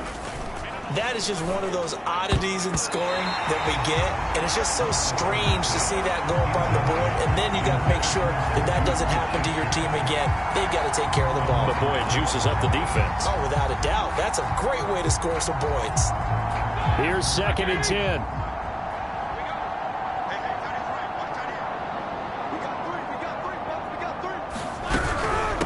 Run with Harris out of the shotgun. And not a whole lot to speak of there as they'll bring him down shy of the 20. They do get a yard there, but only a yard. Leaves them with 3rd and 9 looming. Pretty good little two-play sequence there. You force the incompletion, then a very short pickup. Yeah, now maybe you bring in an extra defensive back or two because you want to try and defend on 3rd down. They like to play those nickel or sub packages, don't they? On 3rd down, Roethlisberger. He gets it complete to Harris. And they'll blow that one up back at the 16-yard line. They'll wind up losing 3 here on the play. And that's going to bring up the 4th down. Well, Brandon, we could see that play developing, and they were hoping that he was going to be able to put a move on the first guy and turn it into a big play. But no such luck. The speed on defense continues to get better and better in the NFL. Pretty nice example there of those guys being able to run from their assignments and finish off that play. And he'll be out of bounds just shy of the 40. Good blocking there. Nearly sprung him. As it is, it'll go as a 19-yard return. And the Ravens set up well to begin their drive as it'll begin in enemy territory already. And now Baltimore gets set to take the field. They are just putting things together so well here, drive after drive. They really have captured the momentum, haven't they? They've taken momentum and pretty much not just give him a jersey, but a seat on the bench as well. Whatever do you need, you've got it, because the way they're stringing things together and creating that distance between them and their opponent, it's really hard to narrow that gap. And the other part is they're taking their spirit away from them, too. And now they're just looking to add to that total. A solid run on first down, gain of 7, leaves them with a 2nd and 3. Well, no matter how they phrase it, staying on schedule, staying ahead of the sticks, whatever you want to call it, 7 yards on first down, that fits the bill. On 2nd down, a run with Dobbins. It's a first down and more for Dobbins. And he'll take it into the end zone for a Ravens touchdown. J.K. Dobbins, 35 yards. And the Ravens are able to add on to their first half lead. Okay, we need to double check here with Marvin because he keeps all of our good stats, but what I've got is 5 drives, 5 touchdowns, and they've got a nice healthy lead. Well, after the first drive, we thought things might be clicking. They're really clicking at this point. They're clicking about as much as they can click. And right I just now, said click a lot. Yes, you did, but that's okay because the guy who's coordinating the defense, trying to slow them down, Good luck. he's going to have hair that looks like mine very soon. Not much of it. Tucker with the extra point, and that will extend this big lead.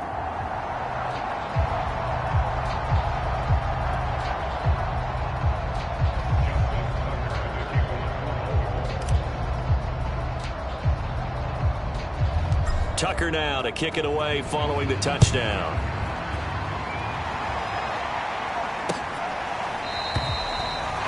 And not willing to risk another fumble. He'll sit on this one. It's a touchback. We focus our attention now on the quarterback, Ben Roethlisberger. And boy, Charles, they have to find a way to just get him some time to breathe back there. He's been pressured throughout this game.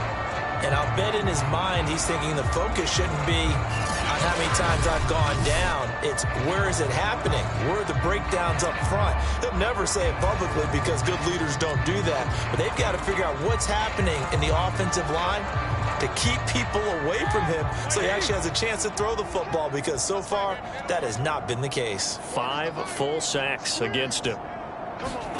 Now Roethlisberger on first down. He finds his man Johnson. Johnson on poke 3. Football's out. And it's picked up by the Ravens. And he's going to get this one to the 23-yard line. Thank goodness for heaters up here. And thank goodness I don't have to carry the football in this game. It's January. It's cold out there. Trying to clutch the football and absorb the hits, not easily done. Yeah, we saw a product of the elements right there.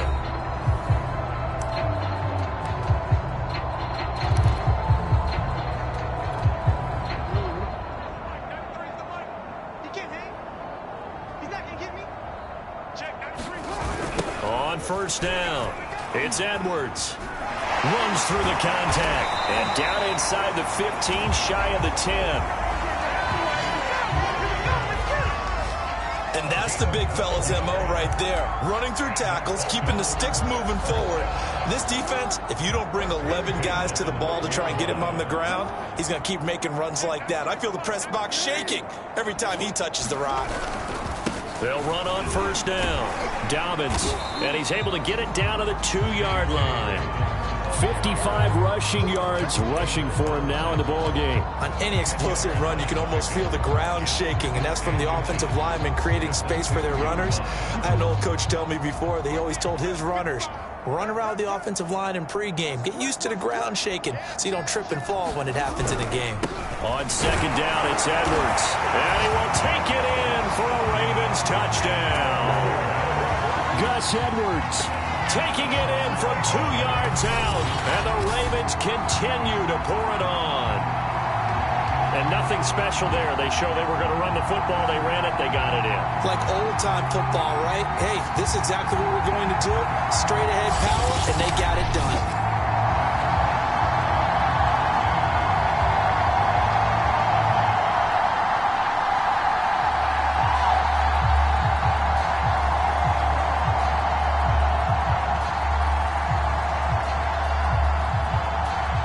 Tucker now for the extra point.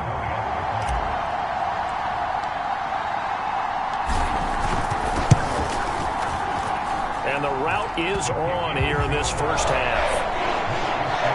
The drive there only spanning 3 plays. And it was polished off by the Gus Edwards touchdown run.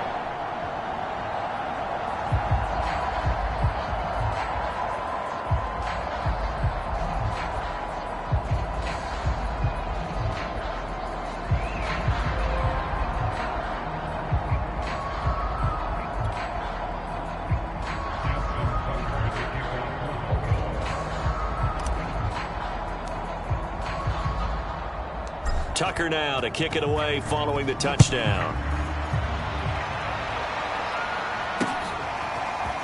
From a couple yards deep, he'll bring it out of the end zone. And the decision to come out of the end zone is going to cost him 5 yards as he's taken down right at the 20.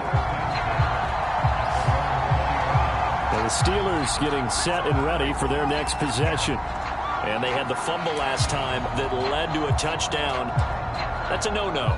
We'll see what they do here this go-around. A big no-no. Put that in capital letters. Turning it over, the other team takes it down and scores. That can be a deflator for a football team. Now it's up to the offense to get back out on the field and pick things up. Well, they're out there. We'll see if they can pick those things back up. Oh, he dropped it. And that's pretty indicative of the way this one's gone. They'll try again from the 20 on 2nd and 10.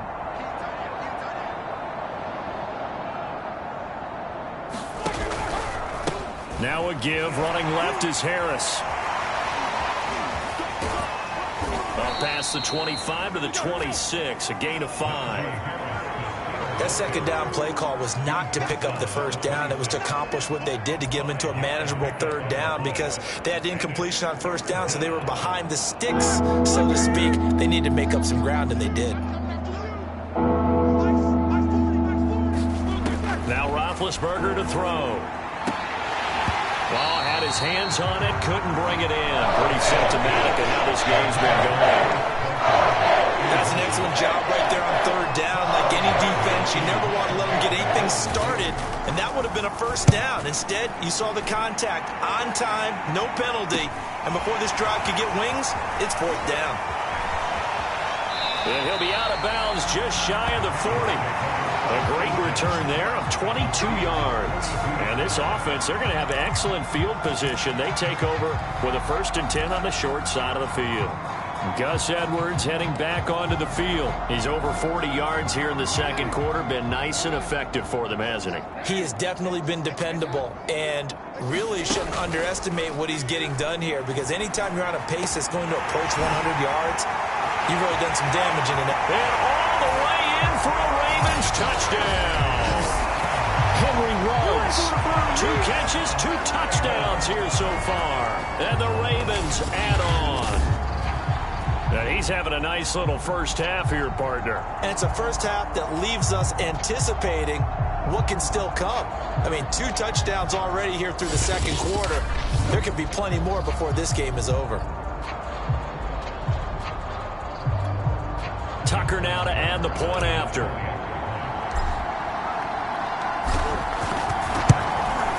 And the route is on here in this first half. Those are the kind of drives they like on offense, from the coordinator to the quarterback, the line, everybody. 1-play drive and into the end zone for 6. Tucker now to kick it away following the touchdown. This taken in at the goal line. And good coverage there on special teams as they'll get him down shy of the 20. Najee Harris and the Steeler offense set to go to work once again. And for him, it's been pretty limited involvement down on the scoreboard. Maybe time to turn to this guy. And you know me well. Winning games to me means starting with the running game and continuing to press the running game. Maybe you go away from him a little bit now, but the bottom line is he hasn't touched it enough to make a difference. Well, they haven't established that running game yet. The question is, will they? 2 yards on the pickup there. It'll be 2nd and 8.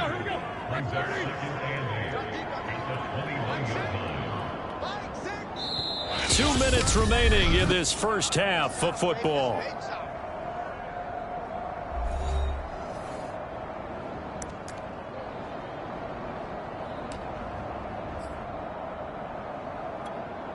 A reminder, once we hit halftime, as we do all season, we'll send it down to Jonathan Coachman in Orlando. He'll have all the stats and scores from games in progress around the NFL. The best multitasker in the business, the coach. To this point, I've been impressed with the work defensively. They have not allowed a lot of receivers to run free. And there's another example, another incompletion. So the failure to connect on 2nd down, that leaves them staring up here at a 3rd and 8.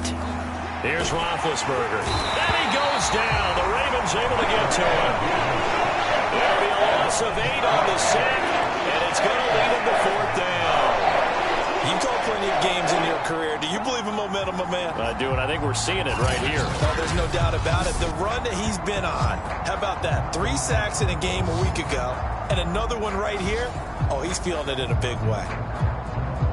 The Steelers send out their punter now as the drive goes backwards, so he's on to punt it away.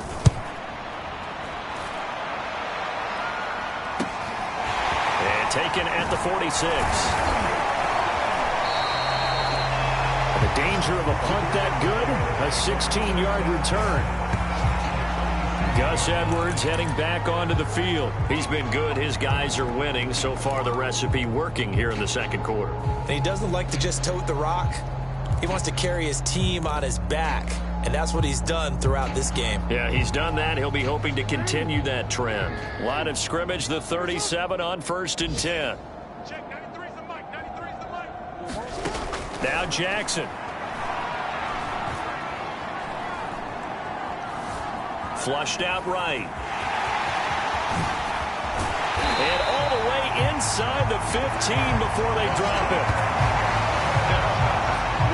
Now, those are the ones that hurt defensively. You do everything right. Excellent pressure, good coverage downfield, and then he slips out the back door and turns it into a nice gain. From the 13 now, they work on 1st and 10. Play action. Now Jackson. Forced out to his left. And he'll be brought down here at the 3-yard line. He'll get 10 there all on his own, but it'll be 2nd down. And we have to give credit to him for buying time and extending the play. But, you know, there's some really upset defenders on that one. They thought that they had him. Instead, he was coated in Teflon and got away.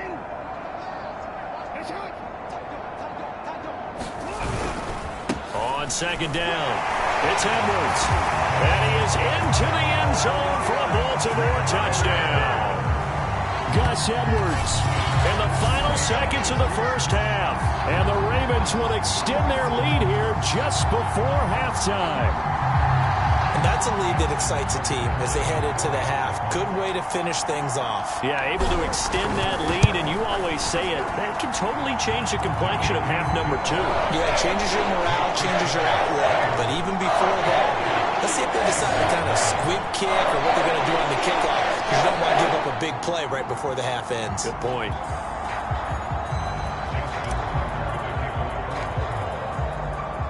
So barring a touchback, this likely the final act of the half as the kick is away.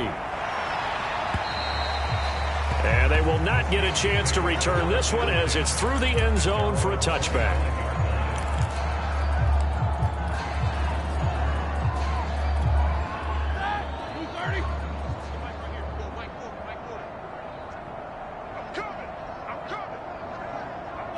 He'll take the knee, and the final couple seconds will tick by in this first half. So we're at halftime here in the Inner Harbor with the hometown Ravens on top. As we'll head down to Orlando, that's where we find our man Jonathan Coachman at our EA Sports Halftime Report. Coach. Okay, Brandon, thanks very much. Welcome in, everyone, to our EA Sports Halftime Report. Let's get you caught up on what's going on around the NFL. We'll start things out with the battle for Ohio. This one at First Energy Stadium as Cleveland hosts Cincinnati. And it's the Bengals who have the lead in the second quarter. A couple of touchdown passes there for Joe Burrow. From there, let's head to Philly to see what's happening with the Eagles. And you can see they trail the visiting Cowboys. The Cowboys seem to be on their way to what would be a good victory. Lastly, let's motor up to the Motor City. See what's happening with the Lions at home at Ford Field. And they trail that one over the visiting Green Bay Packers. Aaron Rodgers carving them up with 3 touchdown passes. Meanwhile, in our game, it's been a back-and-forth first half. Who can put it together in the second half? For the answer, we turn it back over to our broadcast team of Brandon Godden and Charles Davis.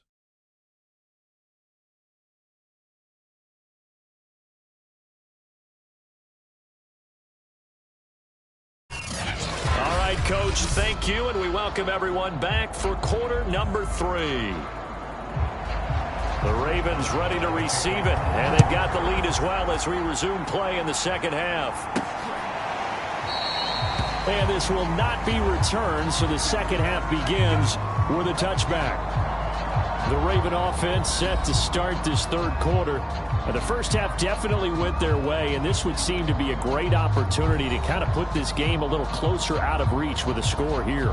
Yeah, and it's a wonderful opportunity for them because if they can add 7 more to their lead before the other guys even see the football, that could be the decisive blow in this game. I think that's how they're eyeing it. That's how they're approaching it.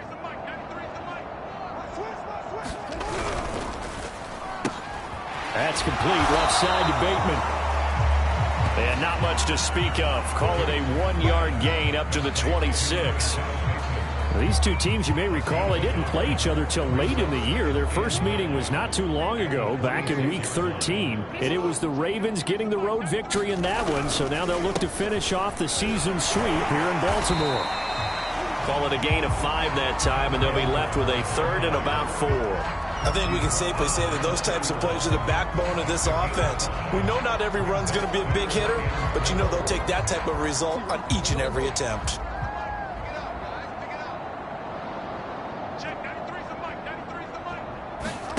From the gun on third down, Jackson. Open man is Bateman. It's complete. And he's in for the score, and his spectacular season continues as he ties the NFL touchdown record. He is phenomenal. I know Paul Revere talked about by land or by sea, right? You know, 1 by land, 2 by sea. He didn't mention air because right now we're seeing a big-time performance, aren't we? That's 2 touchdowns so far in this game. Where'd you pull that one from? And, you know, every now and then I actually listened in history class. And you're just a scholar all the way around. You're reading all the time. I like that you fit that in the podcast. You know, I just grab a nugget when I can. Tucker able to connect on the extra point. And the lead will swell by 1 more.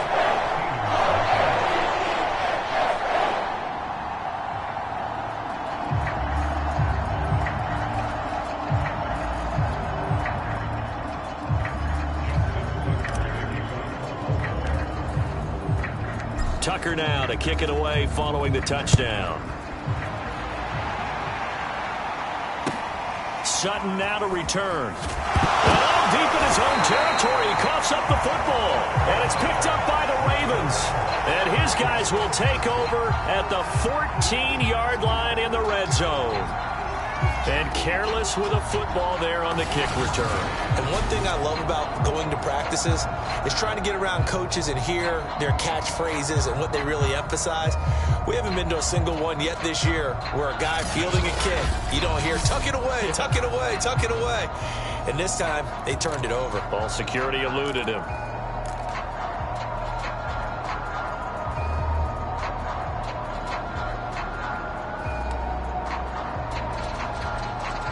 So 1st and 10, and if they score on this drive, might have to start digging in our second half blowout material. Dobbins running out of the gun. And he's going to get about 4 down inside the 10 to the 9. Some of the most unselfish players on any football team, defensive tackles, because we ask them to just eat up blocks and allow other people to make tackles. But when he can make a play himself, as we just saw there, that's a big day. 2nd and 6.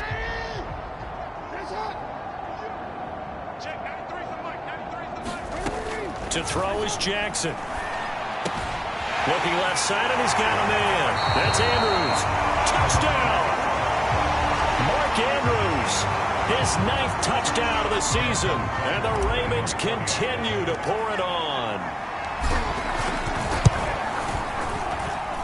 Tucker with the extra point, and that will extend this big lead. Well, that drive started with not a whole lot of real estate in front of them. In plus territory, excellent field position. 2 plays later, pay dirt.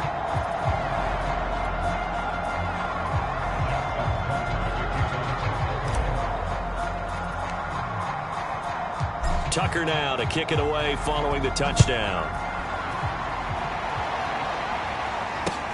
Sutton now to return. And he will make it to the 20-yard line and no further.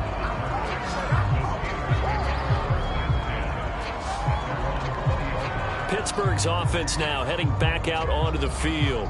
They are right now just ice cold. I mean, they have struggled big time in this game, and they're getting blown out. How do they adjust?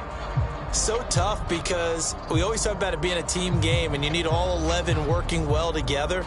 But every now and then, partner, you need that one guy who can make a play against all odds that maybe can ignite things. And I think that's what they're looking for right now. Yeah, you talk about going to your playmakers. They probably need to do it. Find someone that you're used to touching the football that makes big plays and give them that opportunity to maybe wake up everyone else. And he's got it past the 30 before he's hit and dropped.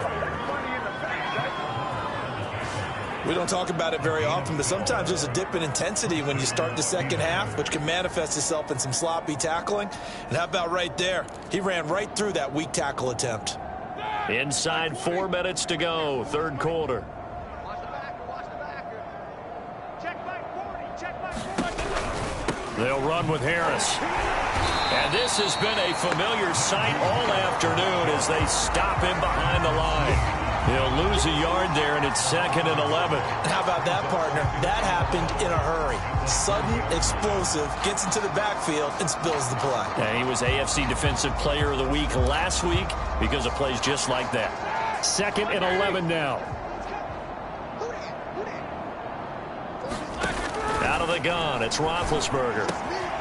He'll find Juju Smith-Schuster. They get 11 back on that one. It leads to 3rd down. But it appears that they read man defense and went to the out route. And what you have to do on that one is a receiver's got to make sure he works the defender towards the middle of the field to give himself space to cut to the outside and have that ball delivered with good timing. And they got it done. Trying to pick it up on the ground with Harris. And that one going nowhere from the start as he's met in the backfield and goes backwards. A 3-yard loss. 4th down now. The Steelers send out their punter now as he's on for the 5th time here today. And he deserves a bronze leg as he gets this one away. This is taken at the 10.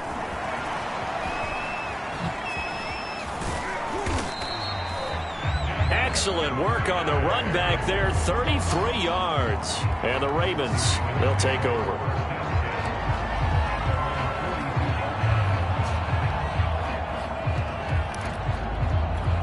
And Baltimore's offense set for this next possession. And for them, a touchdown their last go-around. Obviously, they'll be hoping to do that again. And when you start plotting for this drive, when you start thinking to yourself, okay, what are we going to do? You don't go away from what you did before because that worked, but you have to be prepared for wrinkles and counters because you know they'll make some adjustments. They have 3 tight ends in that formation. That's almost a universal sign that they're planning to run the football. But how about the defense there? They met force with force and caused a stack up behind the line of scrimmage and threw him for a loss. And he'll be taken down, but not before he gets into enemy territory. 70 yards now on the ground on just 7 carries. Well, I can certainly tell my age, partner, because when I was a kid, running backs like J.K. Dobbins with over 2,000 yards in their final season in college, they went early in the draft. Instead, he somehow lasted until the 2nd round. But how great is it to get a guy with that ability who can run it inside, run to the perimeter, and catch the football in the backfield? Be able to get him in the 2nd round, that's what I call a steal. Nice work to get 7 out of that, and it's 2nd down. Well, he's proven real effective running the football. No one open, don't force it. Just get what you can, and that's what he's done very well in this game.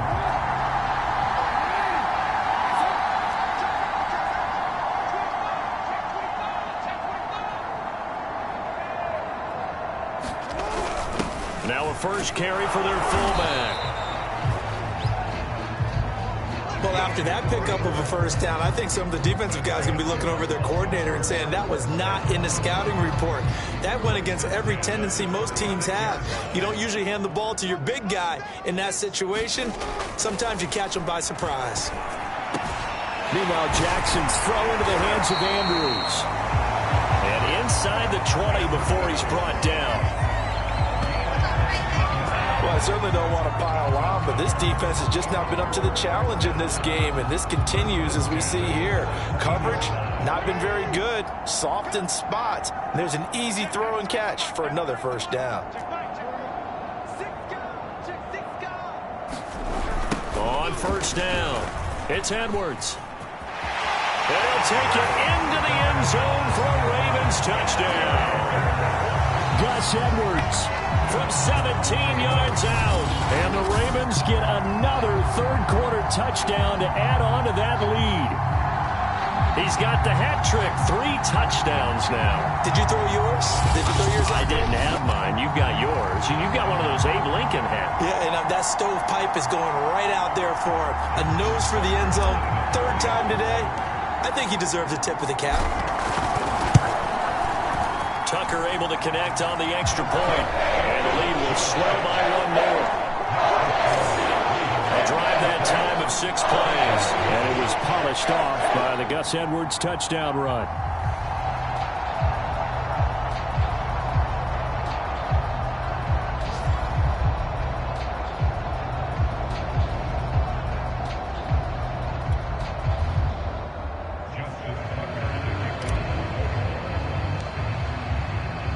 Tucker now to kick it away following the touchdown.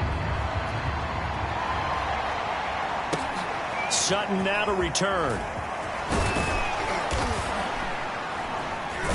And he will be taken down here on the return on what will wind up being the final play of this 3rd quarter. 1 quarter remains here as the regular season starts to wind down.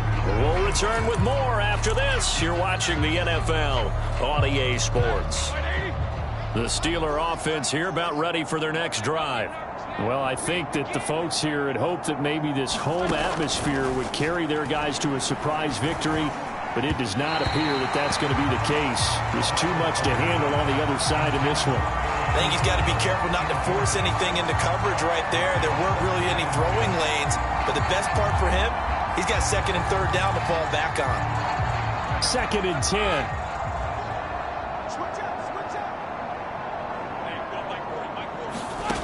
Now it's Roethlisberger. And the Raven pressure too much. Down he goes. Calais Campbell in there with pressure yet again. That is the 7th time that they have dropped him here this afternoon. That right now, that's a defeated team out there. I think you can see it totally in their body language. Hands on hips, heads low. It's just been a struggle from the start. Yeah, this team has been thoroughly beaten right from the word go. So the sack, and now a 3rd and long situation for the Steelers and Ben Roethlisberger.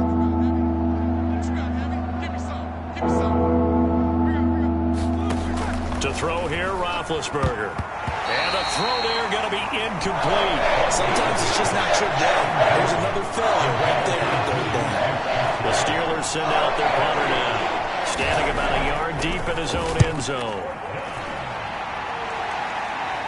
And a fair catch signaled for and taken successfully. 37 yards on the punt with no return. And out will come the offense as they take over. Here comes the Raven offense now, ready for another possession. We find ourselves here in the midst of a one-sided affair. A lot of fill time down the stretch, Mr. Davis. So we could talk about food because that is something that you and I enjoy. We share that. We enjoy our time at the table. So maybe the best thing. Well, he's free going down the left side. It's a foot race. And in for the Ravens touchdown. Josh Oliver. 2 catches, 2 touchdowns here so far. And the Ravens look poised to reach 17-0 as they add on to their lead. As that lead just swells and swells. Look, this has been dominance in all 3 phases, offense, defense, and special teams. So don't we have to give a lot of credit, not just to what we've seen today, but the preparation in advance, coaching staff, commitment by the players to the game plan, and being ready to go in this one? You're exactly right. Clean sweep. And, boy, they're going to celebrate this one after it's over. And on the other side, this is the game film you just flush and never go back and review.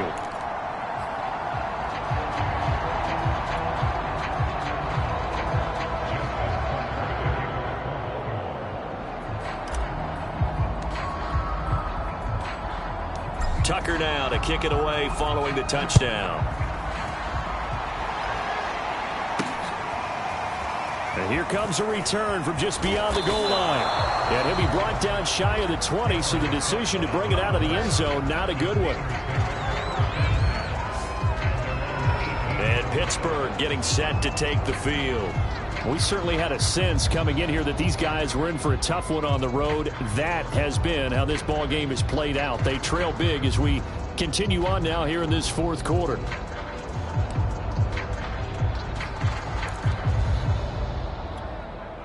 Big Ben and the Steelers with a 1st and 10 at their own 18. They'll try and start this drive in the air. He gets this one to Johnson. Hard to believe his first catch of the game defensively. They bottled him up. That's why they're well on their way to victory. Put your best cover guy on him and then change the coverages behind him throughout the game.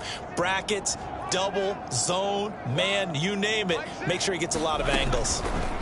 From the 25 on 2nd down, Roethlisberger. And that throw behind his man, he missed him, incomplete. Nowadays, quarterbacks don't mind throwing into coverage because of the confidence they have in their receivers to come down with the ball. But sometimes you have to be careful you don't get too confident and throw an interception. 3rd and 2, now Roethlisberger. And they get to him with the pressure as Roethlisberger goes down. Calais Campbell picks up his 2nd sack of the afternoon.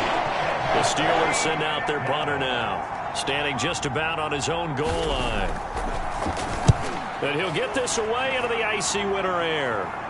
Now a fair catch signaled for and made right about the 43-yard line. They call it 38 yards on the punt, no return. And the offense will take over with a new set of downs. Baltimore about ready to go on offense. And they just continue to roll right along, really. This has the looks of yet another victory as they hope to polish it off here in quarter number 4. They've got good starting field position as they come up here 1st and 10 at their own 43. The drive starts with a carry by Edwards. Give him a couple on the carry there, 2nd and 8. That's it. That's what you want. Straight ahead positive gain. Just keep that clock ticking. The last run good for 2. Here's 2nd and 8.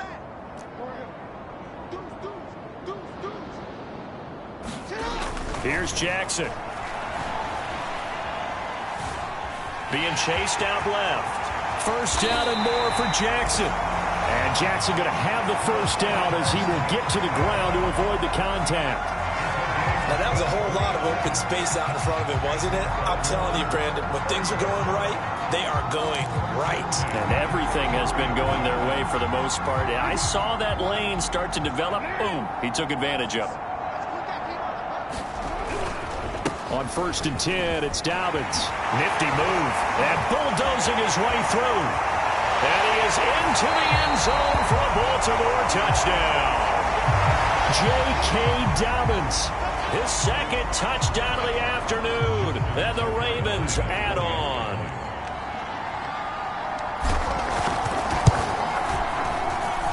Tucker with the extra point. And that will extend this big lead. Scoring summary, 3-play drive. And it's finished off by a touchdown run from J.K. Dobbins.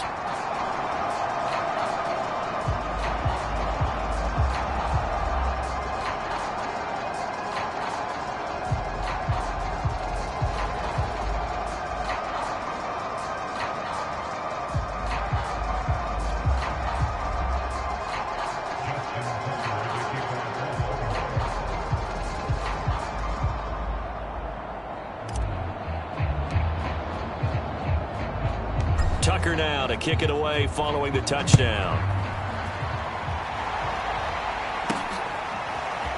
They'll elect to bring it out here from the end zone. And the decision to bring it out, not a good one, as he's tackled at the 15. In this position, trying to get back into the game, teams are looking for a spark from their special teams. That's not what they got, though. They got a setback, and they have a long field to cover if they want to try and put points on the board.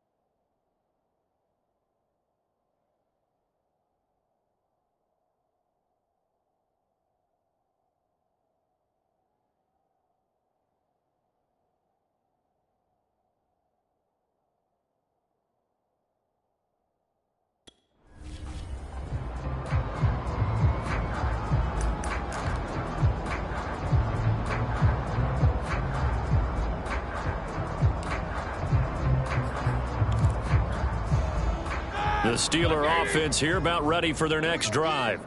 And you see a lot of frustrated faces as they are inching closer to a fourth straight loss. Oh, he dropped it. And that's pretty indicative of the way this one's gone. It's been clear in this matchup which side has been the more physical one. It's been this defense. And here's another example on that last play. After the incomplete pass, here now is 2nd and 10. Now Roethlisberger. And he drops it incomplete. And their struggles continue here. They went with a dime look on defense. 2 extra defensive backs on the field and covered up essentially every blade of grass. That allowed them to disrupt the play. The Steelers on 3rd down. It has been a disaster. 0 for 8 thus far. This is 3rd and 10. From the shotgun, it's Roethlisberger. Johnson's got it complete. And he will have a Steelers first down as they're able to get the 3rd down conversion. Nice game there, partner, but you and I both know that won't do anything for the final score. They're not going to win this one. Right now, they're playing for pride and fantasy points. And just to erase that goose egg, nobody wants to be shut out. And he goes down. The Ravens able to get to him. The defense rising to the challenge and setting him back on the sand. He seemed to have a reasonable amount of time in the pocket, but he couldn't get rid of the football, and the end result, Charles, him on the ground. Yeah, he's got to keep an internal clock to go along with his offensive line. When you're talking about 3, 4, 5 seconds, that's a reason. Oh, that's into a double team, and it's intercepted. Picked up by Patrick Queen. And he will bring this back. It's a pick-6 and a Raven touchdown. So this defense doubling its pleasure there. Remember, they had the fumble return for a score earlier in the game, and now this time an interception return for another score.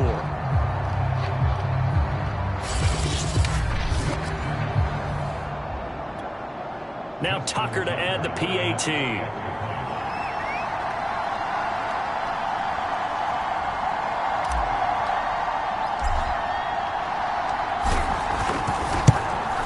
And this one was over a while ago as they just add on to their big lead. So the defense creating some points, not only getting the interception, but then returning it to the end zone for the pick-6.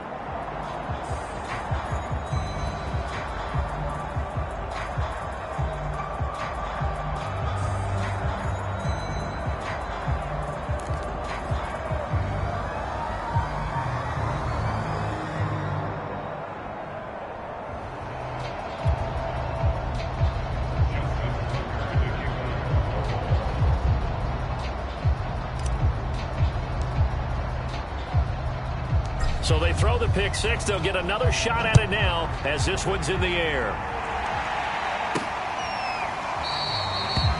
And not willing to risk another fumble. He'll sit on this one. It's a touchback. Pittsburgh offense making their way back out. And they just had that pick-6. I guess the only positive maybe of them returning that for a touchdown. This offense right back out onto the field to try to make up for it. I like that because now it doesn't give them a chance to go to the bench and really settle. You know, to sit there and kind of seethe over the idea that they turned the ball over previously. Right back out there, it's almost like hopping right back on the bike after falling over. See if they can get the ball moving again. We'll see if they can do it here. And he's going to get a good gain of 9 here up to the 34. And we are inside of 2 minutes left in this lopsided affair.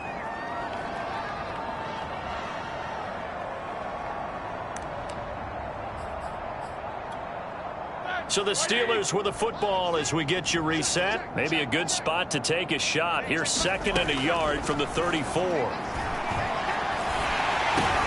Ben's throw complete there to Smith-Schuster.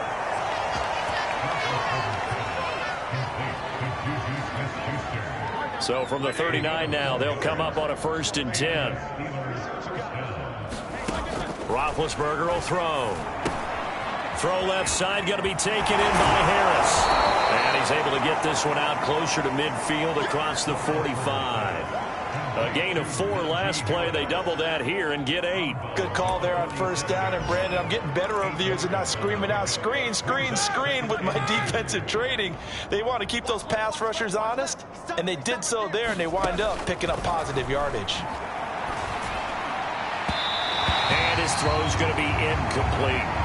Well, the trials and tribulations of being a quarterback in this league, it's tough. It's got to be wearing on him out there. Well, he has been sacked a number of times. He had an interception, so I'm going to give him a skosh of credit for hanging in there and trying to make something happen, despite the amount of pressure he's been under this game. And they get to him with the pressure as Roethlisberger goes down. Looks like a 9-yard loss, and it also brings up 4. Now the Ravens going to use one of their timeouts as they'll head to the sideline and talk over what to do next. So they're forced to punt on 4th as this one's away. And a fair catch signaled for and taken just outside the 20-yard line. 36 yards on the punt with no return. And possession will switch hands, 1st and 10. Now the Baltimore offense heading back out onto the field. And this crowd has certainly liked what they've seen. Their guys fully expected to win this one coming in, and they have not disappointed as they've got the big lead here in the 4th.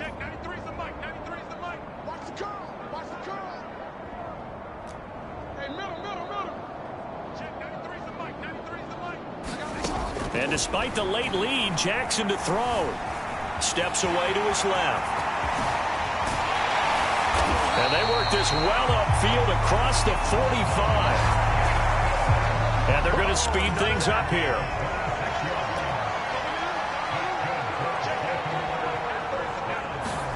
Throwing on first down, it's Jackson. He's going to air one out. And this is taken in at the 5.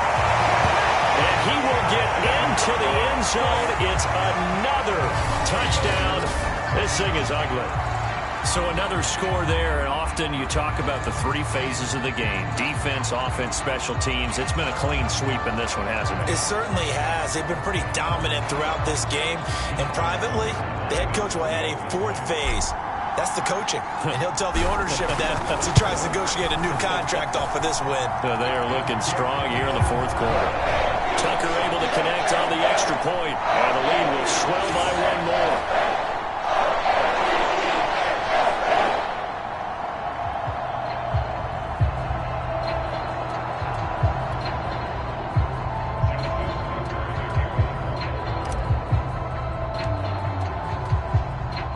Tucker now to kick it away following the touchdown.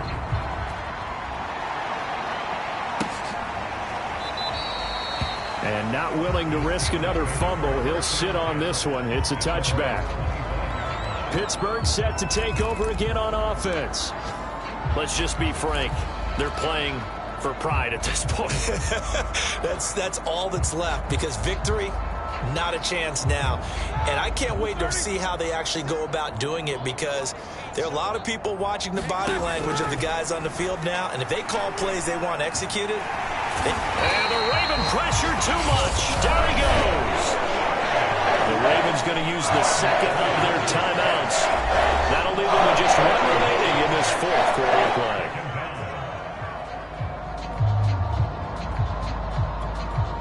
A lot of ground to cover. 2nd and 22. Another try after the first down sack. Roethlisberger. He couldn't get away. He'll wind up losing a dozen yards. A 12-yard loss, and it brings up 3rd.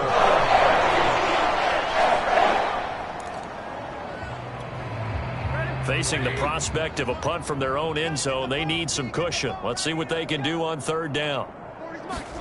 Now Roethlisberger back into his end zone. This is Chase Claypool on the receiving end. It's a gain of 11, but they're still well short. It's 4th down. So much about this game is just understanding situations and then having to execute, isn't it? Guard the first down sticks. Don't let them get there.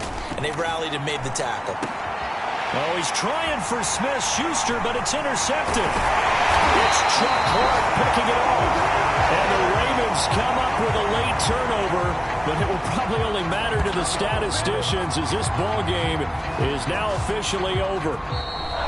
So the final seconds tick away in this Baltimore victory.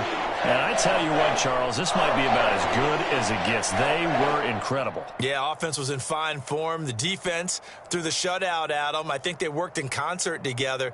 What I like about the offense was they held the ball pretty well. You know, time of possession, exactly what they were looking for in this one, and that helped out their defense. Didn't have to be out there the entire time. So when you do that and you're out there fresh playing, off a little extra spring in your step, and it showed up in this one. They had a ton of spring in their step. Impressive victory.